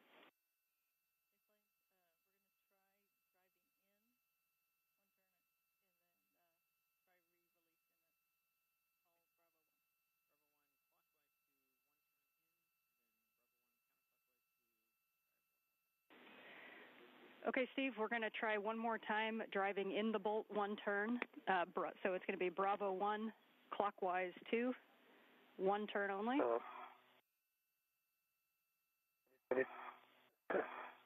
Bravo 1, clockwise 2, I need the cow. Hold on.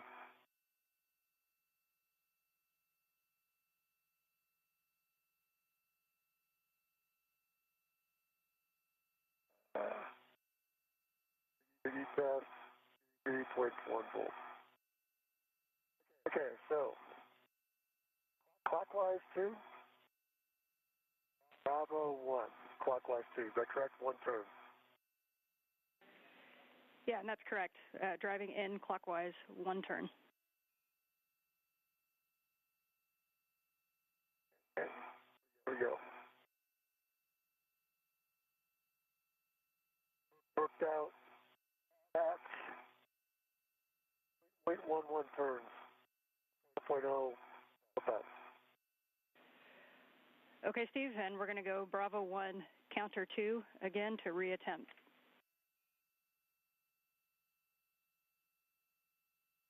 Bravo 1, counter 2, reattempt. Bravo 1, counterclockwise 2.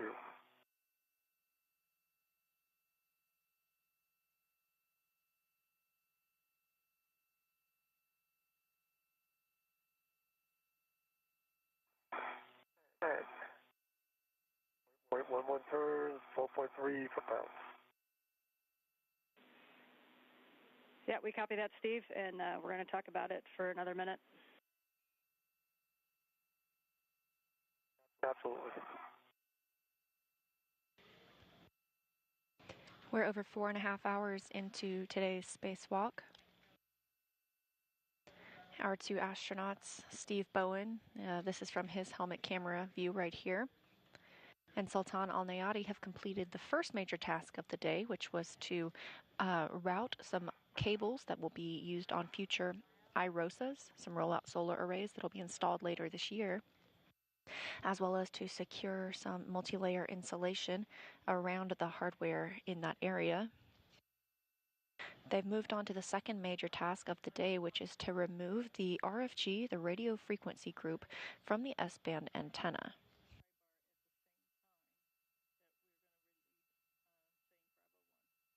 Bowen has removed.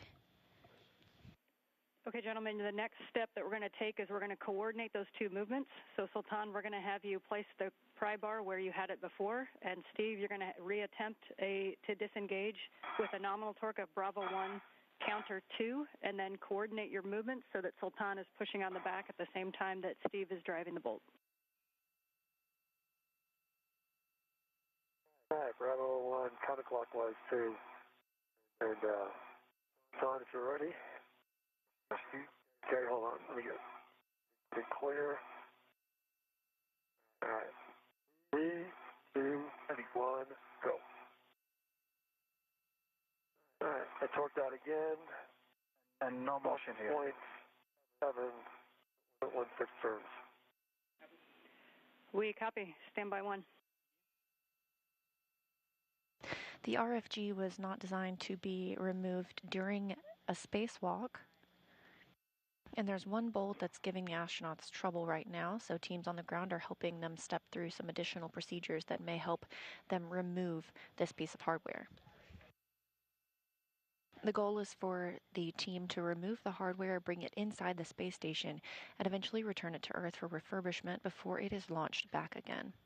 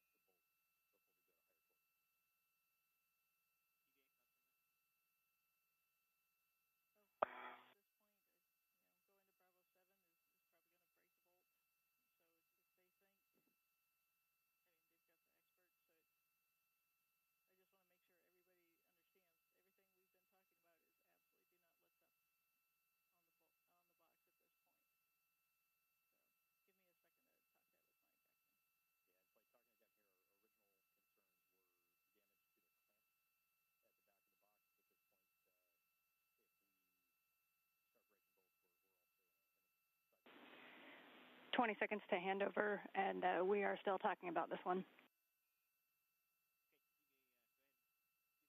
Okay.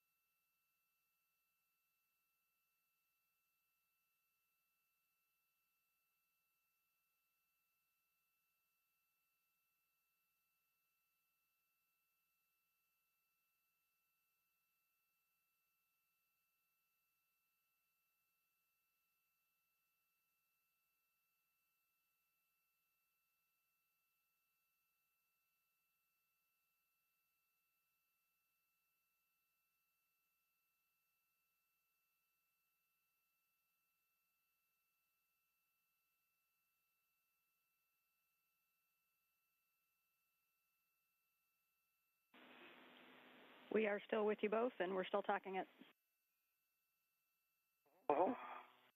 Okay.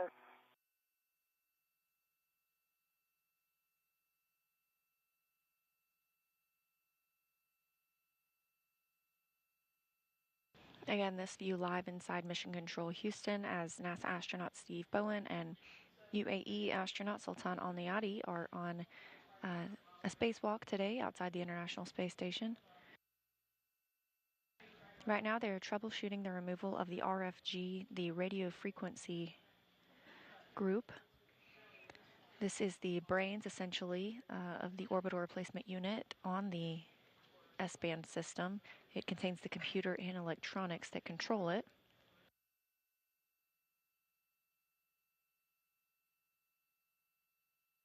We're looking to remove this piece of hardware that you can see from NASA astronaut Steve Bowen's helmet camera, bring it inside the space station for eventual refurbishment.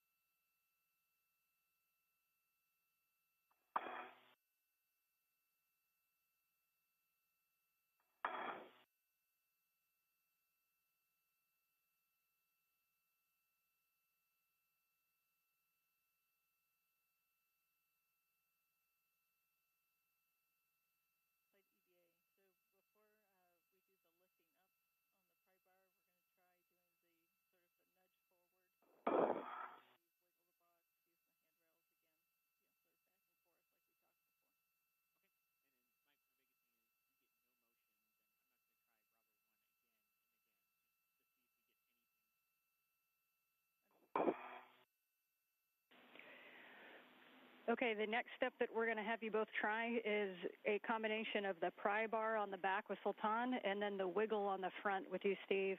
We're thinking that we need to overcome a little bit of stiction between the RFG and the mounting plate. And so some gentle yawing at the same time as we use the pry bar on the back. Okay, tell me when you're in position, Sultan. One. Just get in a good position where you can be steady, with a steady push. Three.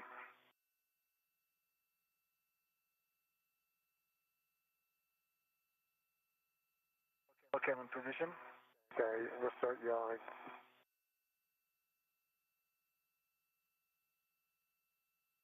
Left, right. Seeing no motion. Are you seeing anything?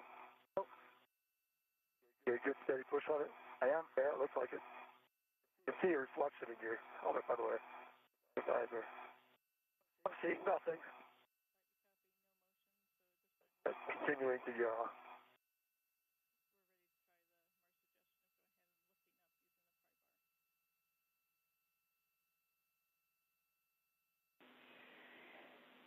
Okay, we copied no motion. So the next step, Sultan, I know we have talked about not lifting up the RFG, but it's stuck in the position that we're at. That's kind of our next best option. So Sultan, we're going to have you flip the pry bar around and put the long edge just under the RFG and gently try to lift slightly up on the RFG. And what we're trying to do is exercise some of that stiction between the RFG and the stanchion plate. Right, copy, put that in work. Wrong side. And just to clarify, no action for you on this one, Steve. I'm just standing back there watching.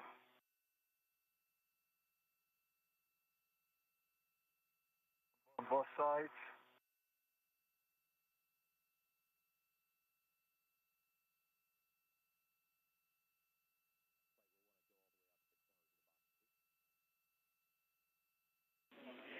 And Sultan, those are good motions, and we'll just have you continue that all the way out to the edges of the box.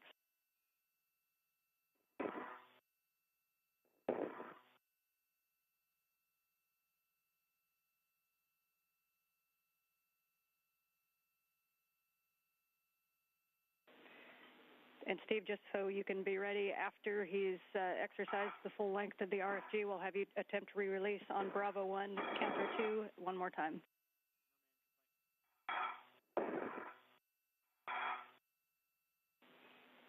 And you guys are about 3 minutes. Bravo 1, counterclockwise 2. Those are good words. And you're about 3 minutes from a sunrise. And just so you know, we are watching the timeline. We have a few more minutes to troubleshoot before we'll have to move on.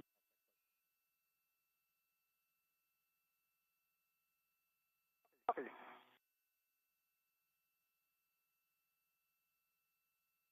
Okay, I tried it in all stations at the back.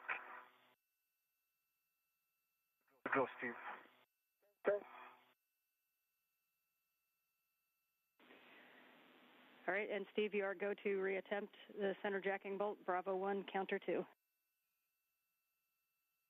Bravo 1, counterclockwise 2, work center jacking bolt. Fully seated.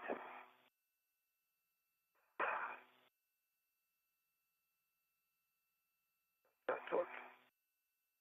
Got a good green light. 12.3 turns, 0.3 turns. 0.3 per pound, 0.3 turns. We copy. Stand by 1.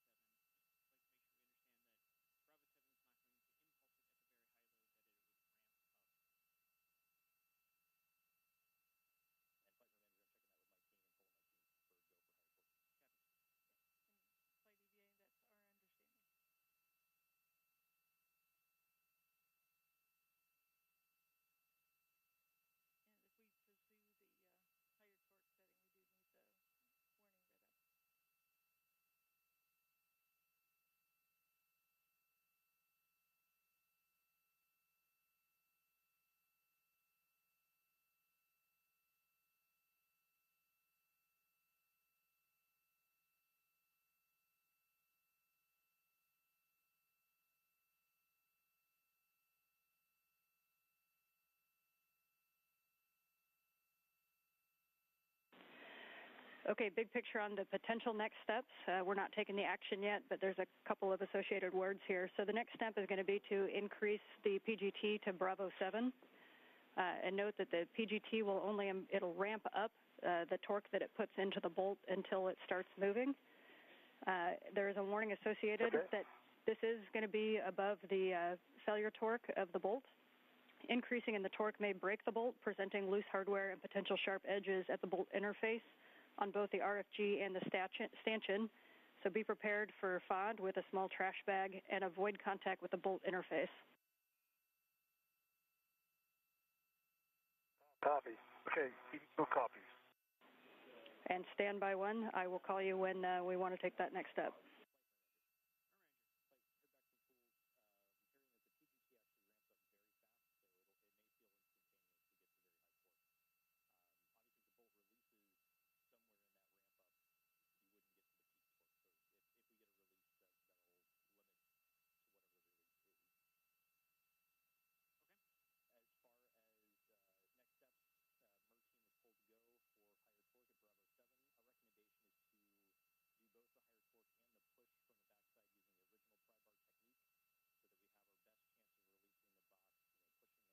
Coming up on 4 hours and 50 minutes into the spacewalk, we have an orbital sunrise on the International Space Station. Station flying 262 statute miles over the Sea of Japan. This view coming from Steve Bowen's helmet camera, NASA astronaut on his 8th spacewalk today. Teams here on the ground are working to troubleshoot a stuck bolt on this RFG, radio frequency group, that the teams are trying to remove.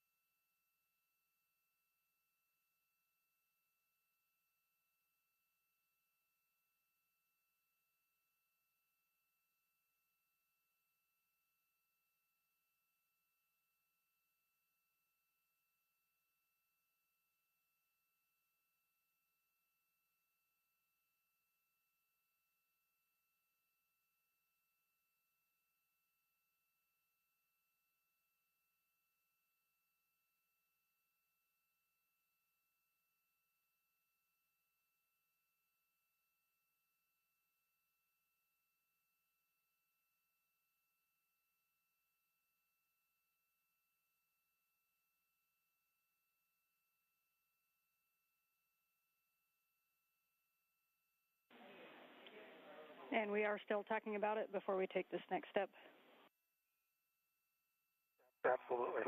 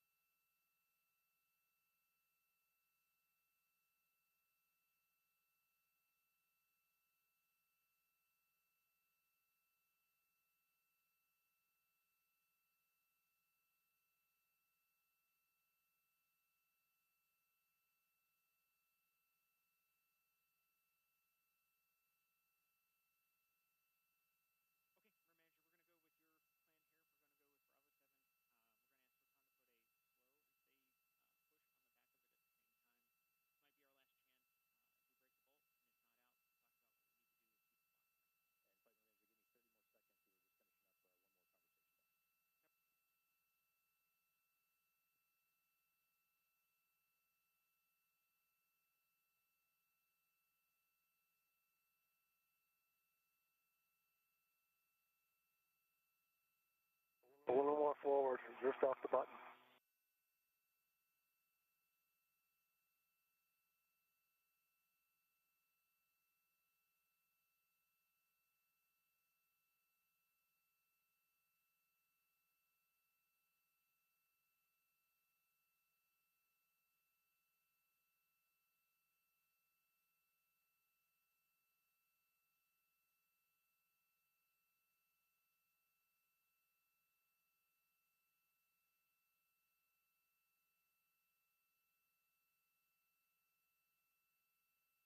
A good one. Good. Thank you.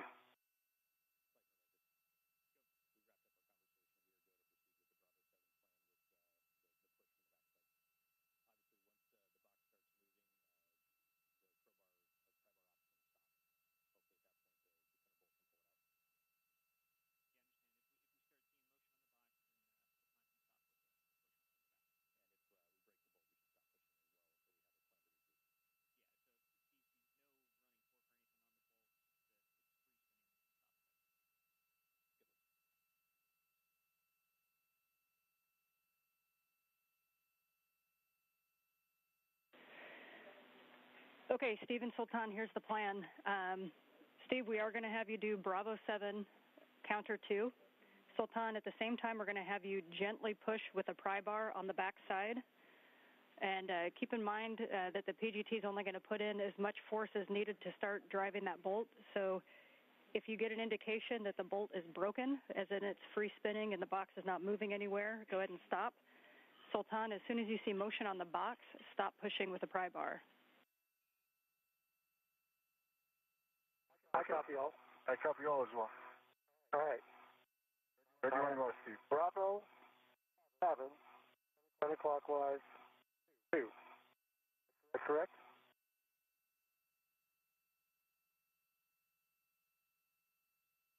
Hey, get good position on this.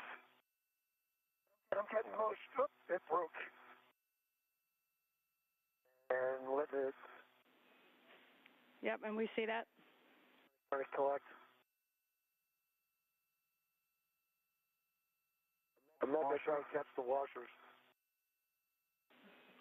And Steve, did you see where the bolt head went, or did that stay captive on your PGT? Not yet. I haven't checked the end of the PGT yet. All right. Copy. Oh, it was at the end of the PGT. I have the bolt head in hand. Put it in my trash bag. One washer was going forward zenith direction, and it wasn't setting anything. They went zenith and forward of the station. There is one on your left. Okay, we copy your tracking, Sultan.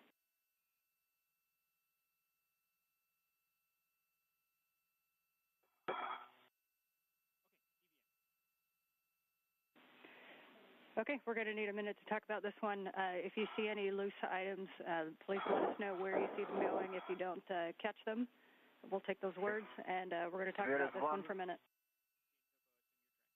I've got the bolt head in the trash bag. Nope, I had it.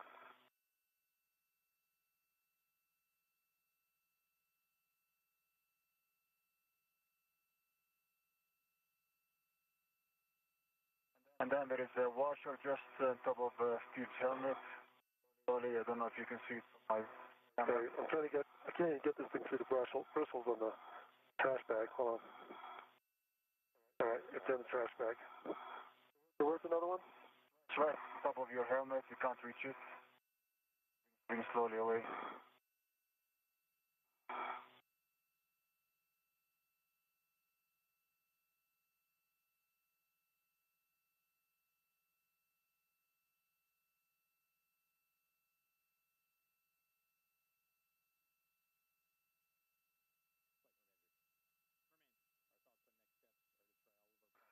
Do a torque and throw gap.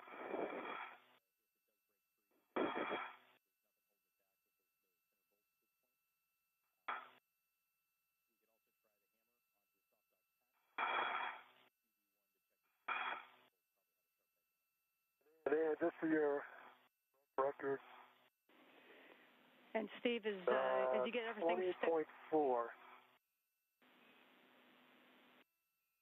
20.9 on the actual torque, and I got the bolt head stowed in the trash bag, and you can see where it's sheared off at the base of the white part of the bolt.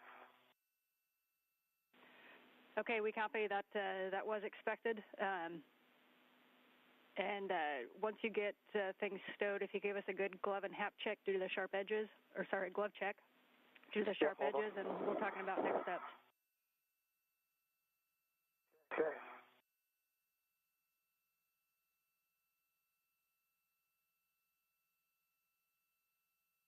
Well, good.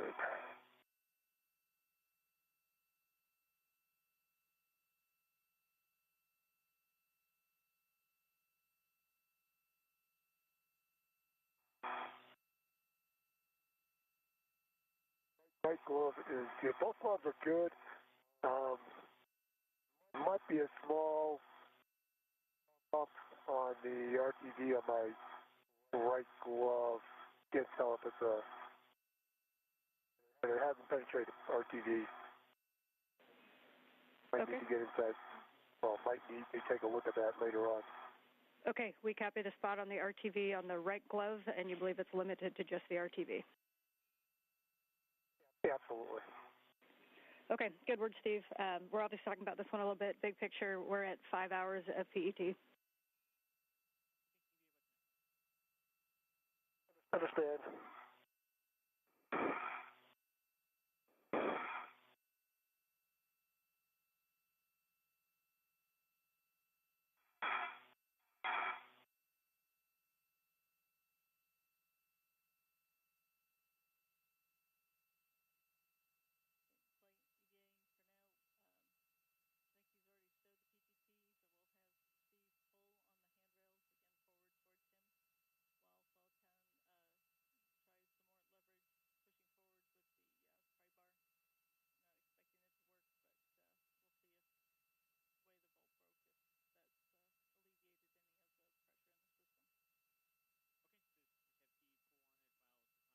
And we are 5 hours into today's spacewalk. This view from helmet camera of NASA astronaut Steve Bowen. He and Sultan Al Neyadi, UAE astronaut, are working to remove the Sultan, we're going to have you use the pry bar to put some pressure on the back of the box, while Steve, we're going to have you pull it. You can do the gentle left-right wiggle, but we're going to see if by chance this might have been released. All right, we'll give it a shot. Hey, we're doing well, Steve. All right, 3, 2, 1. Easy, steady. I'm going left, right, still no motion. Still push, left, right, left. And we're getting nothing, man. We copy.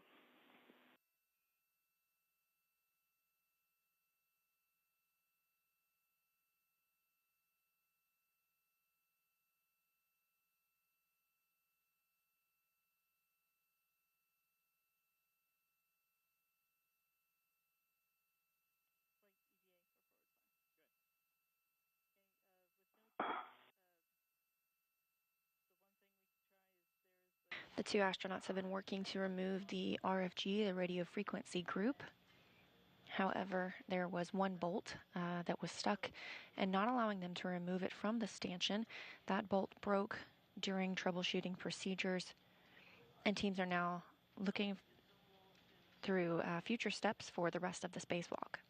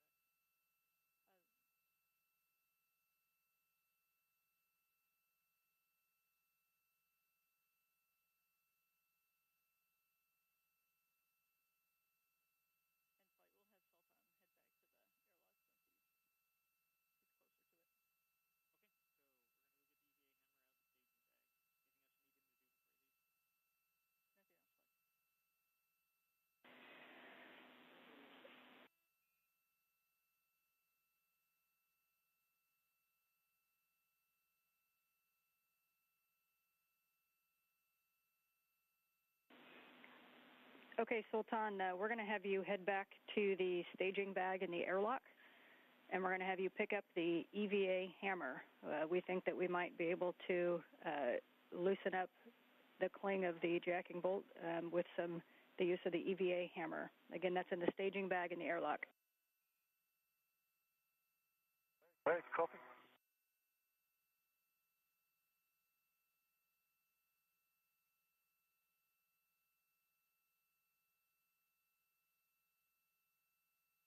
Teams continue troubleshooting procedures here in Mission Control Houston and relaying those up to the astronauts.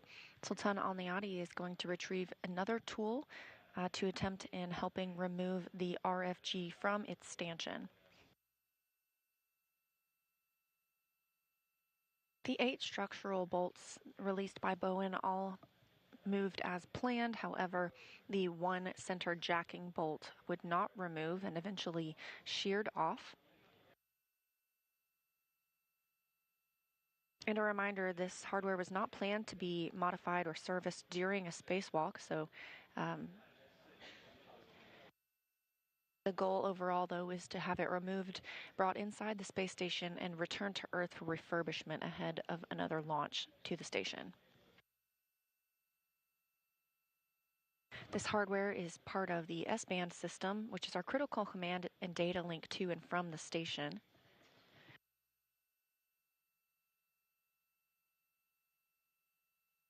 Obviously, we have redundancy in those services, otherwise we wouldn't have the communications that we do today.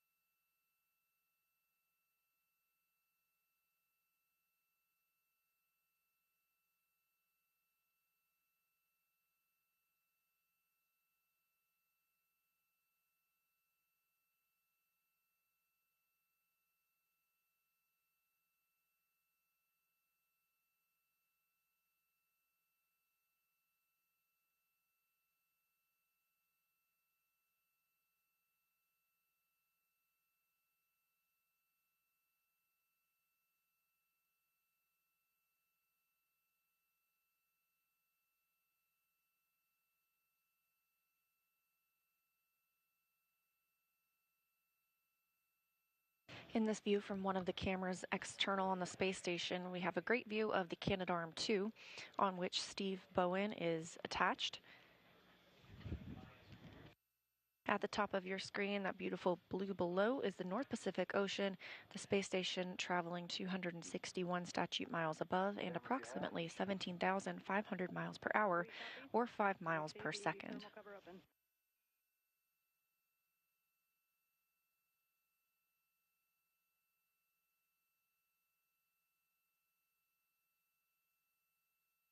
Meanwhile, Emirati astronaut Sultan Al Neyadi, on his first spacewalk, which is also the first spacewalk for an astronaut from the United Arab Emirates, has made his way back to the airlock to retrieve an additional tool to assist in troubleshooting with removal of the RFG.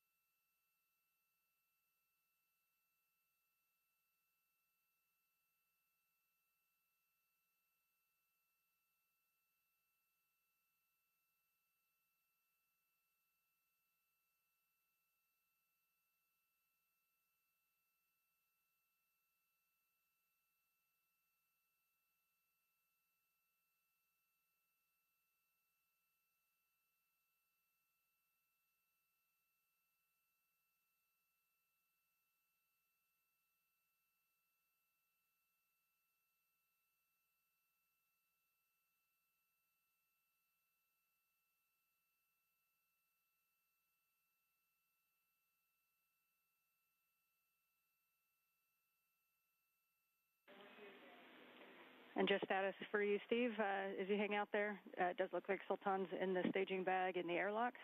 We're going to use the EVA hammer on that soft dock catch that's on the back of the RFG.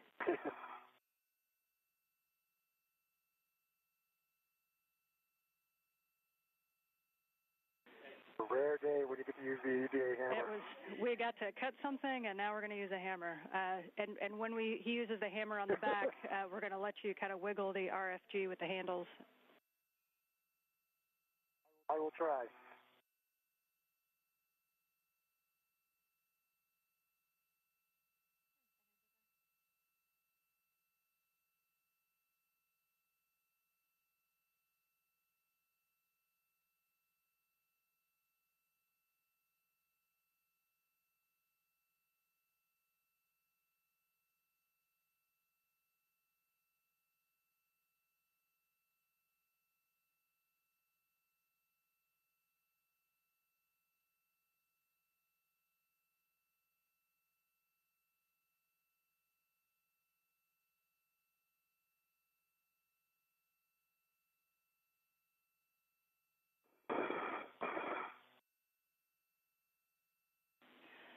Hey, Steve, as you're sitting there, we're talking about some of the FOD that was generated. Can you give us an idea of how many pieces of FOD you think? We're tracking a bolt and a washer. Did you see anything else?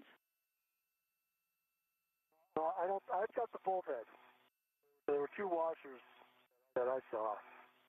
I don't think I saw much of anything else. But I caught the bolt head, and the two washers. I thought I had one, but they seemed to have disappeared on me. I didn't see anything else. It was pretty quick. Okay, it was a great catch, actually. So we did see you get the bolt head, and so we're just kind of thinking through where the washers could be specifically because you're close to the arm. Did you happen to see what direction the washers went in? Well, Tom tracked both of them initially. One of them was sitting on top of my head for a while, but it was drifting behind us shortly thereafter. He said I couldn't get it. I agree. Two washers. The first one was immediately behind Steve and moving towards the arm. And the second one, it was moving slowly. It was going station, that orientation.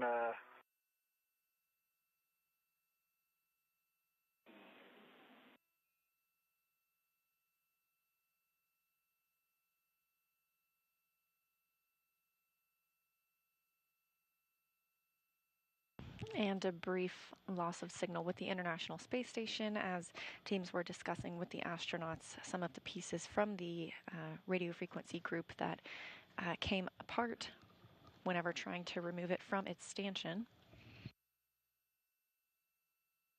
We will regain communication shortly once satellites have handed over.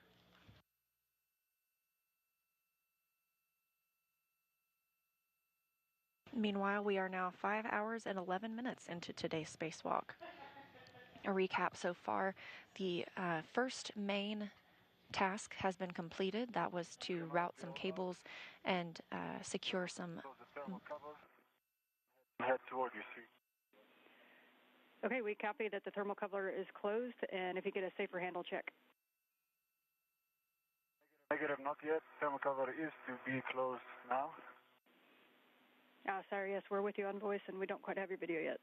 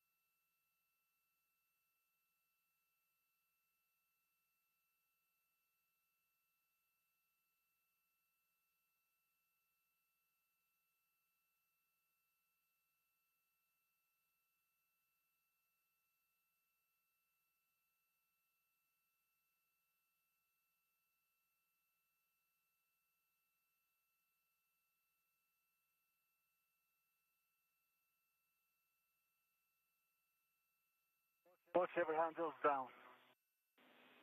Copy, both safer handles down. Thanks.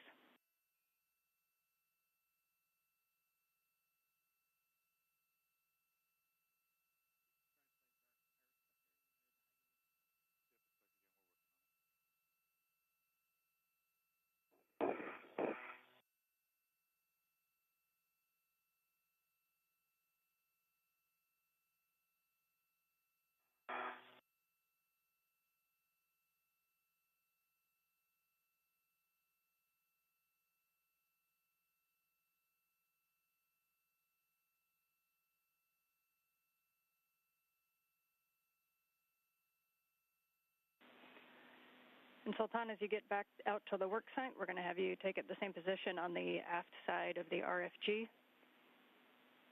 When we use the hammer, we're going to be specifically using it on the soft dock catch.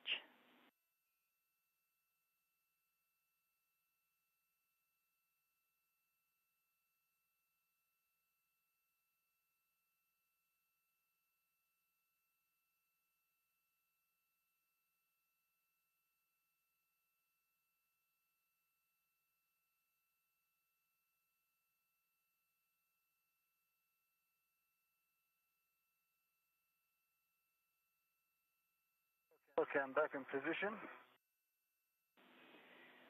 Okay, copy. So you can see kind of out by your left hand is the soft dock catch. It's that little gold square that sticks out from just above the stanchion.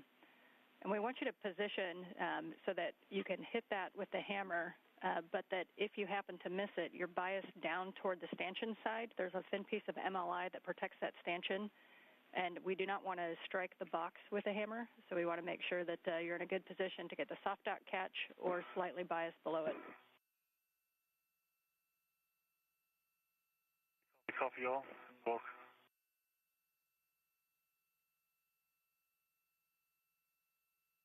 Do you have a specific side of the hammer? Rubber side or the metal side?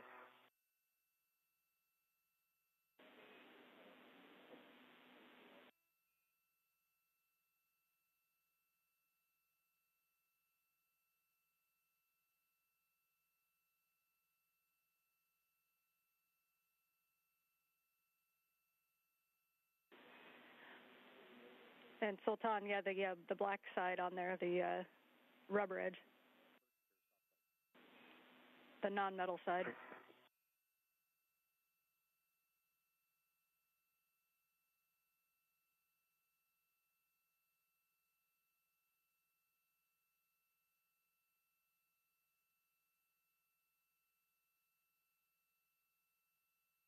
Moving. I don't see any motion. Okay, we copy.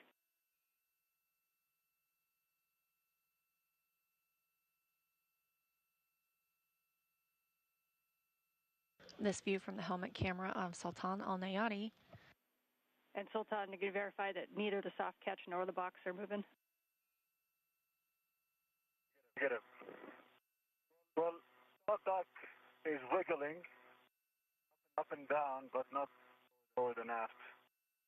And there is like a dark line it's for an alignment, and that is not moving as well.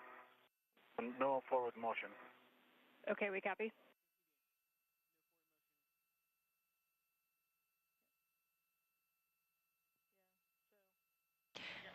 This view, a rare use of the EVA hammer,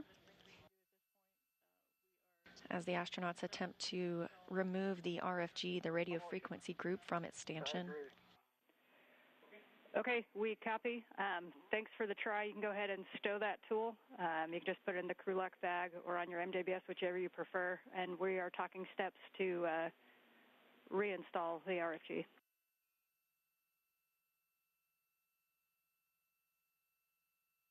Right, copy. Copy.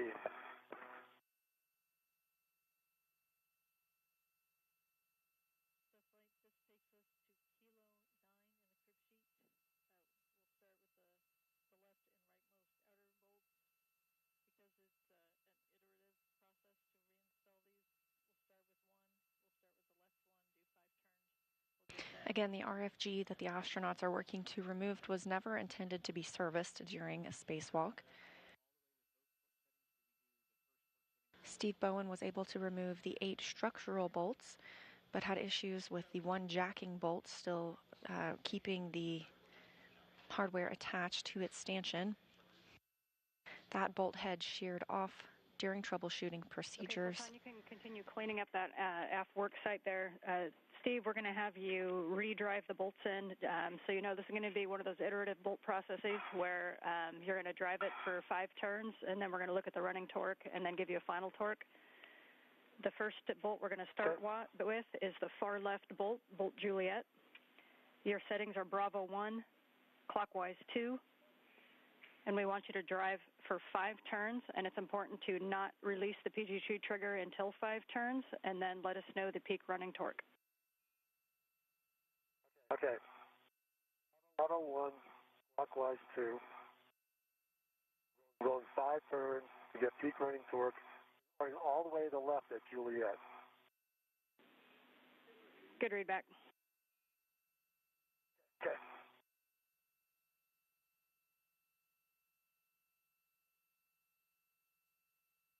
All right, starting turns. Going clockwise.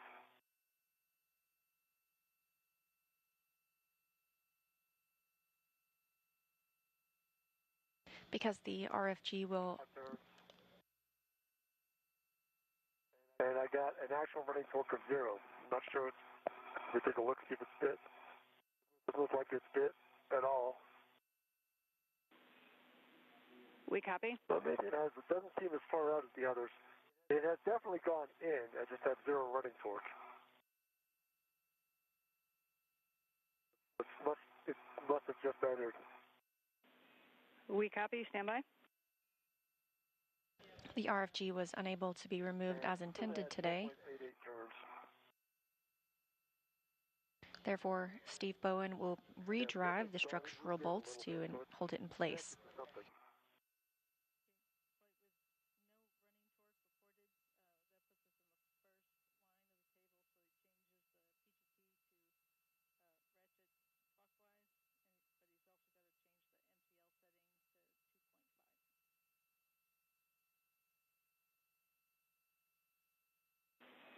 Okay, Steve, with 0 running torque, we're going to have you put the PGT in ratchet clockwise and the MTL at 2.5 foot-pounds. Ratchet clockwise, move the MTL to 2.5. Bye.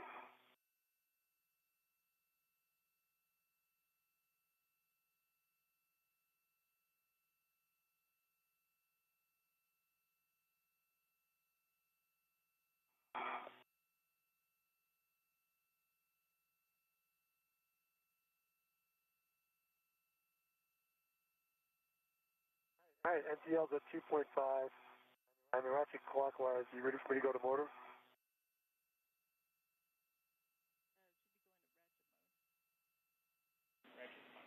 Yeah, so you should just, at this point, just ratchet clockwise.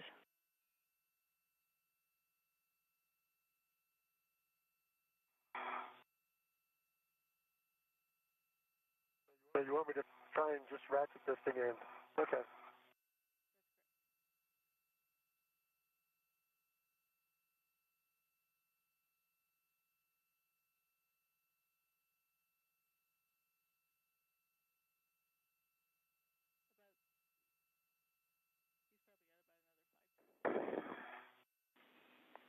And it will probably be an additional 5 turns, Steve.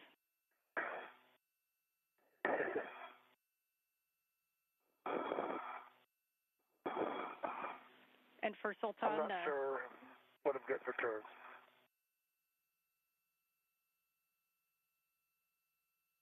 Go ahead, Dan. Yeah, I see that you're cleaning up the bag. For your steps, we're talking about the cables. And I think that you had the wire tie around the cables, but you had not tacked them down to a handrail. Is that correct? That's affirmative, yes. Okay, if you can get those stowed on a stanchion with a wire tie, you can, and otherwise we'll have to reinstall them.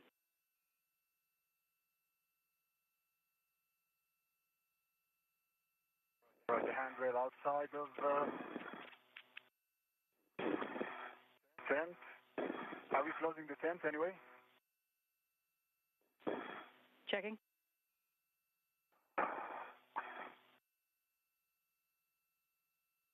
All right, I'm almost there.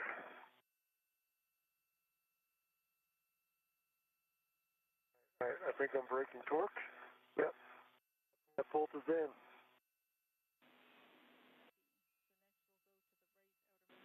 I don't know how many extra turns it was. Probably the 5. Okay, Steve, we're going to do the same thing on Bolt Alpha. So we're going to start in Bravo 1. You have to reset the MTL to 12 foot-pounds. We'll go clockwise, too. Correction, 30.5. Okay, MTL. Back to 30.5 on the MTL? That's affirmative. And for Sultan, we'll end up kind of cleaning up everything back there. So your call on the cables, if you can tack them down out of the way, we will end up reinstalling that MLI.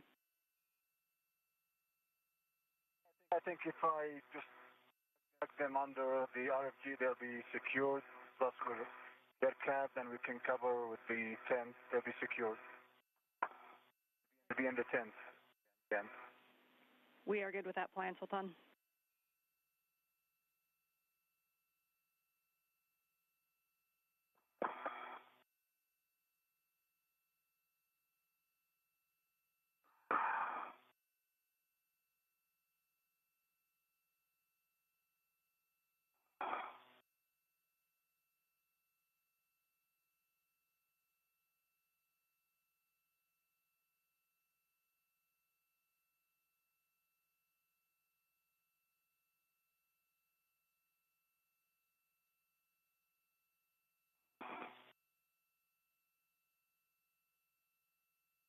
A lot harder in gloves than it is in hand.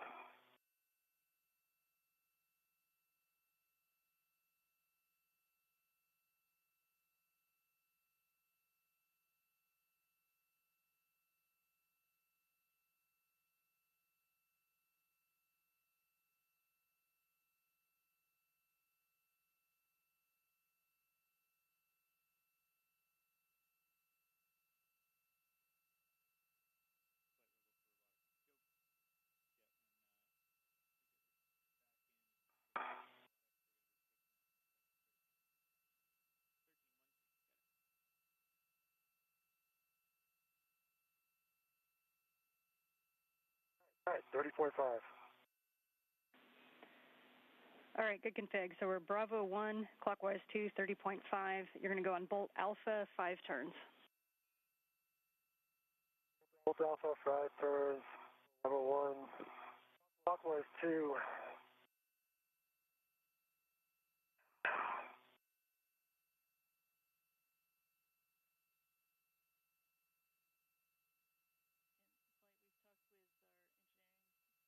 All right. All right, manual ratchet. And we go to motor. I'm in motor. Bravo 1, clockwise 2. On Bolt Alpha, 5 turns. Good settings, good bolt. 1.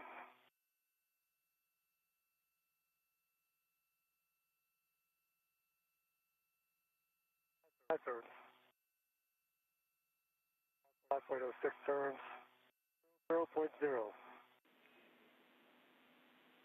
Okay, we copy. And the good news is you can now just go to Alpha 1 and drive it in to torque. That is much better news than going back to MTL. Bravo Alpha 1, into Alpha, verifying I'm in Alpha 1, and clockwise 2 still? Affirmative, clockwise 2. And I'm going to go till torque on Bolt Alpha. Good words. Here it comes. Bowen is now driving the 8 structural bolts he was able to release earlier.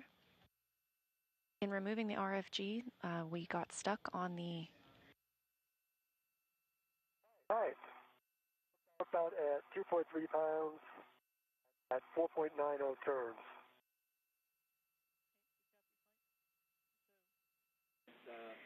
Okay, we copy 2.3 and 4.9, and next we're going to go to the second in from the left, Bolt Hotel, Bravo 1, clockwise 2, 5 turns. Bravo 1, go back to Bravo.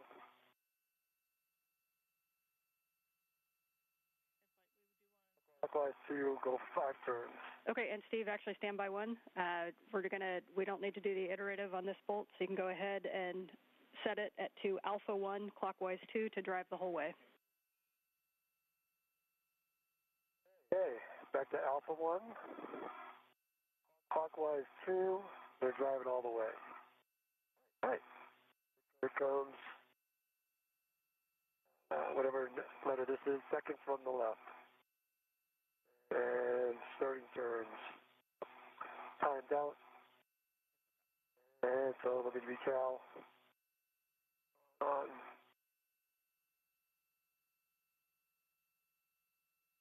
Cal. Take the Cal pass. Good LED test. 3.1 volts. Okay, so Alpha 1, clockwise 2. Good settings. And the torque, correct? All right.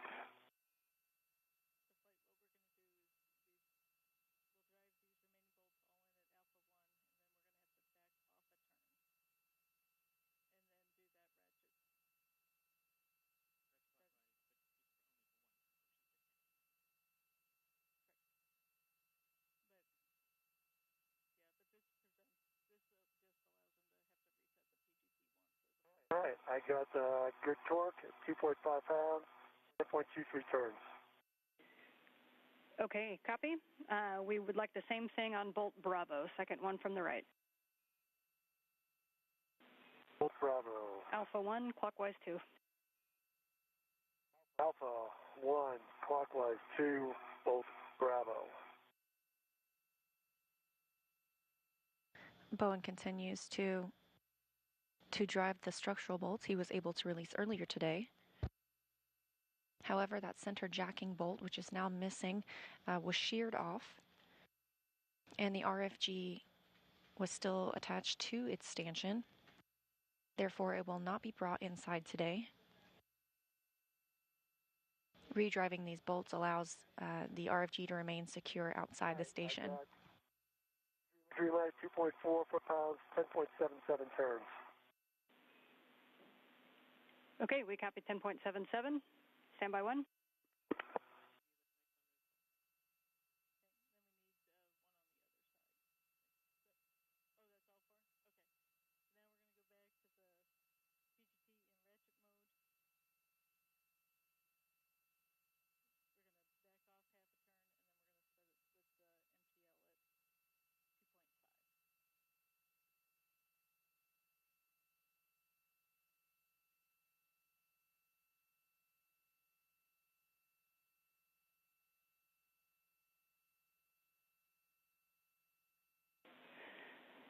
Okay, Steve, we're going to have you do next is that those second 3 that we just drove straight in with Alpha 1, we're going to take your PGT back to ratchet, and we're going to rackage counterclockwise, and we're going to have you release it half a turn, and then after that we're going to have you ratchet all the way in just like you did on the far left bolt. So the first thing you want to do right now is put your PGT in ratchet counterclockwise, and we're going to release half a turn on each of the last 3 bolts you did.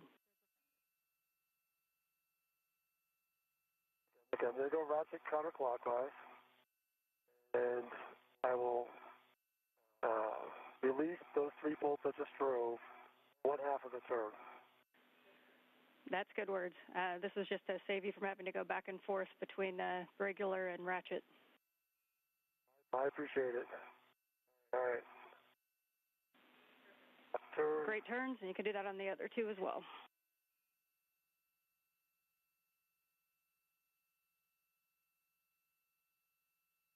All right, half turn, and last one.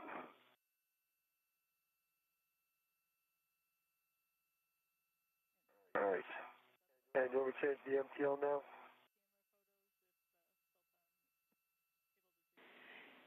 Okay, so now you'll go ratchet clockwise with MTL 2.5. Okay, change the MTL.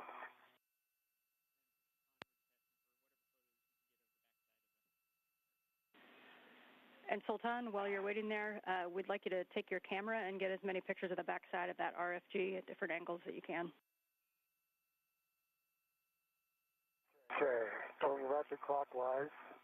MTL is at 2.5, and I'm going to probably give another half turn or so. Okay? We concur. Work. Yep, that was about half a turn, maybe a little bit more. And then coming back over here, the second to last bolt.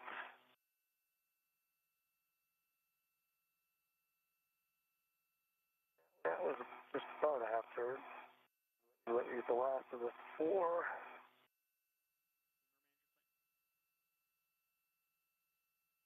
That was about half a turn as well. Okay, those four bolts are all manually set.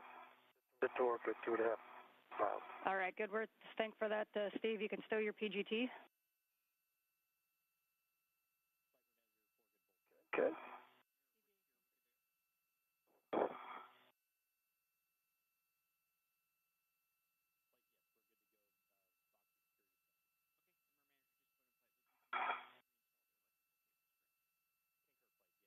Okay, PGT stowed.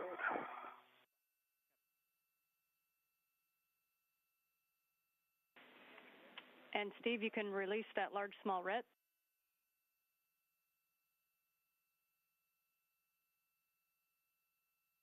Okay, that's complete.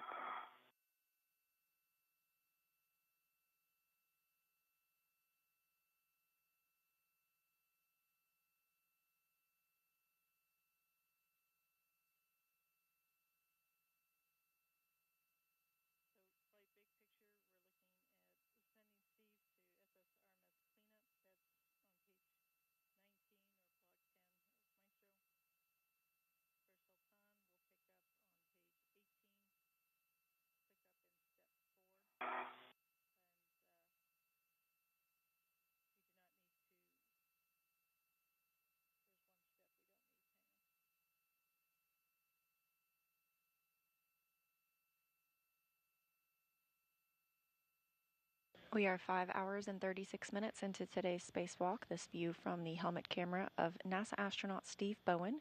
You're looking at the RFG, the radio frequency group. We were unable to remove that from its stanchion today. The plan was to bring it inside for future refurbishment.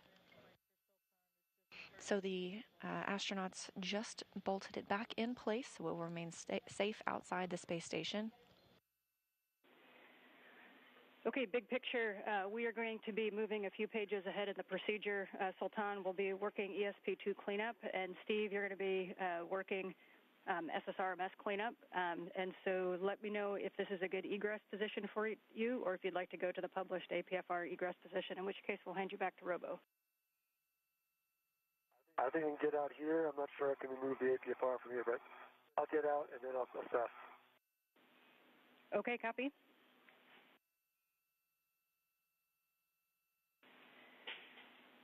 And for Sultan, we are going to be reinstalling that MLI, so you can retrieve the pre-staged large small ret that you used to tie that back. Looks like you're already in work, and we'll be putting that back over the RFG with the 10 quarter turn fasteners. Yes, copy. Work. The astronauts are stepping into their cleanup procedures. Yeah, look at the... I'm definitely going to need to get a different position to remove the APFR. I can get my waist tether off of it. I'm still sticky tethered to it.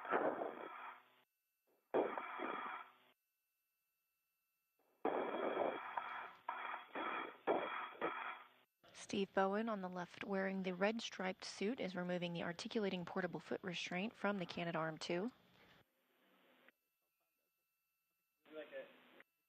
Sultan Al Neyadi on the right is going to be recovering the hardware that the teams were working to remove with that multi-layer insulation to keep it protected.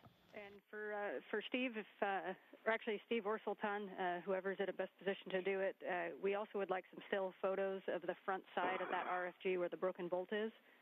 And for Steve, if you could give us a look at the lee, in and around the lee, we know that those two washers kind of floated off. We just want to make sure that they're not somewhere obvious around the end of our arm. Okay. Can you see the lee now?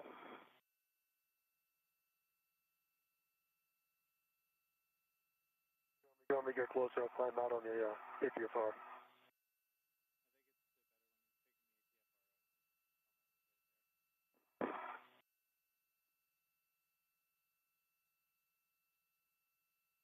Okay. And Steve, it's your choice if you want to climb out there or wait till you take the APFR off. All right. Well, there I am. I'm out on it. I don't know if that helps that much. Let me get back. It's a pretty good shot with your helmet cam, actually. That's what I was hoping. I can get I want to get a more direct on view, though. Not sure if that's a little bit better.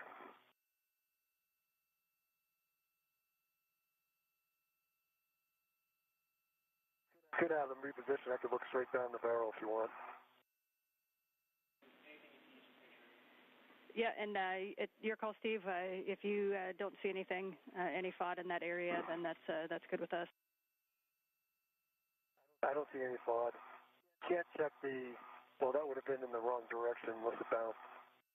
Can't see the wires that are immediately next to me, whatever face that is at this point. If that's aft. Yeah, I can't see the aft wire. Everything else is clear. Okay, that's Steve, we're ready to support GCA if you need it. All right, actually, let me see if I can reach my safety. Let's see. Yeah, I definitely need to reposition to get this thing out. Woody, I don't know if you guys can pitch just the end effector aft. Not sure what direction that is. And current coordinates, and then I can look straight down the barrel and we can see if there's anything on the stairs in the other mechanisms. okay. That's a good report, Steve. We're going to get you moving off the arm, and if you want the Frank to move the arm to the published APFR egress and removal position, we just want you to be aware that your safety tether base is still there. Yep. I agree. So, Woody, I'm ready for you to move the arm to the published VA egress position. Okay, Steve, we copy. We're setting up for that now. For awareness, that's just about 22 centimeters station nadir.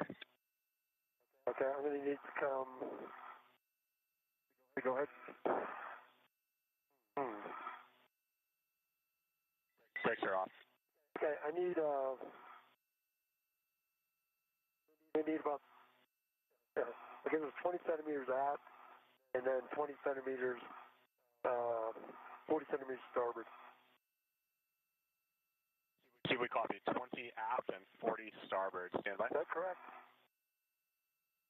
I'll make that port. I need it toward me. I'm sorry.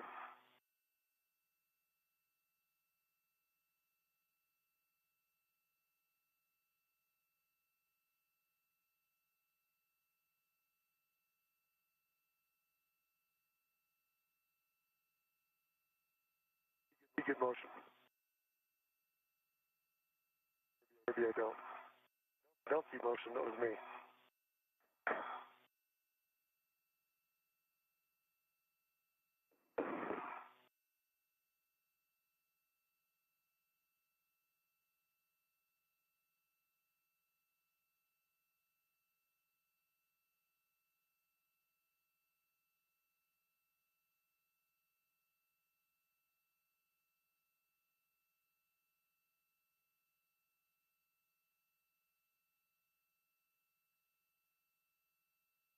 what have you got? Steve, we're going to begin GCA, and we're going to start with your 20 centimeters of station nadir motion. Okay. Starting motion.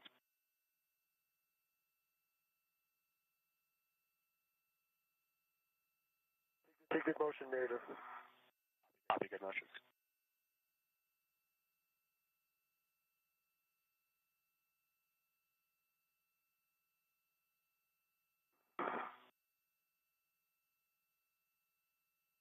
NASA astronaut Woody Hoberg. Your 40 centimeters of station port. Starting motion. Thank you. Hoberg is inside. Watch your feet for a moment. Right. Stop here. Just stop there for a minute.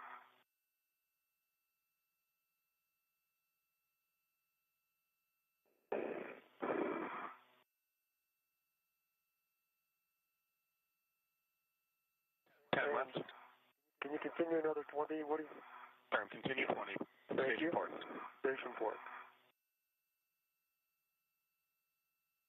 10 to your 20. All right, that's a good position. Stop there. Hold position. All right, and if I can get 20 centimeters aft. Term, 20 centimeters station aft. I've got the clearance.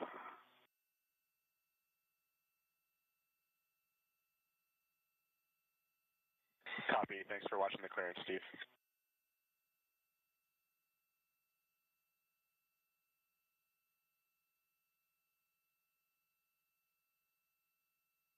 All right, you can stop motion there. That should do it, I hope.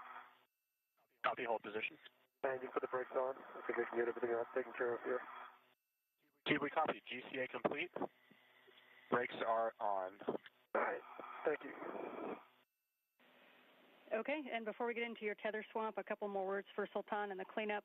You're going to do those 10 quarter-turn fasteners, and then you're going to be looking to stow the large small ret back into crew lock bag 1, and then we'll get ready for a crew lock bag 1 inventory. For Steve, we are ready for your safety tether swap, so when you have a local down, I will read you the steps when you're in position. Okay, let me get a bit better config here. All right, I have my right tether down, get close by the lock, and this is going through my left E-ring extender. Oh, yes. I will just do that directly.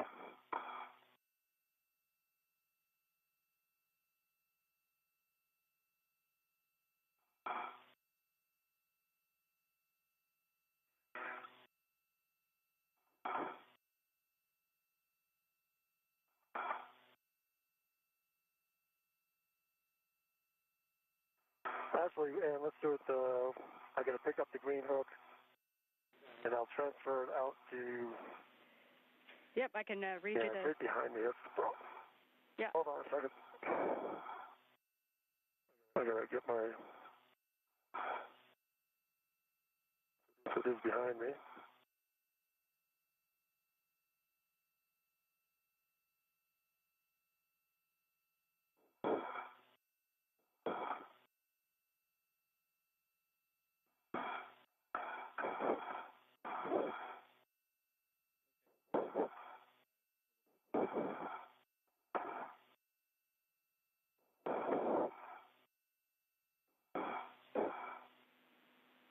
And Steve, Sultan might be able to help out with that reel. Sultan, if you look to your left, you might be able to help Steve out with his reel. See the red reel? Right, copy. Done by Steve. Okay. Right. Six. Move body up now. Body up. Time between your legs. Here. Is that to my left now? You're not. Perfect, thank you. I'll make this a lot easier. All right, great job. So, Steve, your first step is going to be to either lock or tether to the green tether reel. going to lock it and put a hook on the reel.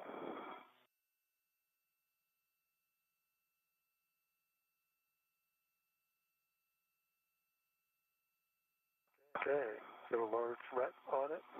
Okay, you can retrieve your green hook, and you're going to attach the green hook with the gate closed and hook locked to your red tether reel. All right. Hooks didn't work.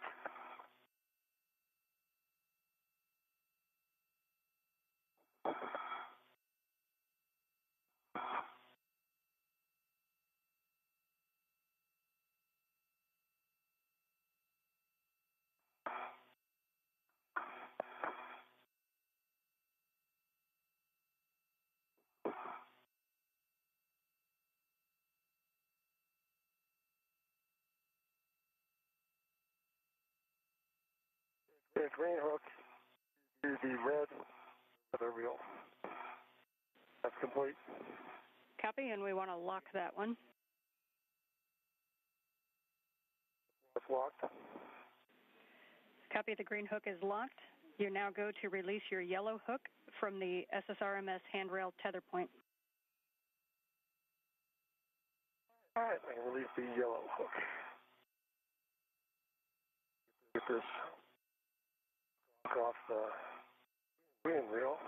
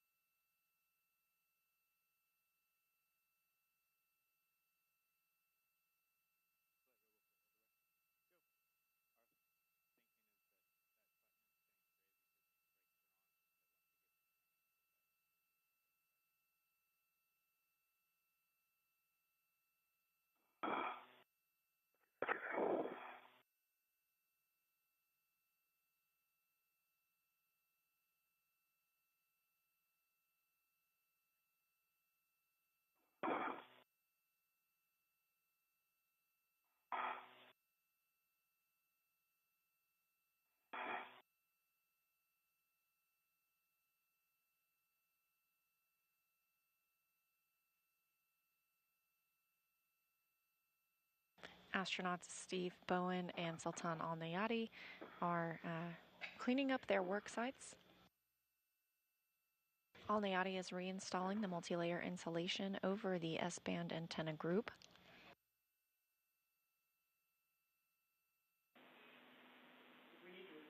We're about 45 seconds to a handover, and Steve, once you get your yellow hook from the SSRMS handrail tether point, you're going to be attaching it to the green reel and ensuring that it's locked. Copy.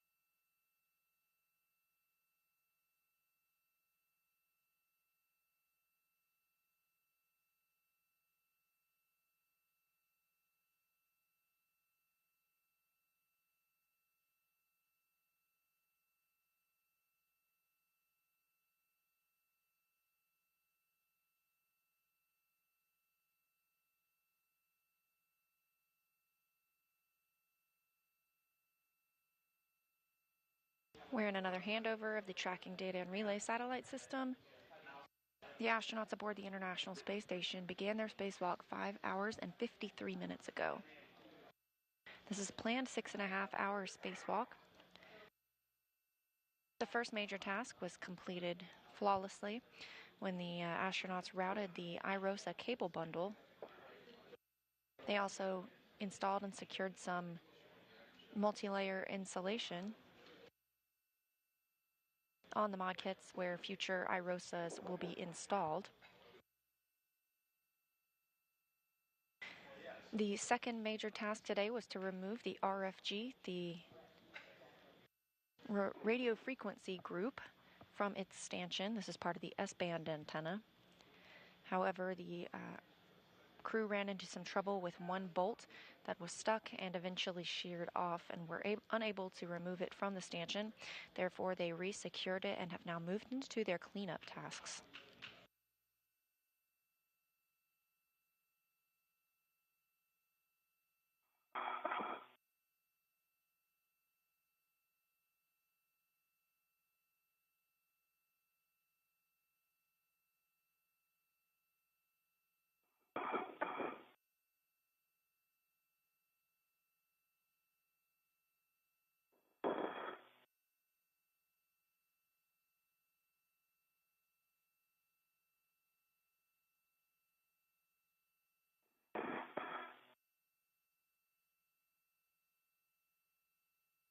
All right, yellow hook and green, gate closed, slider locked. And I'm going to unlock my reels. Okay, good word, Steve. We understand yellow hook is locked and on your green rail, and you unlocked it, so you do have good safety tether pack.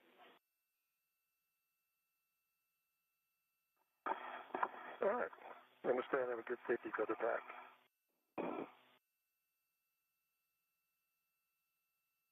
All right, let's see which way it goes here. All right, Steve, your next step is going to be to retrieve the APFR from the arm and stow it on your BRT.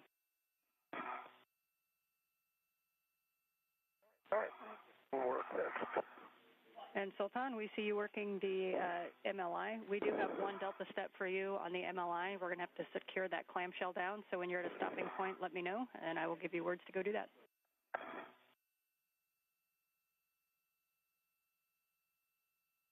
All right, can work, can work.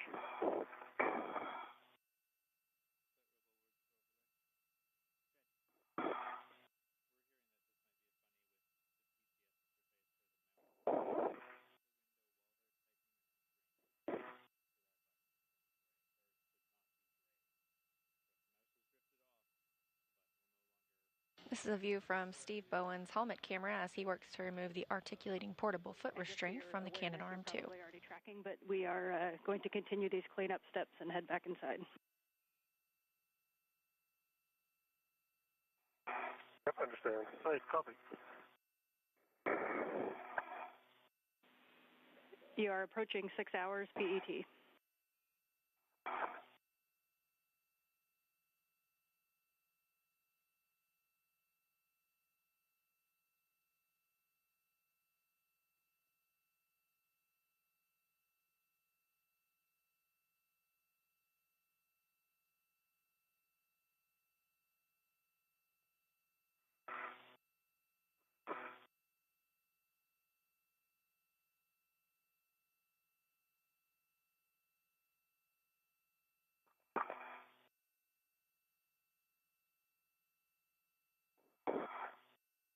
Okay, Woody, I might need you to do something here and take the APFR, well, take the arm,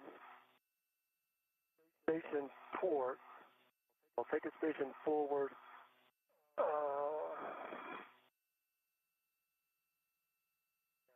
take a station forward 30 centimeters, and then towards me, and that would be station 4. Correct, Woody? Steve, we copy. The brakes are off. Begin GCA. We're going to start with a motion station forward 30 centimeters, and then we'll come station port. Thank you.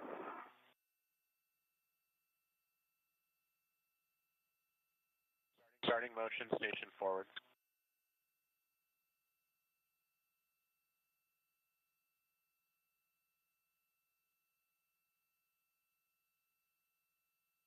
Good motion. Continue motion. Continue. 15 to go. Continue to another 20. Copy, continue another 20.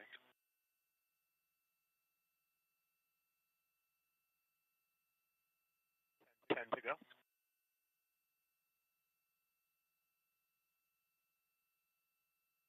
You can stop at that 10. Okay, copy, Steve. That's your 20 now. 30 centimeter station port. Yep, get 30 centimeter station port, and then we'll start from there. Okay, Steve, starting motion. 30 centimeter station port. All right, I'm watching.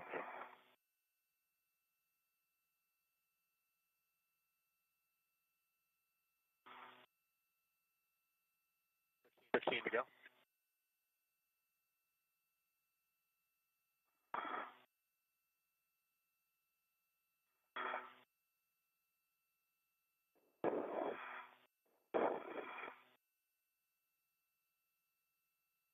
Steve, that's your 30. All right, let me look.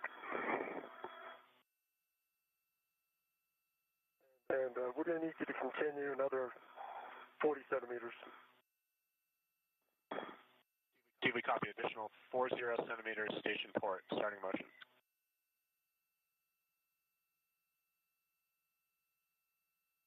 Good motion. Copy, good motion. 6 hours since the start of the spacewalk, NASA astronaut Woody Hoberg inside the space station is maneuvering the Canadarm2.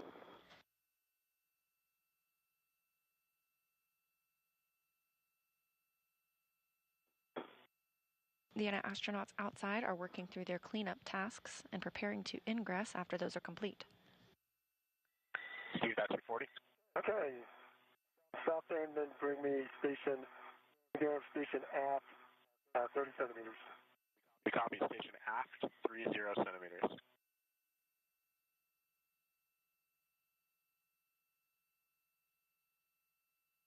Starting motion.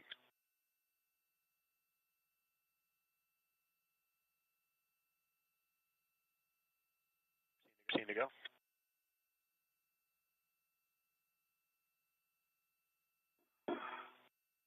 And you stop at that 15.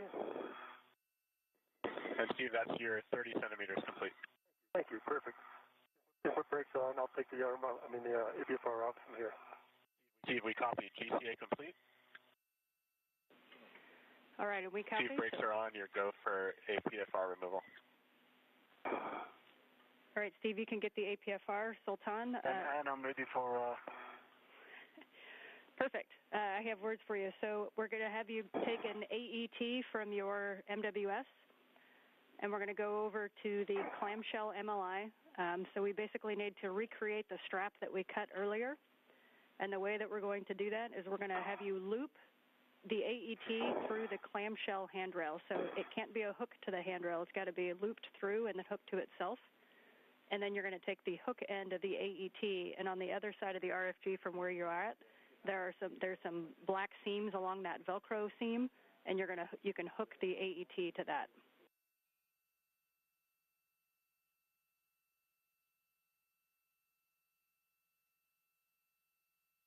Okay, I don't see any black seams here on the side. Yep, and it's just on the other side of that if you translate around to your left.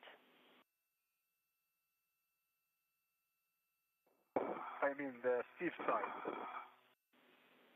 Yeah, good word. So it's over on Steve's side. It's kind of that Velcro seam. It's right along where that Velcro seam was that you buttoned up when you put it back on.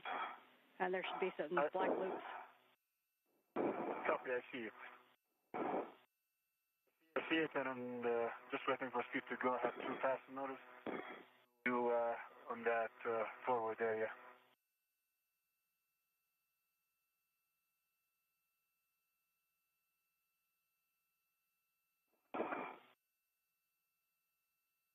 Okay, the APFR is removed. Okay, Steve, that's going to go on your BRT, and you're going to be heading out to the port CETA cart via the same path that you took this way, so over the lab to the gap spanner and up the struts. And you'll be picking up that fair lead that you left with the AET earlier on the lab struts. All right, I'm putting that in work. Clear my tether for once.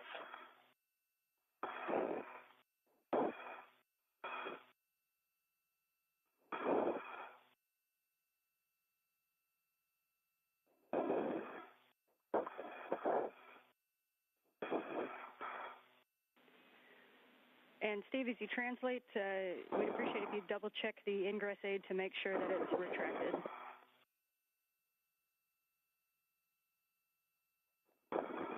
All right.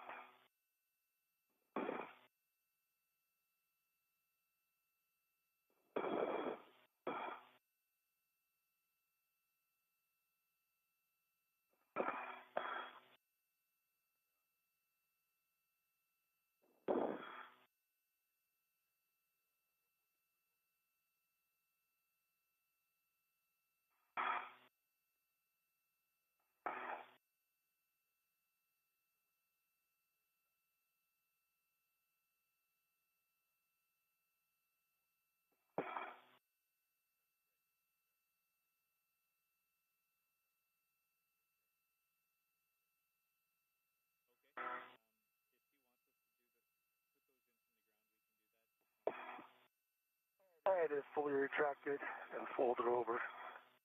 Thank you for asking, and thank you for checking. Copy, Steve. Thank you for that. And you can head out to your fair lead on the lab strut. And that's the lab strut fair lead.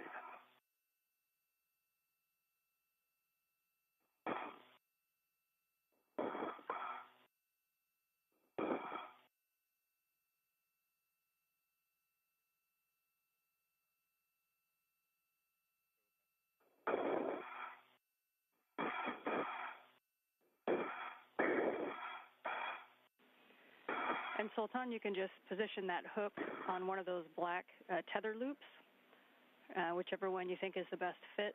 And then again, the AET is going to get looped through the clamshell handrail and then hooked back to itself.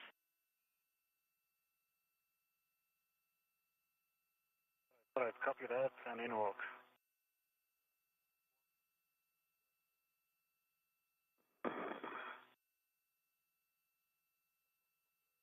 Steve and Sultan, just for awareness, the robotic arm is going to be maneuvering station forward away from ESP2 to a park position. And I copy. Thank you, Woody. And thanks, copy. Thanks for the copy.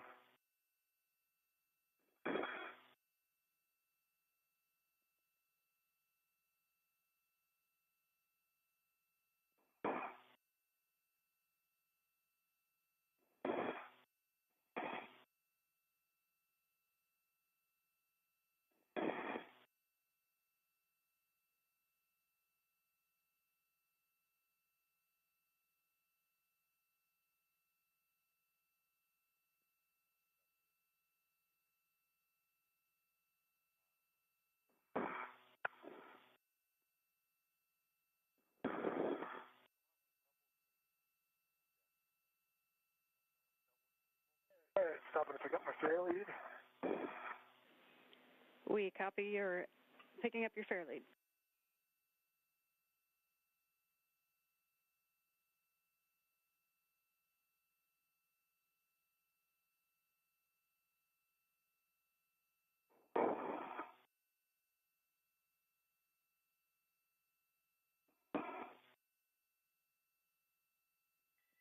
Arm is starting motion, station forward.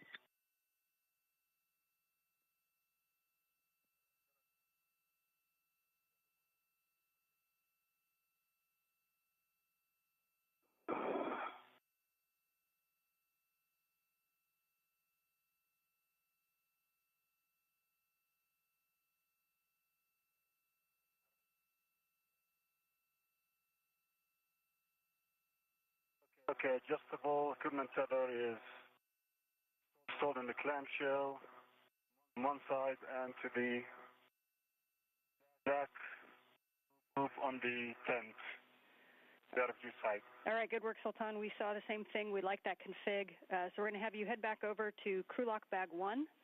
And there was a large small that you had pre-staged outside of that. We want to make sure that's back on the crew lock.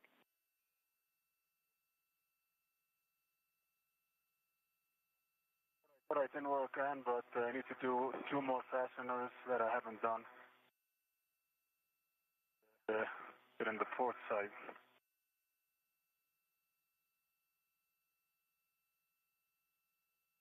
All right.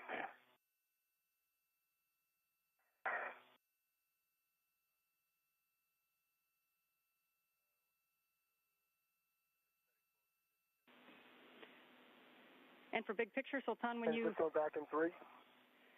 And yes, for Steve, you're going back into width 3, which is the top left.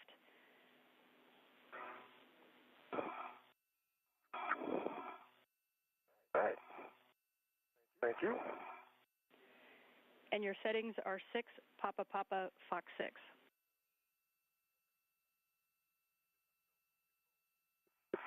Papa, Papa, Fox 6. Okay. Good work. And for Sultan, as you get back to the crew lock bag, I'm going to have you check a couple items. We're not going to do a full crew lock bag inventory, but I'm going to just have you check off a couple items that we used on the CBA.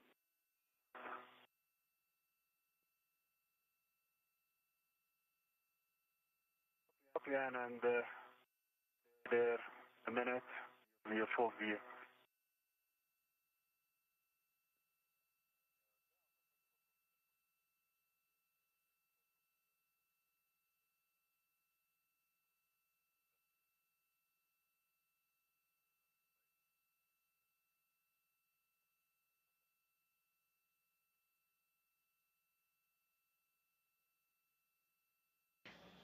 Bowen and Al Neyadi continue cleanup procedures during today's spacewalk.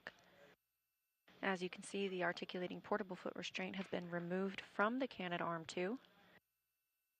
Meanwhile, Al Neyadi has been covering the S-band antenna with the MLI that was removed prior to attempts to remove the RFG from its stanchion.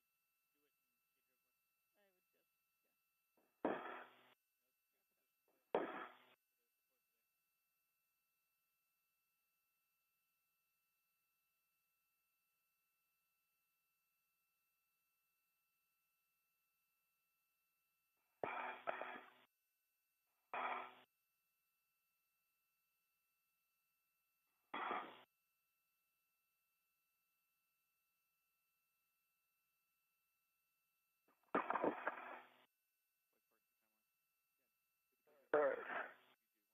I've got black on back, the good wiggle pull test. And 6, Papa, Papa, Fox 6. I think it's still in place. Okay, copy, Steve, and can you just double check the pitch knob is locked and it can be depressed? This knob is locked, but it can be depressed. The problem with this one is the collar or the lift actuation mechanism. It again gave me the indications that it was locked, black on black, but it was not locked, and it wouldn't stay in place. And it was. I actually tried to take it back out, pushed it back in to get it to go black on black. So it's in now, but I don't have high confidence in the collar on this one. It was difficult to move the collar. Okay, yeah, we copy. Thanks for those words, Steve, and we've got those notes down. So at this point, you are actually go to give me a glove and hap inspection, please. Okay, let me get this rat off the APFR. For Sultan, we want you to double check on that crew lock bag that you picked up the large small that we had pre-staged on that handrail.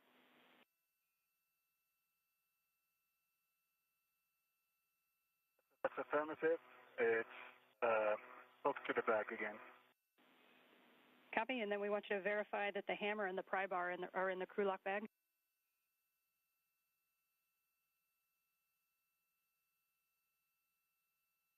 We have got the hammer and the pry bar in the crew lock bag.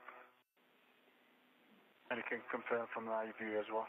Okay, copy. And then the other last two things we want to check is the wire tie caddy and then the two wire ties in series that you had put together to use that we didn't use. Okay, the wire tie caddy is inside, just checking for the wire and you do not need to open the bag. Last time I checked it in. I haven't used them under the wire caddy. Okay, good word, Sultan. You're going to put that on your BRT, and then we're going to have you translate back over to where you installed the AET, and I'm going to have you do one quick adjustment on it on your way back to the airlock.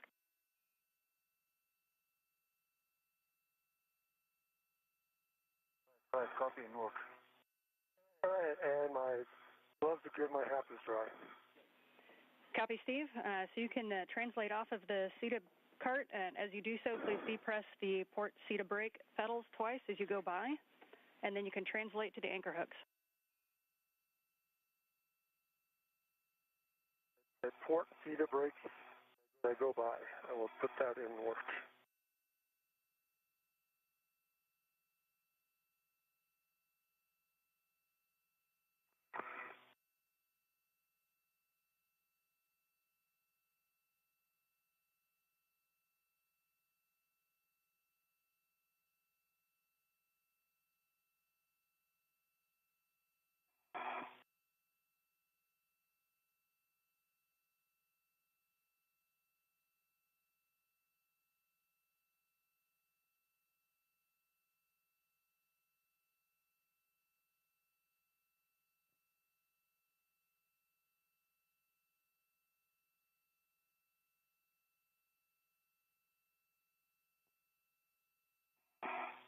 Okay, depress twice.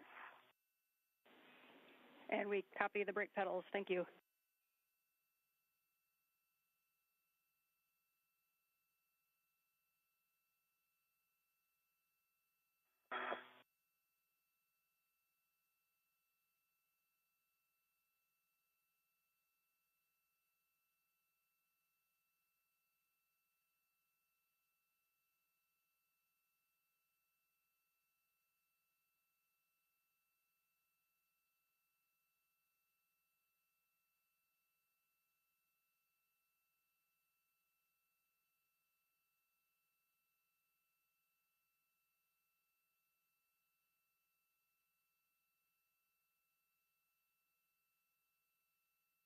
Want to get started as well? And Steve, sure, we'll take it as you go by. Okay,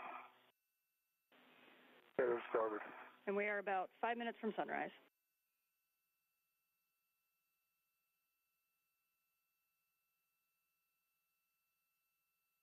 Okay.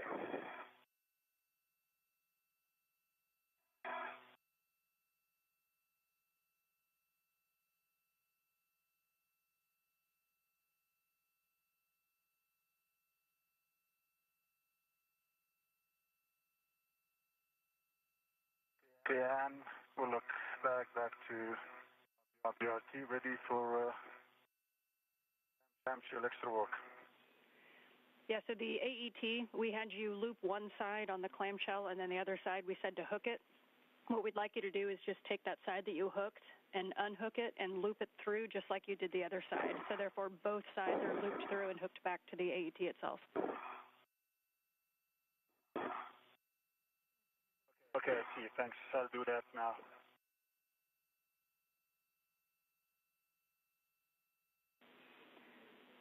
And Steve, reminder, you're looking for mile marker 5760.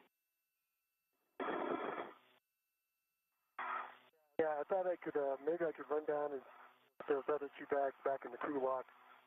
Give Sultan one less thing to do.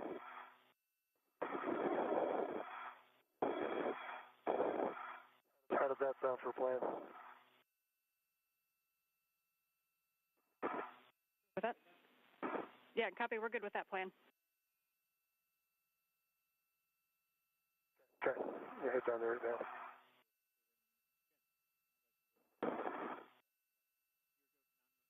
Okay, ET, loop back to itself, both sides. We appreciate that, Sultan. And so now you can translate over to the airlock. Copy.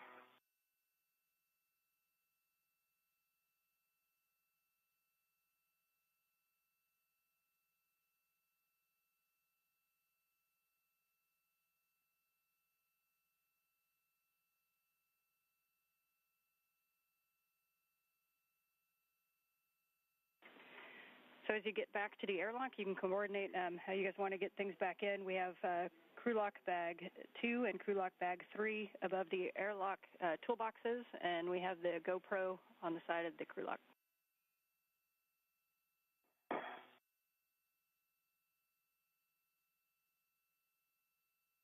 Copy that. All right, Sultan, I'm right here. I can hand you down the bags.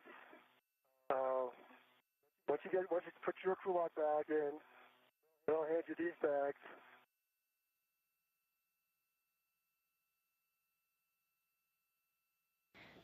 This is Mission Control Houston. We have a handover of our satellites that allow us to communicate with the International Space Station.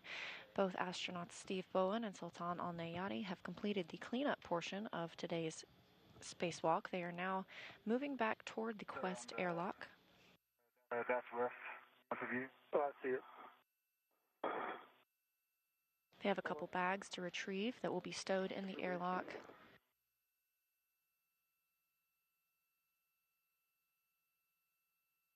Afterward, both astronauts will close the hatch once they have ingressed.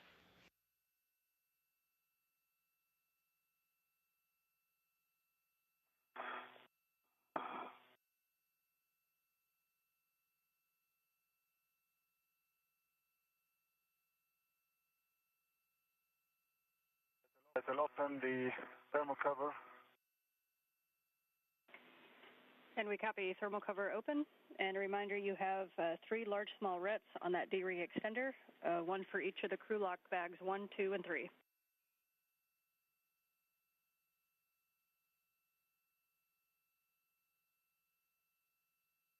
Copy, Ann. Thanks.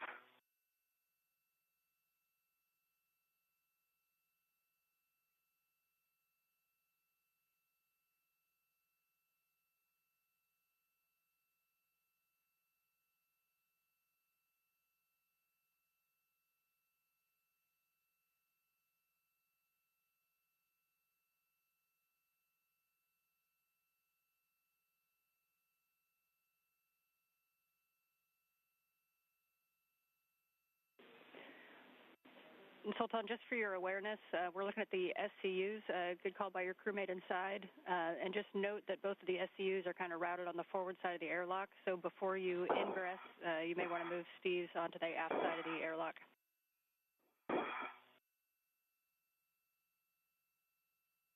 Right.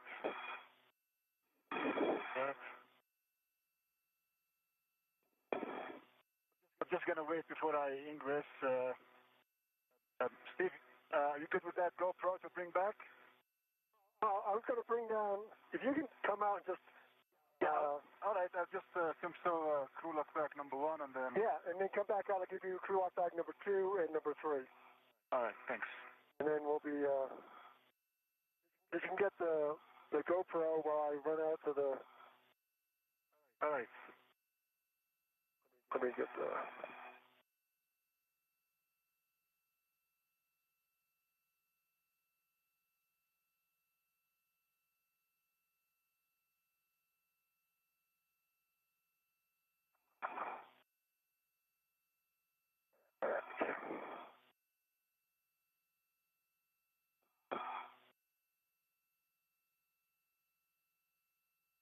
Barrettes to both of the crew lock bags.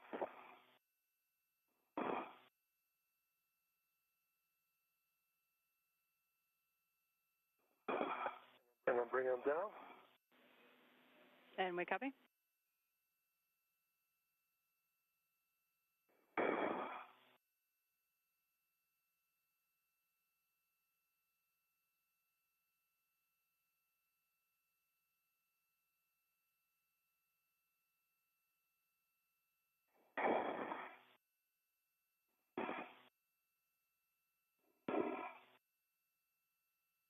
Actually, I can probably grab that GoPro too. Take these right now. You're ready. Here's crew lock bag number 2. You want English all the way? What's that? You want it English? I want you to put this inside. Okay, I'll do that. Let me route your SCU first. Okay.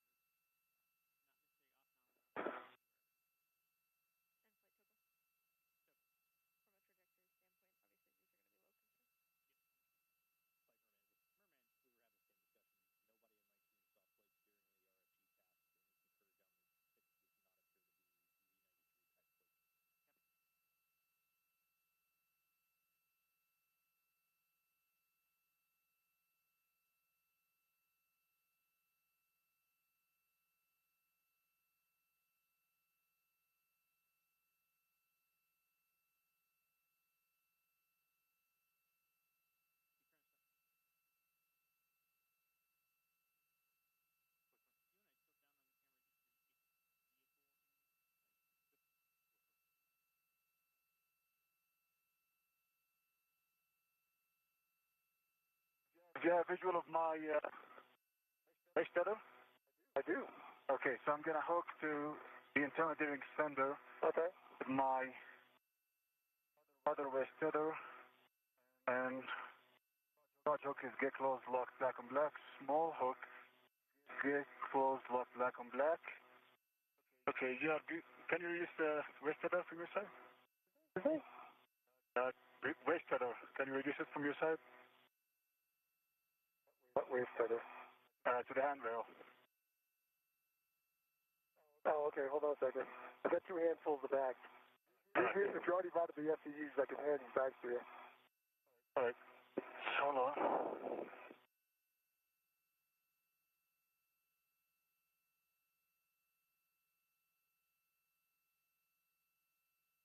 Actually, I'll release that waist tether. I can do that. Right here. Yeah, that'd be helpful, and then I'll be ready once you're done. Okay, your waist tether is released. Okay, thanks. And I don't have any place to hook it. Just release it. Okay. Be secured inside.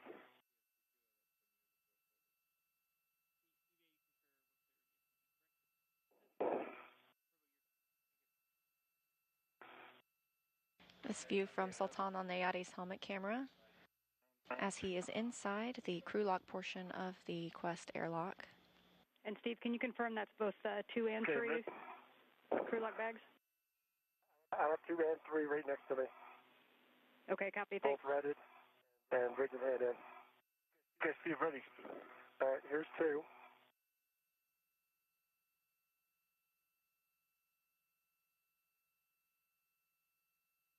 Get it?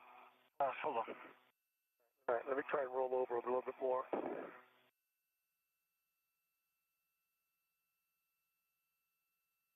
Okay, here's 2. This view outside the airlock as NASA astronaut Steve Bowen prepares to ingress. And I'm going to release yours. Okay. Good. Bye.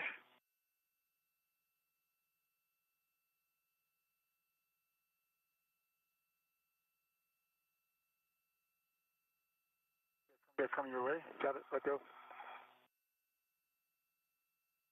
All right. Do you want to here's lock bag 3.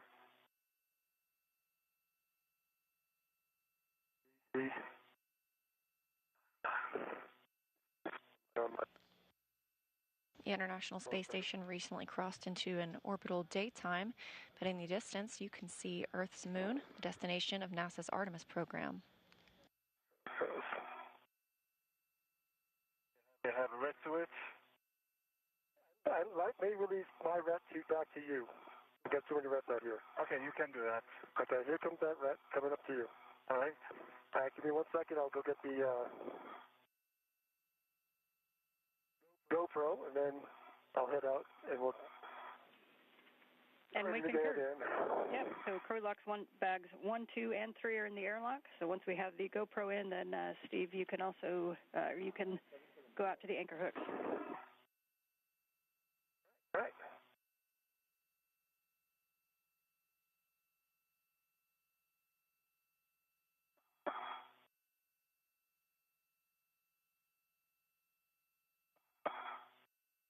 The GoPro attached. Copy. And we see you translating out. Oh, I'm going to translate. I'll hand that to Sultan, then I'll head out. I've got too many hooks on me right now. Copy.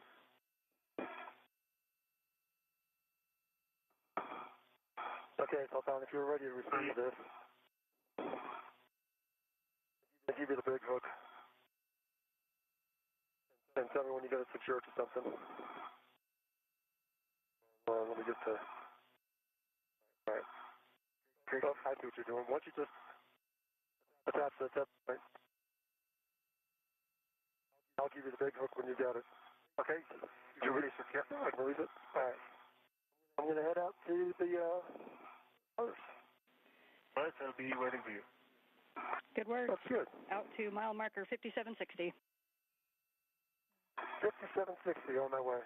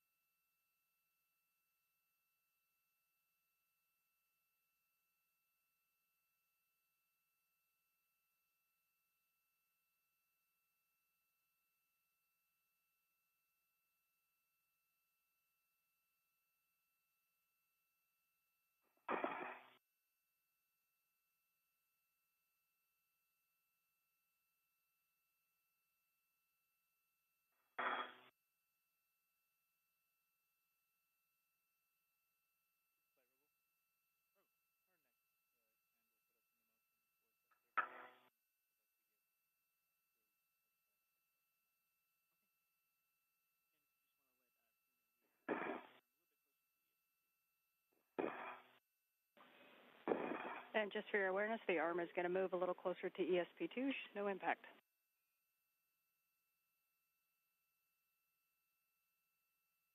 You're doing copies. Thanks.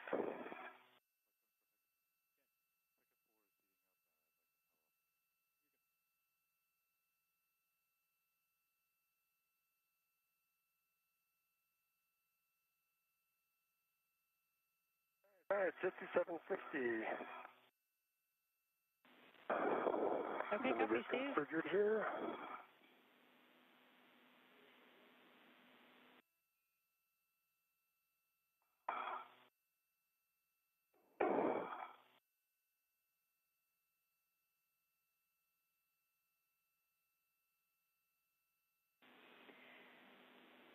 All right, Steve, as you get set, your first step is going to be to ret to EV2's anchor hook. It's the one that's on 3217, the diagonal inboard handrail.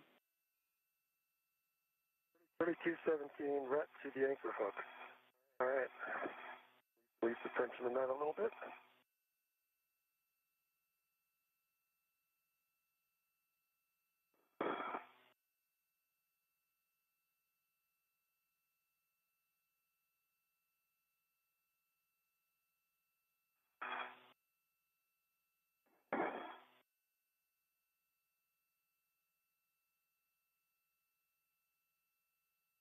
This view from the helmet camera of NASA astronaut Steve Bowen as he continues cleanup procedures. We are now 6 hours and 34 minutes into today's spacewalk. Emirati astronaut Sultan Al Neyadi has ingressed to the crew lock portion of the Quest airlock.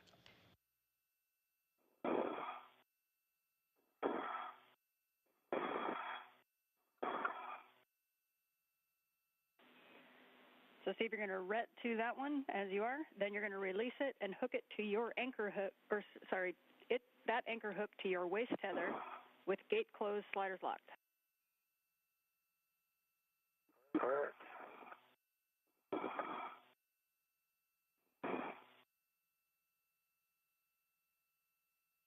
I'm going to get my waist tether ready.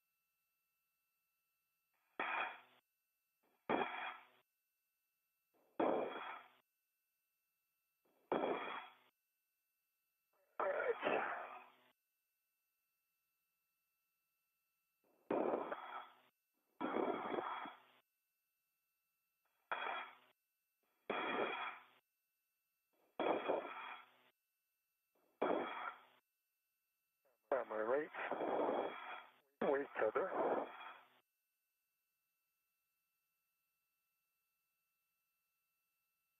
Head hook.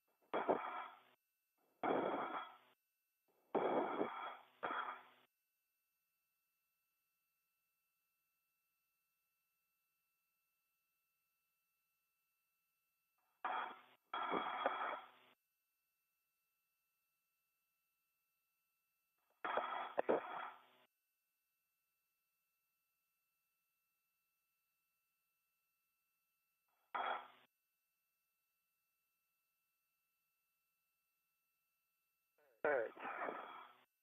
Got his tether, his green, his hook, blank hook, gate closed, slider lock. My right, waist tether, gate closed, slider lock. Copy, Steve. That is a good safety tether config. That's now your primary safety tether path. You are now go to release your anchor hook from 3011 just to your left, and you can stow it on your workstation. All right, 3011.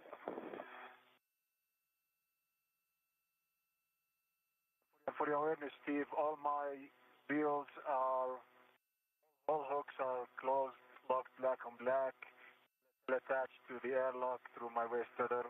Both hooks are closed, locked black on black. You're good to go. All right, then head back. And we copy, Steve. And good word, Sultan.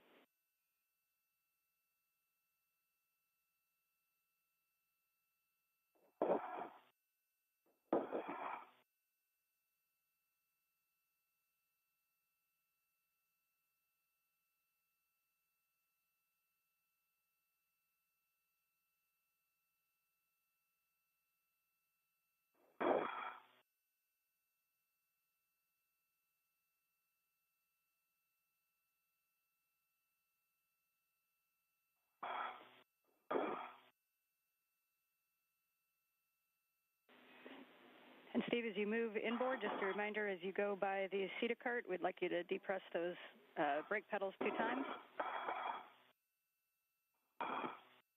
All right.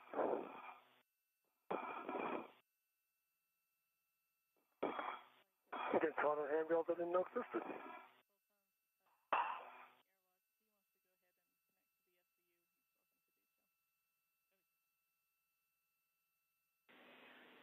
And Sultan, now that Steve's heading back your way, you are go to remove your SCU from the stowage pouch and remove your DCM cover and connect your SCU to your DCM. Right, copy, we'll put that in work.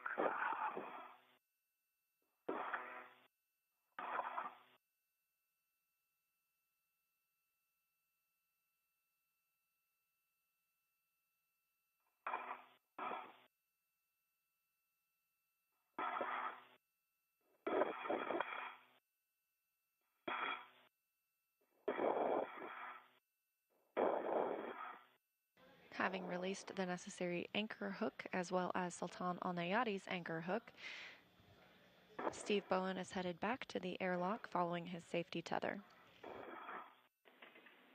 And Sultan, you can also turn your HECA off. All right. The view below Bowen is that of the North Pacific Ocean as the space station travels 260 statute miles above it. And LEDs off. Copy, LED off. All right. Go to CETA cart. Starboard CETA cart, brakes depressed. We copy, brakes depressed, so you can head back to the airlock. And as you enter the airlock, you can also turn off your HECA. All right. Down through the spur.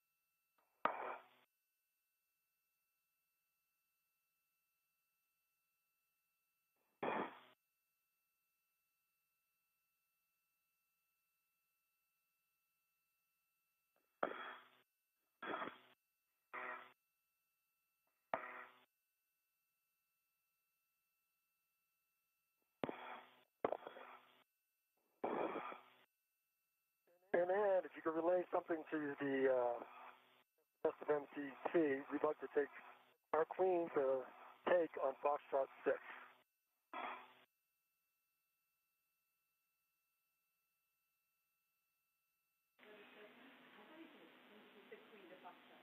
We understand Queen to Fox 6.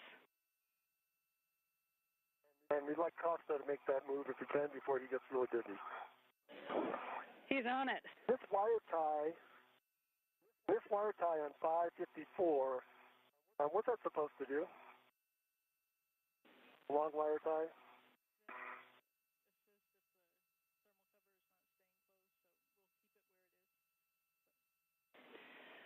So, Steve, that's to assist if the thermal cover doesn't stay closed, so we can leave it where it is. If you think it might be in the way, you can set it low profile. Right. That's what I just did. Thank you. I didn't know if there was some additional Good check. We appreciate it. I'm going to take my legs, taking my legs in, and I'm going to see if I can reach the... Okay, Steve, you're good to go. I have all the bags. Bend them forward and made that for you.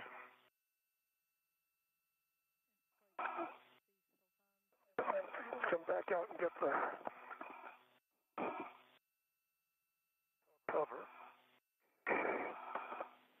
Good words. We'll have you ingress and close the thermal cover.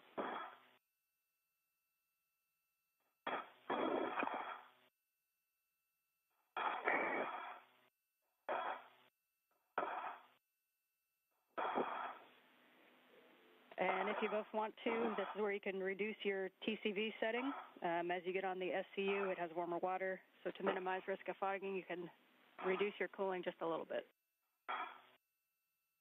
Okay. Let me take care of that. Get the cover in place. Okay. See where you are. Okay. Clear, Steve. Okay, my legs are coming back then. All right, try and get this on the magnetic. So, Steve, you're going to release the hook from the stowage tether point and attach the hook to the magnetic plate D-ring, and then cinch the strap until snug, 6 lines visible, and you're going to verify the magnet is engaged. All right, I'm working on the hook.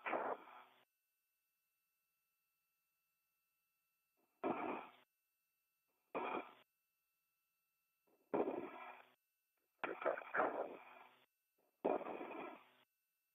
Another point. Bowen and Al Neyadi both back inside the crew lock portion of the Quest's airlock, now closing the thermal cover ahead of closing the airlock hatch. Okay. Let me get that cinched down.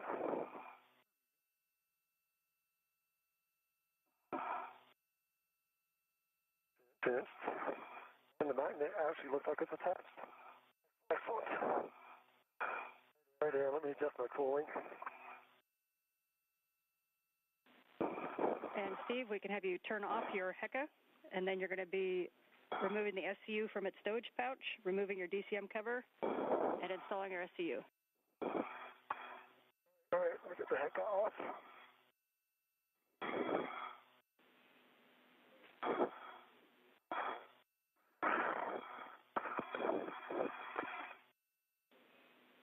And a reminder now that you're in, if you wanted to reduce your TCB setting to a lower number to minimize the risk of fogging prior to putting on your SCU. All right, let me fix that. And for EV2, I've got my SCU connected to my DCM, and my current TCV settings is 3.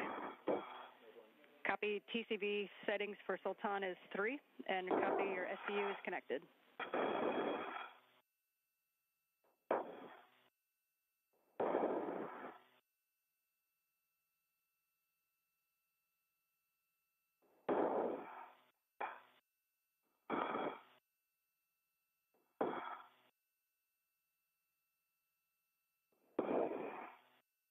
All right, I'm going to try and make mine colder.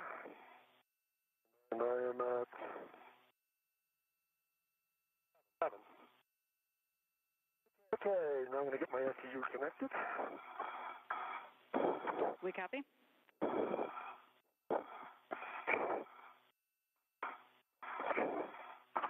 Sultan, I'm going to need you to help me find my SCU, first of all. Okay, And I'm not sure what I'm bumping up against. All right, stand by. It's me, so I'll move forward. Thank you.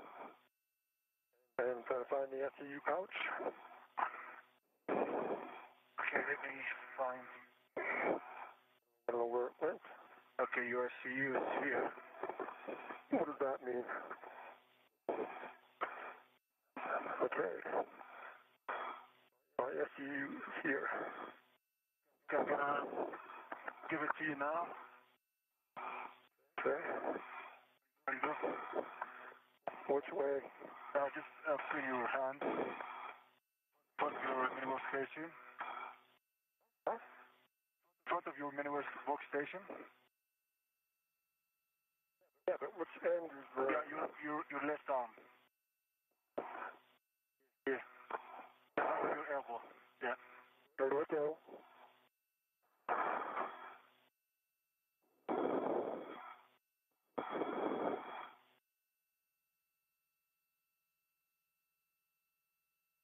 There we go. Let's stop that clear again.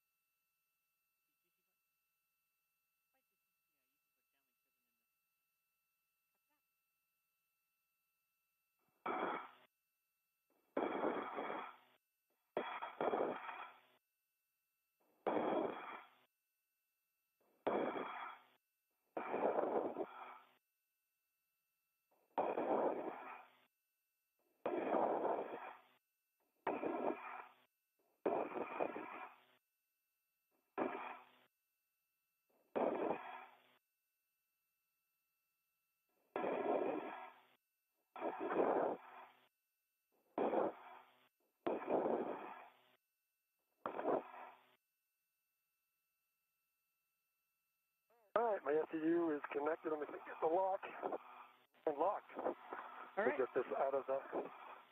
And Steve, we copy that your SCU is connected and locked. If you could give us a line on how many lines visible on the cinch strap for the thermal cover.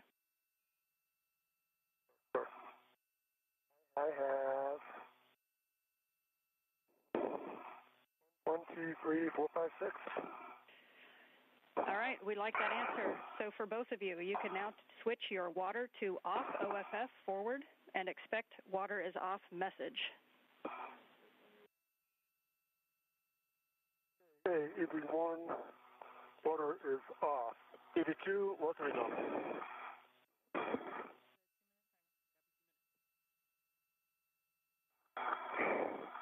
Okay, we copy Steve and Sultan. You both have your water OFF, and we'll hold here for 2 minutes. I want to take a moment to congratulate you on the successful spacewalk. We're nearing 25 years of spacewalks on the ISS in support of assembly, maintenance, and upgrades. Steve, congratulations on your 8th EVA and your first in 12 years. Sultan, you've now entered an exclusive club of humans who have stepped out into the void of space, and in doing so, you've marked a milestone for the United Arab Emirates. This is a historic moment for the expanding face of global cooperation. Congratulations to you both. Thank you, Ann, and I know things didn't go exactly as we had hoped, but we were trying something that we had never really intended to do, and sometimes that doesn't work, but it was a tremendous opportunity, and I really want to thank the Robo community for getting that SAS located where it was. I would have headed to try and carry that with us, but everybody, the whole team did a fantastic job. I really appreciate all the work that went into it, and it's been a great honor to be a participant in Sultan's very first spacewalk, and I'm sure he has a few words to say as well. Thank you, Steve, and thank you. It's a great moment for the UAE. I would like to thank my leadership, the leadership of the UAE, and the USA, specifically MBRC and NASA, for believing in us and for giving us this opportunity. This might be the first in the Arab world, but definitely won't be the last. We have astronauts under training now to undergo future missions to the ISS, to the lunar service, and to Mars. So I would like to thank everybody who helped preparing us for this moment. First of all, allow me to say a few words in Arabic. أحب أشكر والدتي ووالدي على هذه الثقة الغالية اللي أعطوني إياها. دعواتي الصادقة أريد أشكر عائلتي، شكرا القيادة الرشيدة، الإمارات والولايات المتحدة الأمريكية بالتحديد، مركز محمد بن راشد للفضاء وناسا على ثقتهم، وتوصيلنا لهذا المكان، والحمد لله هذه مجرد بداية في مهمات فضائية إلى المحطة وإلى القمر وإلى المريخ بإذن الله. وشكرا جميعا.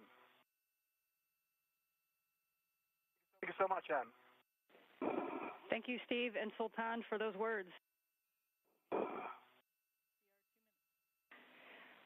And that takes our 2 minutes. So at this time, Steve, you can verify the outer hatch is clear of hardware and verify the handle position per the hatch decal, and then close and lock the hatch. All right. Outer hatch is clear. And the handle's where it's supposed to be per the decal.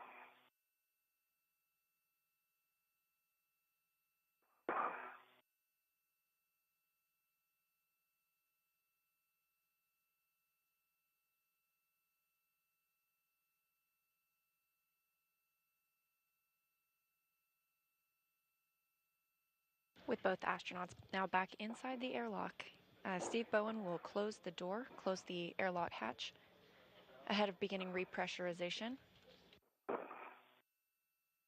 We're now at 6 hours and 54 minutes into the spacewalk. Again, that spacewalk started when the spacesuits were set to battery power.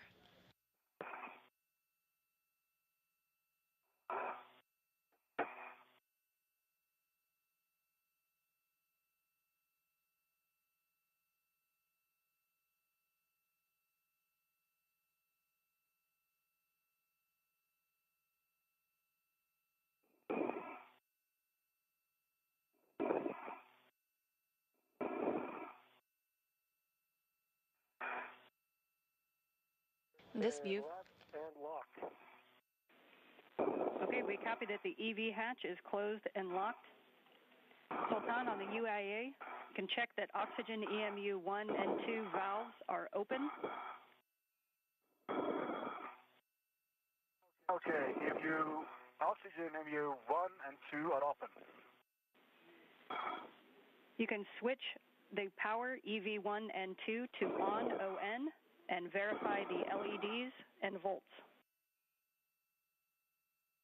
Right, copy. On EV1 and on EV2. And I have 2 EMUs, LEDs are on. Copy, and verify volts are 18 to 19. That's affirmative. EV1, 18.6, EV2, 18.5. And I have amps 0 on EV1 and 0.02 on EV2. Okay, we copy. So both of you on your DCMs, you can switch power to SCU and expect a warning tone. Okay, EV1 power to SEU.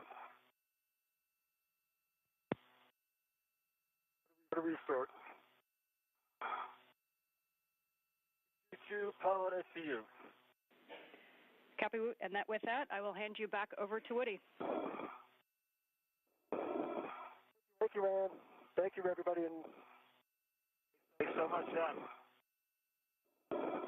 Thank you, Ann. Steve, Sultan, welcome back. We're looking forward to getting you inside. On your DCM, I'll have you take your O2 actuators to press. okay, O2 actuator, come under press. As you do that, verify that O2 act press is displayed on your DCM.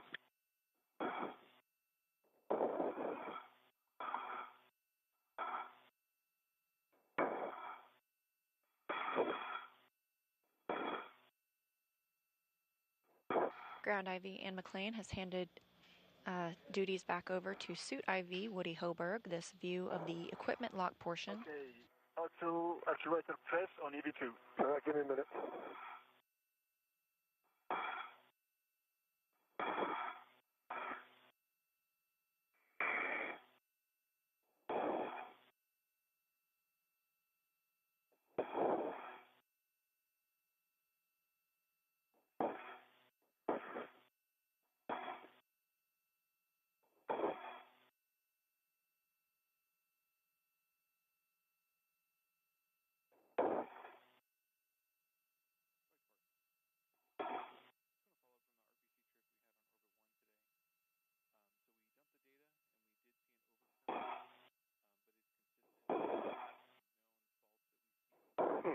Hold on.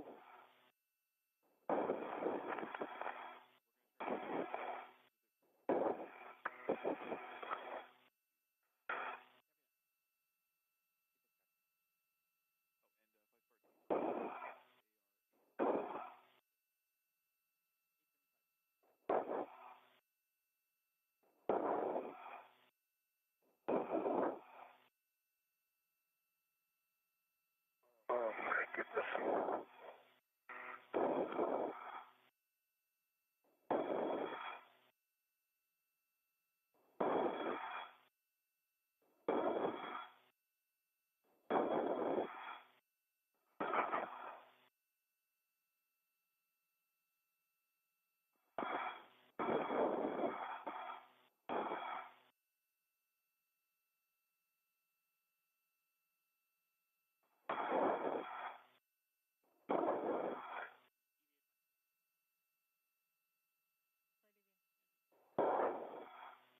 Okay, O2 actuator depressed.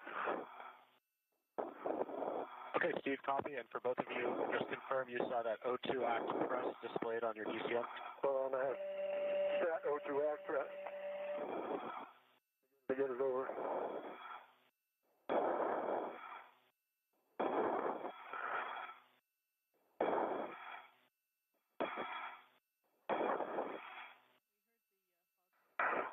And we've now crossed into the 7-hour mark of today's spacewalk, that beginning at 11 a.m. Central Time, 8:11 a.m. Central Time this morning. Is press. Finally. Copy that, nice one, Steve. Steve, on the EV hatch, check that the MPEV is closed. MPEV is closed. Copy, closed. All right, we're going to start the crew lock repress now at 2012. Let me know if you'd like me to increase or decrease the rate. We'll start slow. All right, thank you.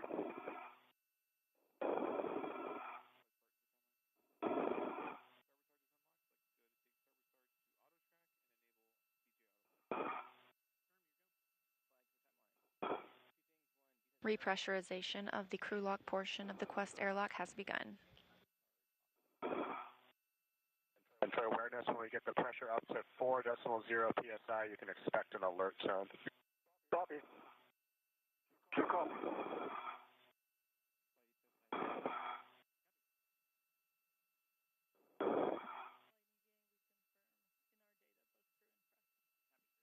Pressure increasing.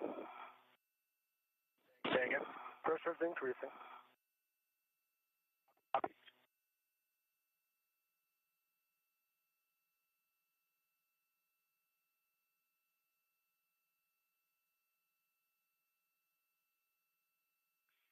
How's the rate feeling? Feels good here. 182, good.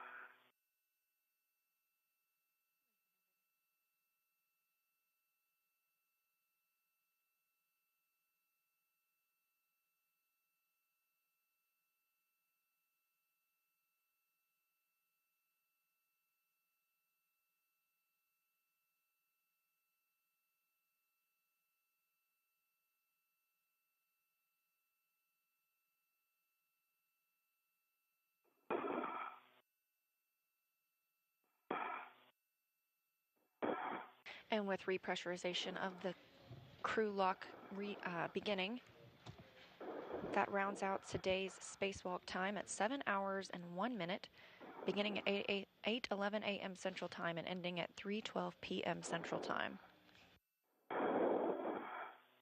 Pressure in the crew lock is now 1.27 psi and climbing.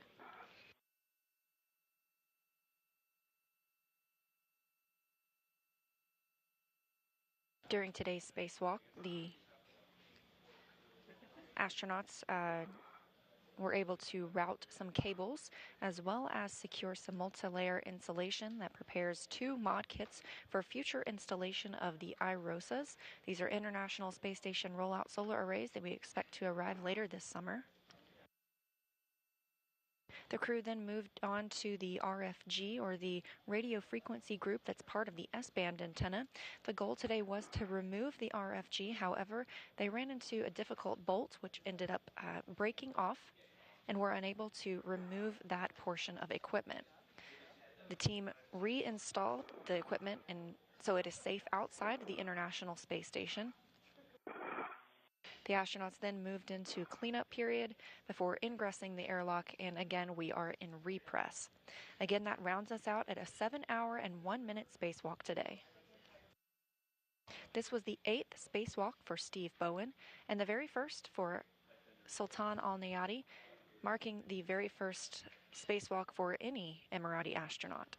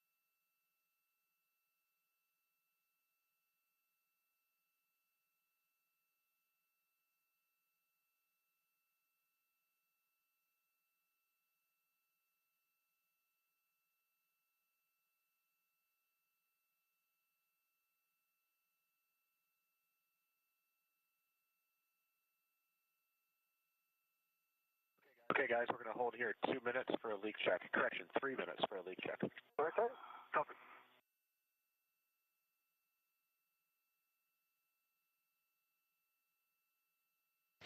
With the completion of today's spacewalk at 7 hours and 1 minute, we have a readout of our spacewalk stats so far.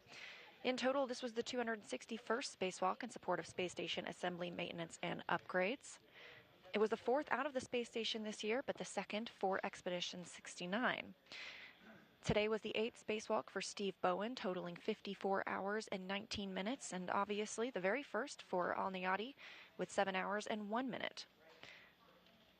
That was today's spacewalk total time, but in total, with those 261 spacewalks, that is equal to 69 days, 3 hours, and 24 minutes of spacewalking time.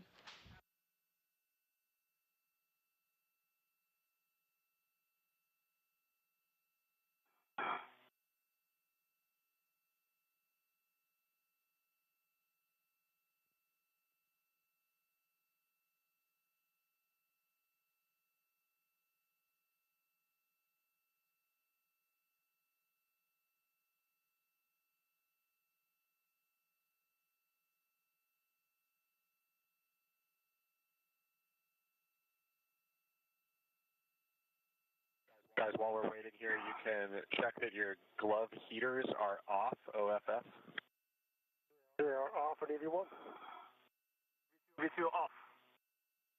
Okay, and check your gloves for contamination. Let us know if you see anything. I just have a couple little smears. Like grease or just, I don't know what. Just usual block stuff. Normal. And EV2 gloves nominal.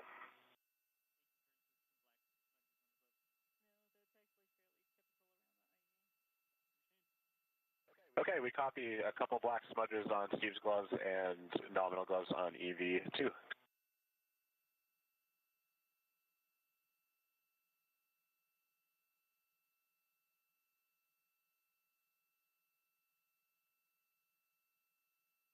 We got 30 more seconds, so don't do it yet, but the next step will be O2 actuators to IV. Copy.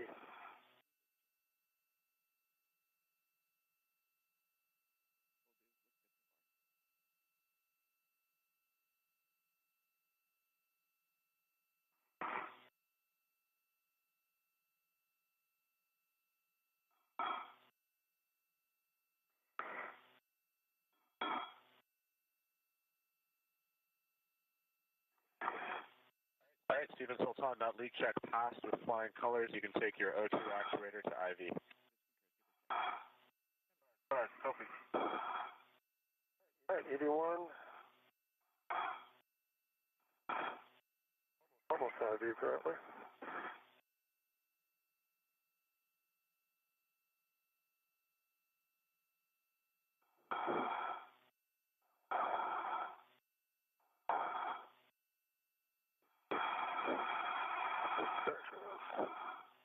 O2 ID for EV2, EV1. EV2 ID as well. Copy that. We're going to continue the repress. Again, let me know if you'd like to change the rates.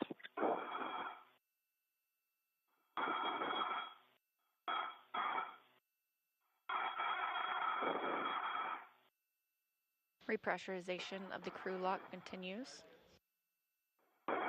Now at 5.1 pounds per square inch. They'll bring that up to about 14.7 psi, which will equal out with the rest of the International Space Station, also similar to what we are used to experiencing on Earth.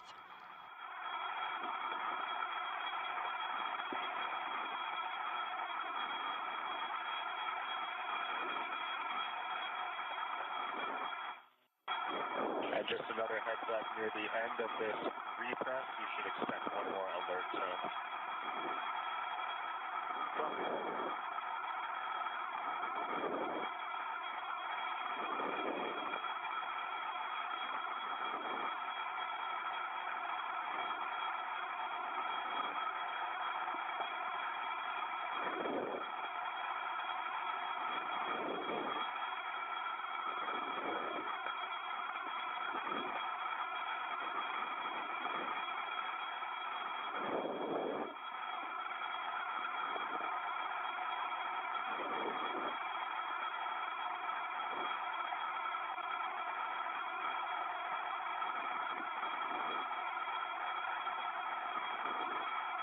Elsewhere aboard the International Space Station, Sergei Prokopyev, Dmitry Petelin, and Andrei Fedyaev, 3 Roscosmos cosmonauts, are in the pre-sleep portion of their evening. It's currently 8:23 p.m. GMT, the time used aboard the International Space Station.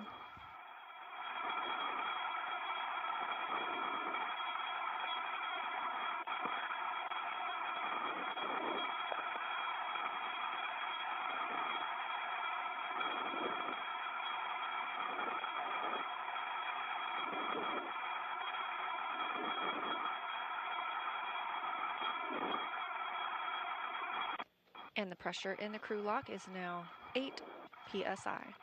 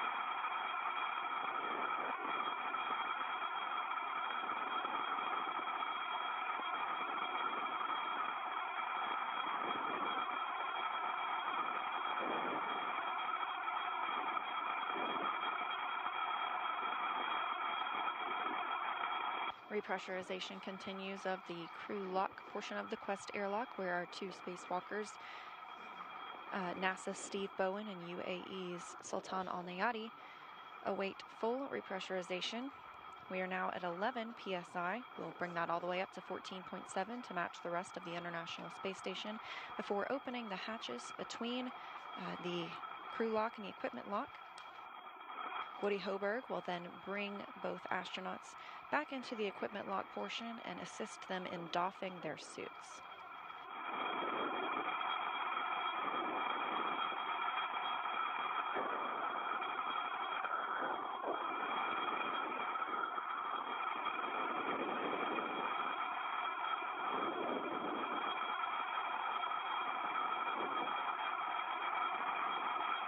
Aside from some debriefs, later this weekend, the crew will enjoy some time of rest and relaxation, Saturday and Sunday, ahead of getting back into their scheduled work week on Monday.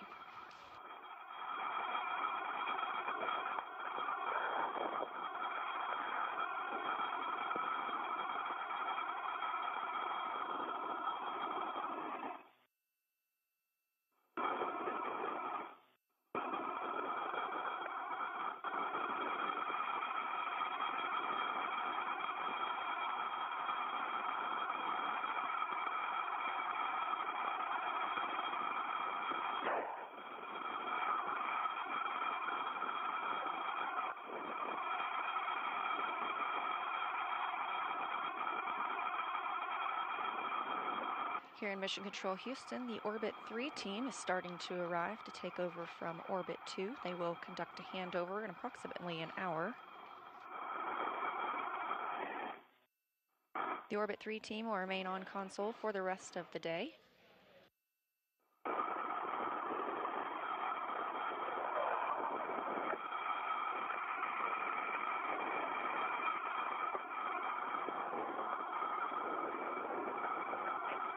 Meanwhile, aboard the International Space Station, repressurization continues, now at 13.7 psi, getting very close to the 14.7 we're looking for.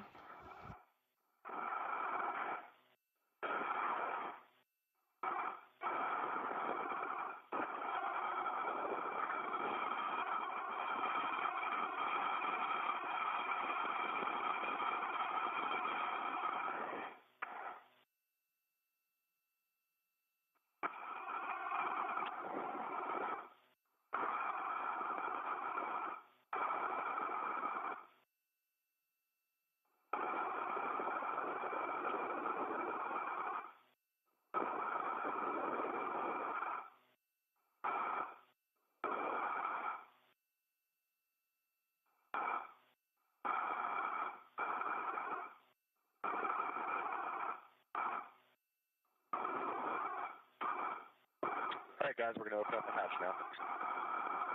Thank you. Right.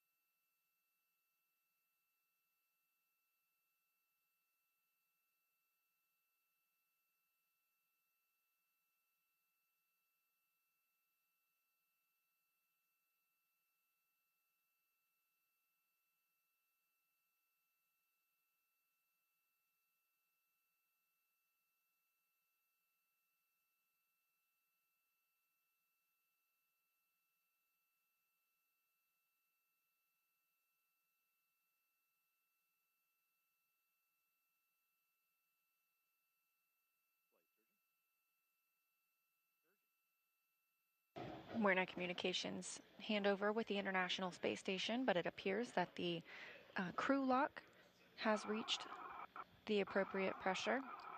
We'll be standing by for hatch opening shortly. Again, today's spacewalk started at 8:11 a.m. Central Time and ended at 3:12 p.m. Central, 7 hours and 1 minute.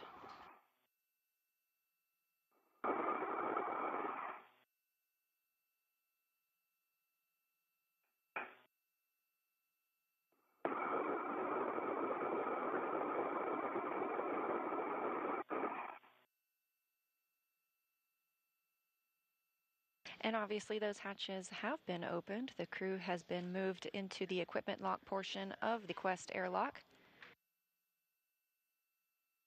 Woody Hoberg at the bottom left of your screen and Frank Rubio on the top right are assisting Steve Bowen in removing the SAFER, the simplified aid for EVA rescue. Today was Bowen's 8th spacewalk, and he now has a total of 54 hours and 19 minutes outside the hatch.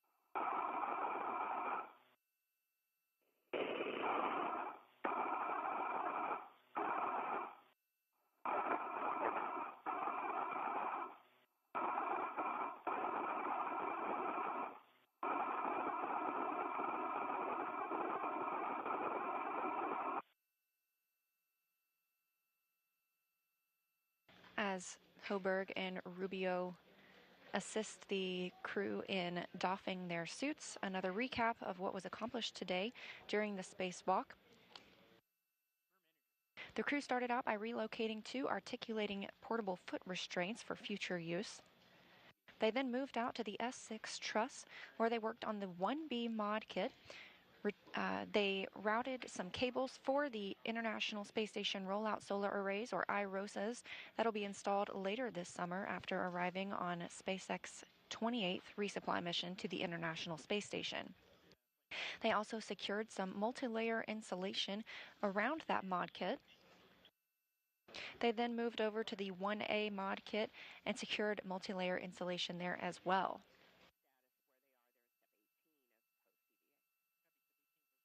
Both crew members then moved to the radio frequency group work on the S-band antenna. The goal was to remove the RFG bring it inside the International Space Station, and then send it back to Earth for refurbishment. However, one bolt was unable to be removed, and the station and the RFG was unable to be removed from its stanchion. Therefore, it was resecured.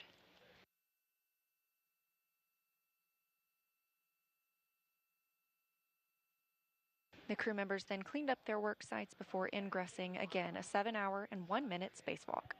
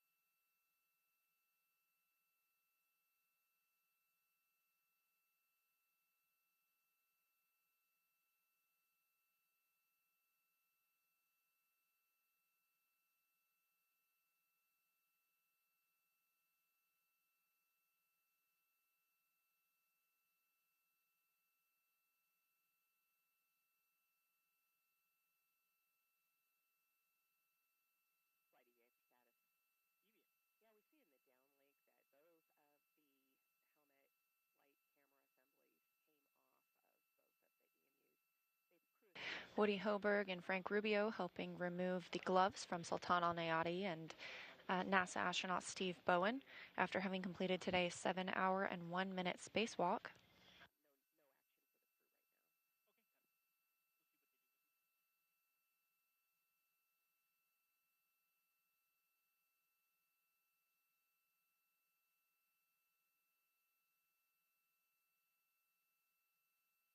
Again, the 8th spacewalk for Bowen and a new history-making day for Sultan Al Neyadi. He's the first astronaut from the United Arab Emirates to conduct a spacewalk.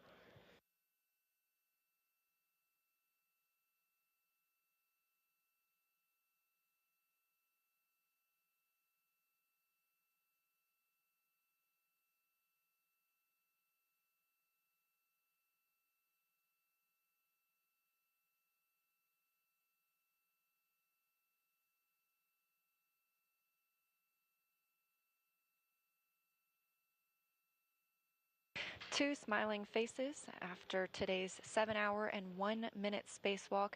Sultan Al Neyadi of the United Arab Emirates on the left and Steve Bowen of NASA on the right. That will wrap up our coverage for today.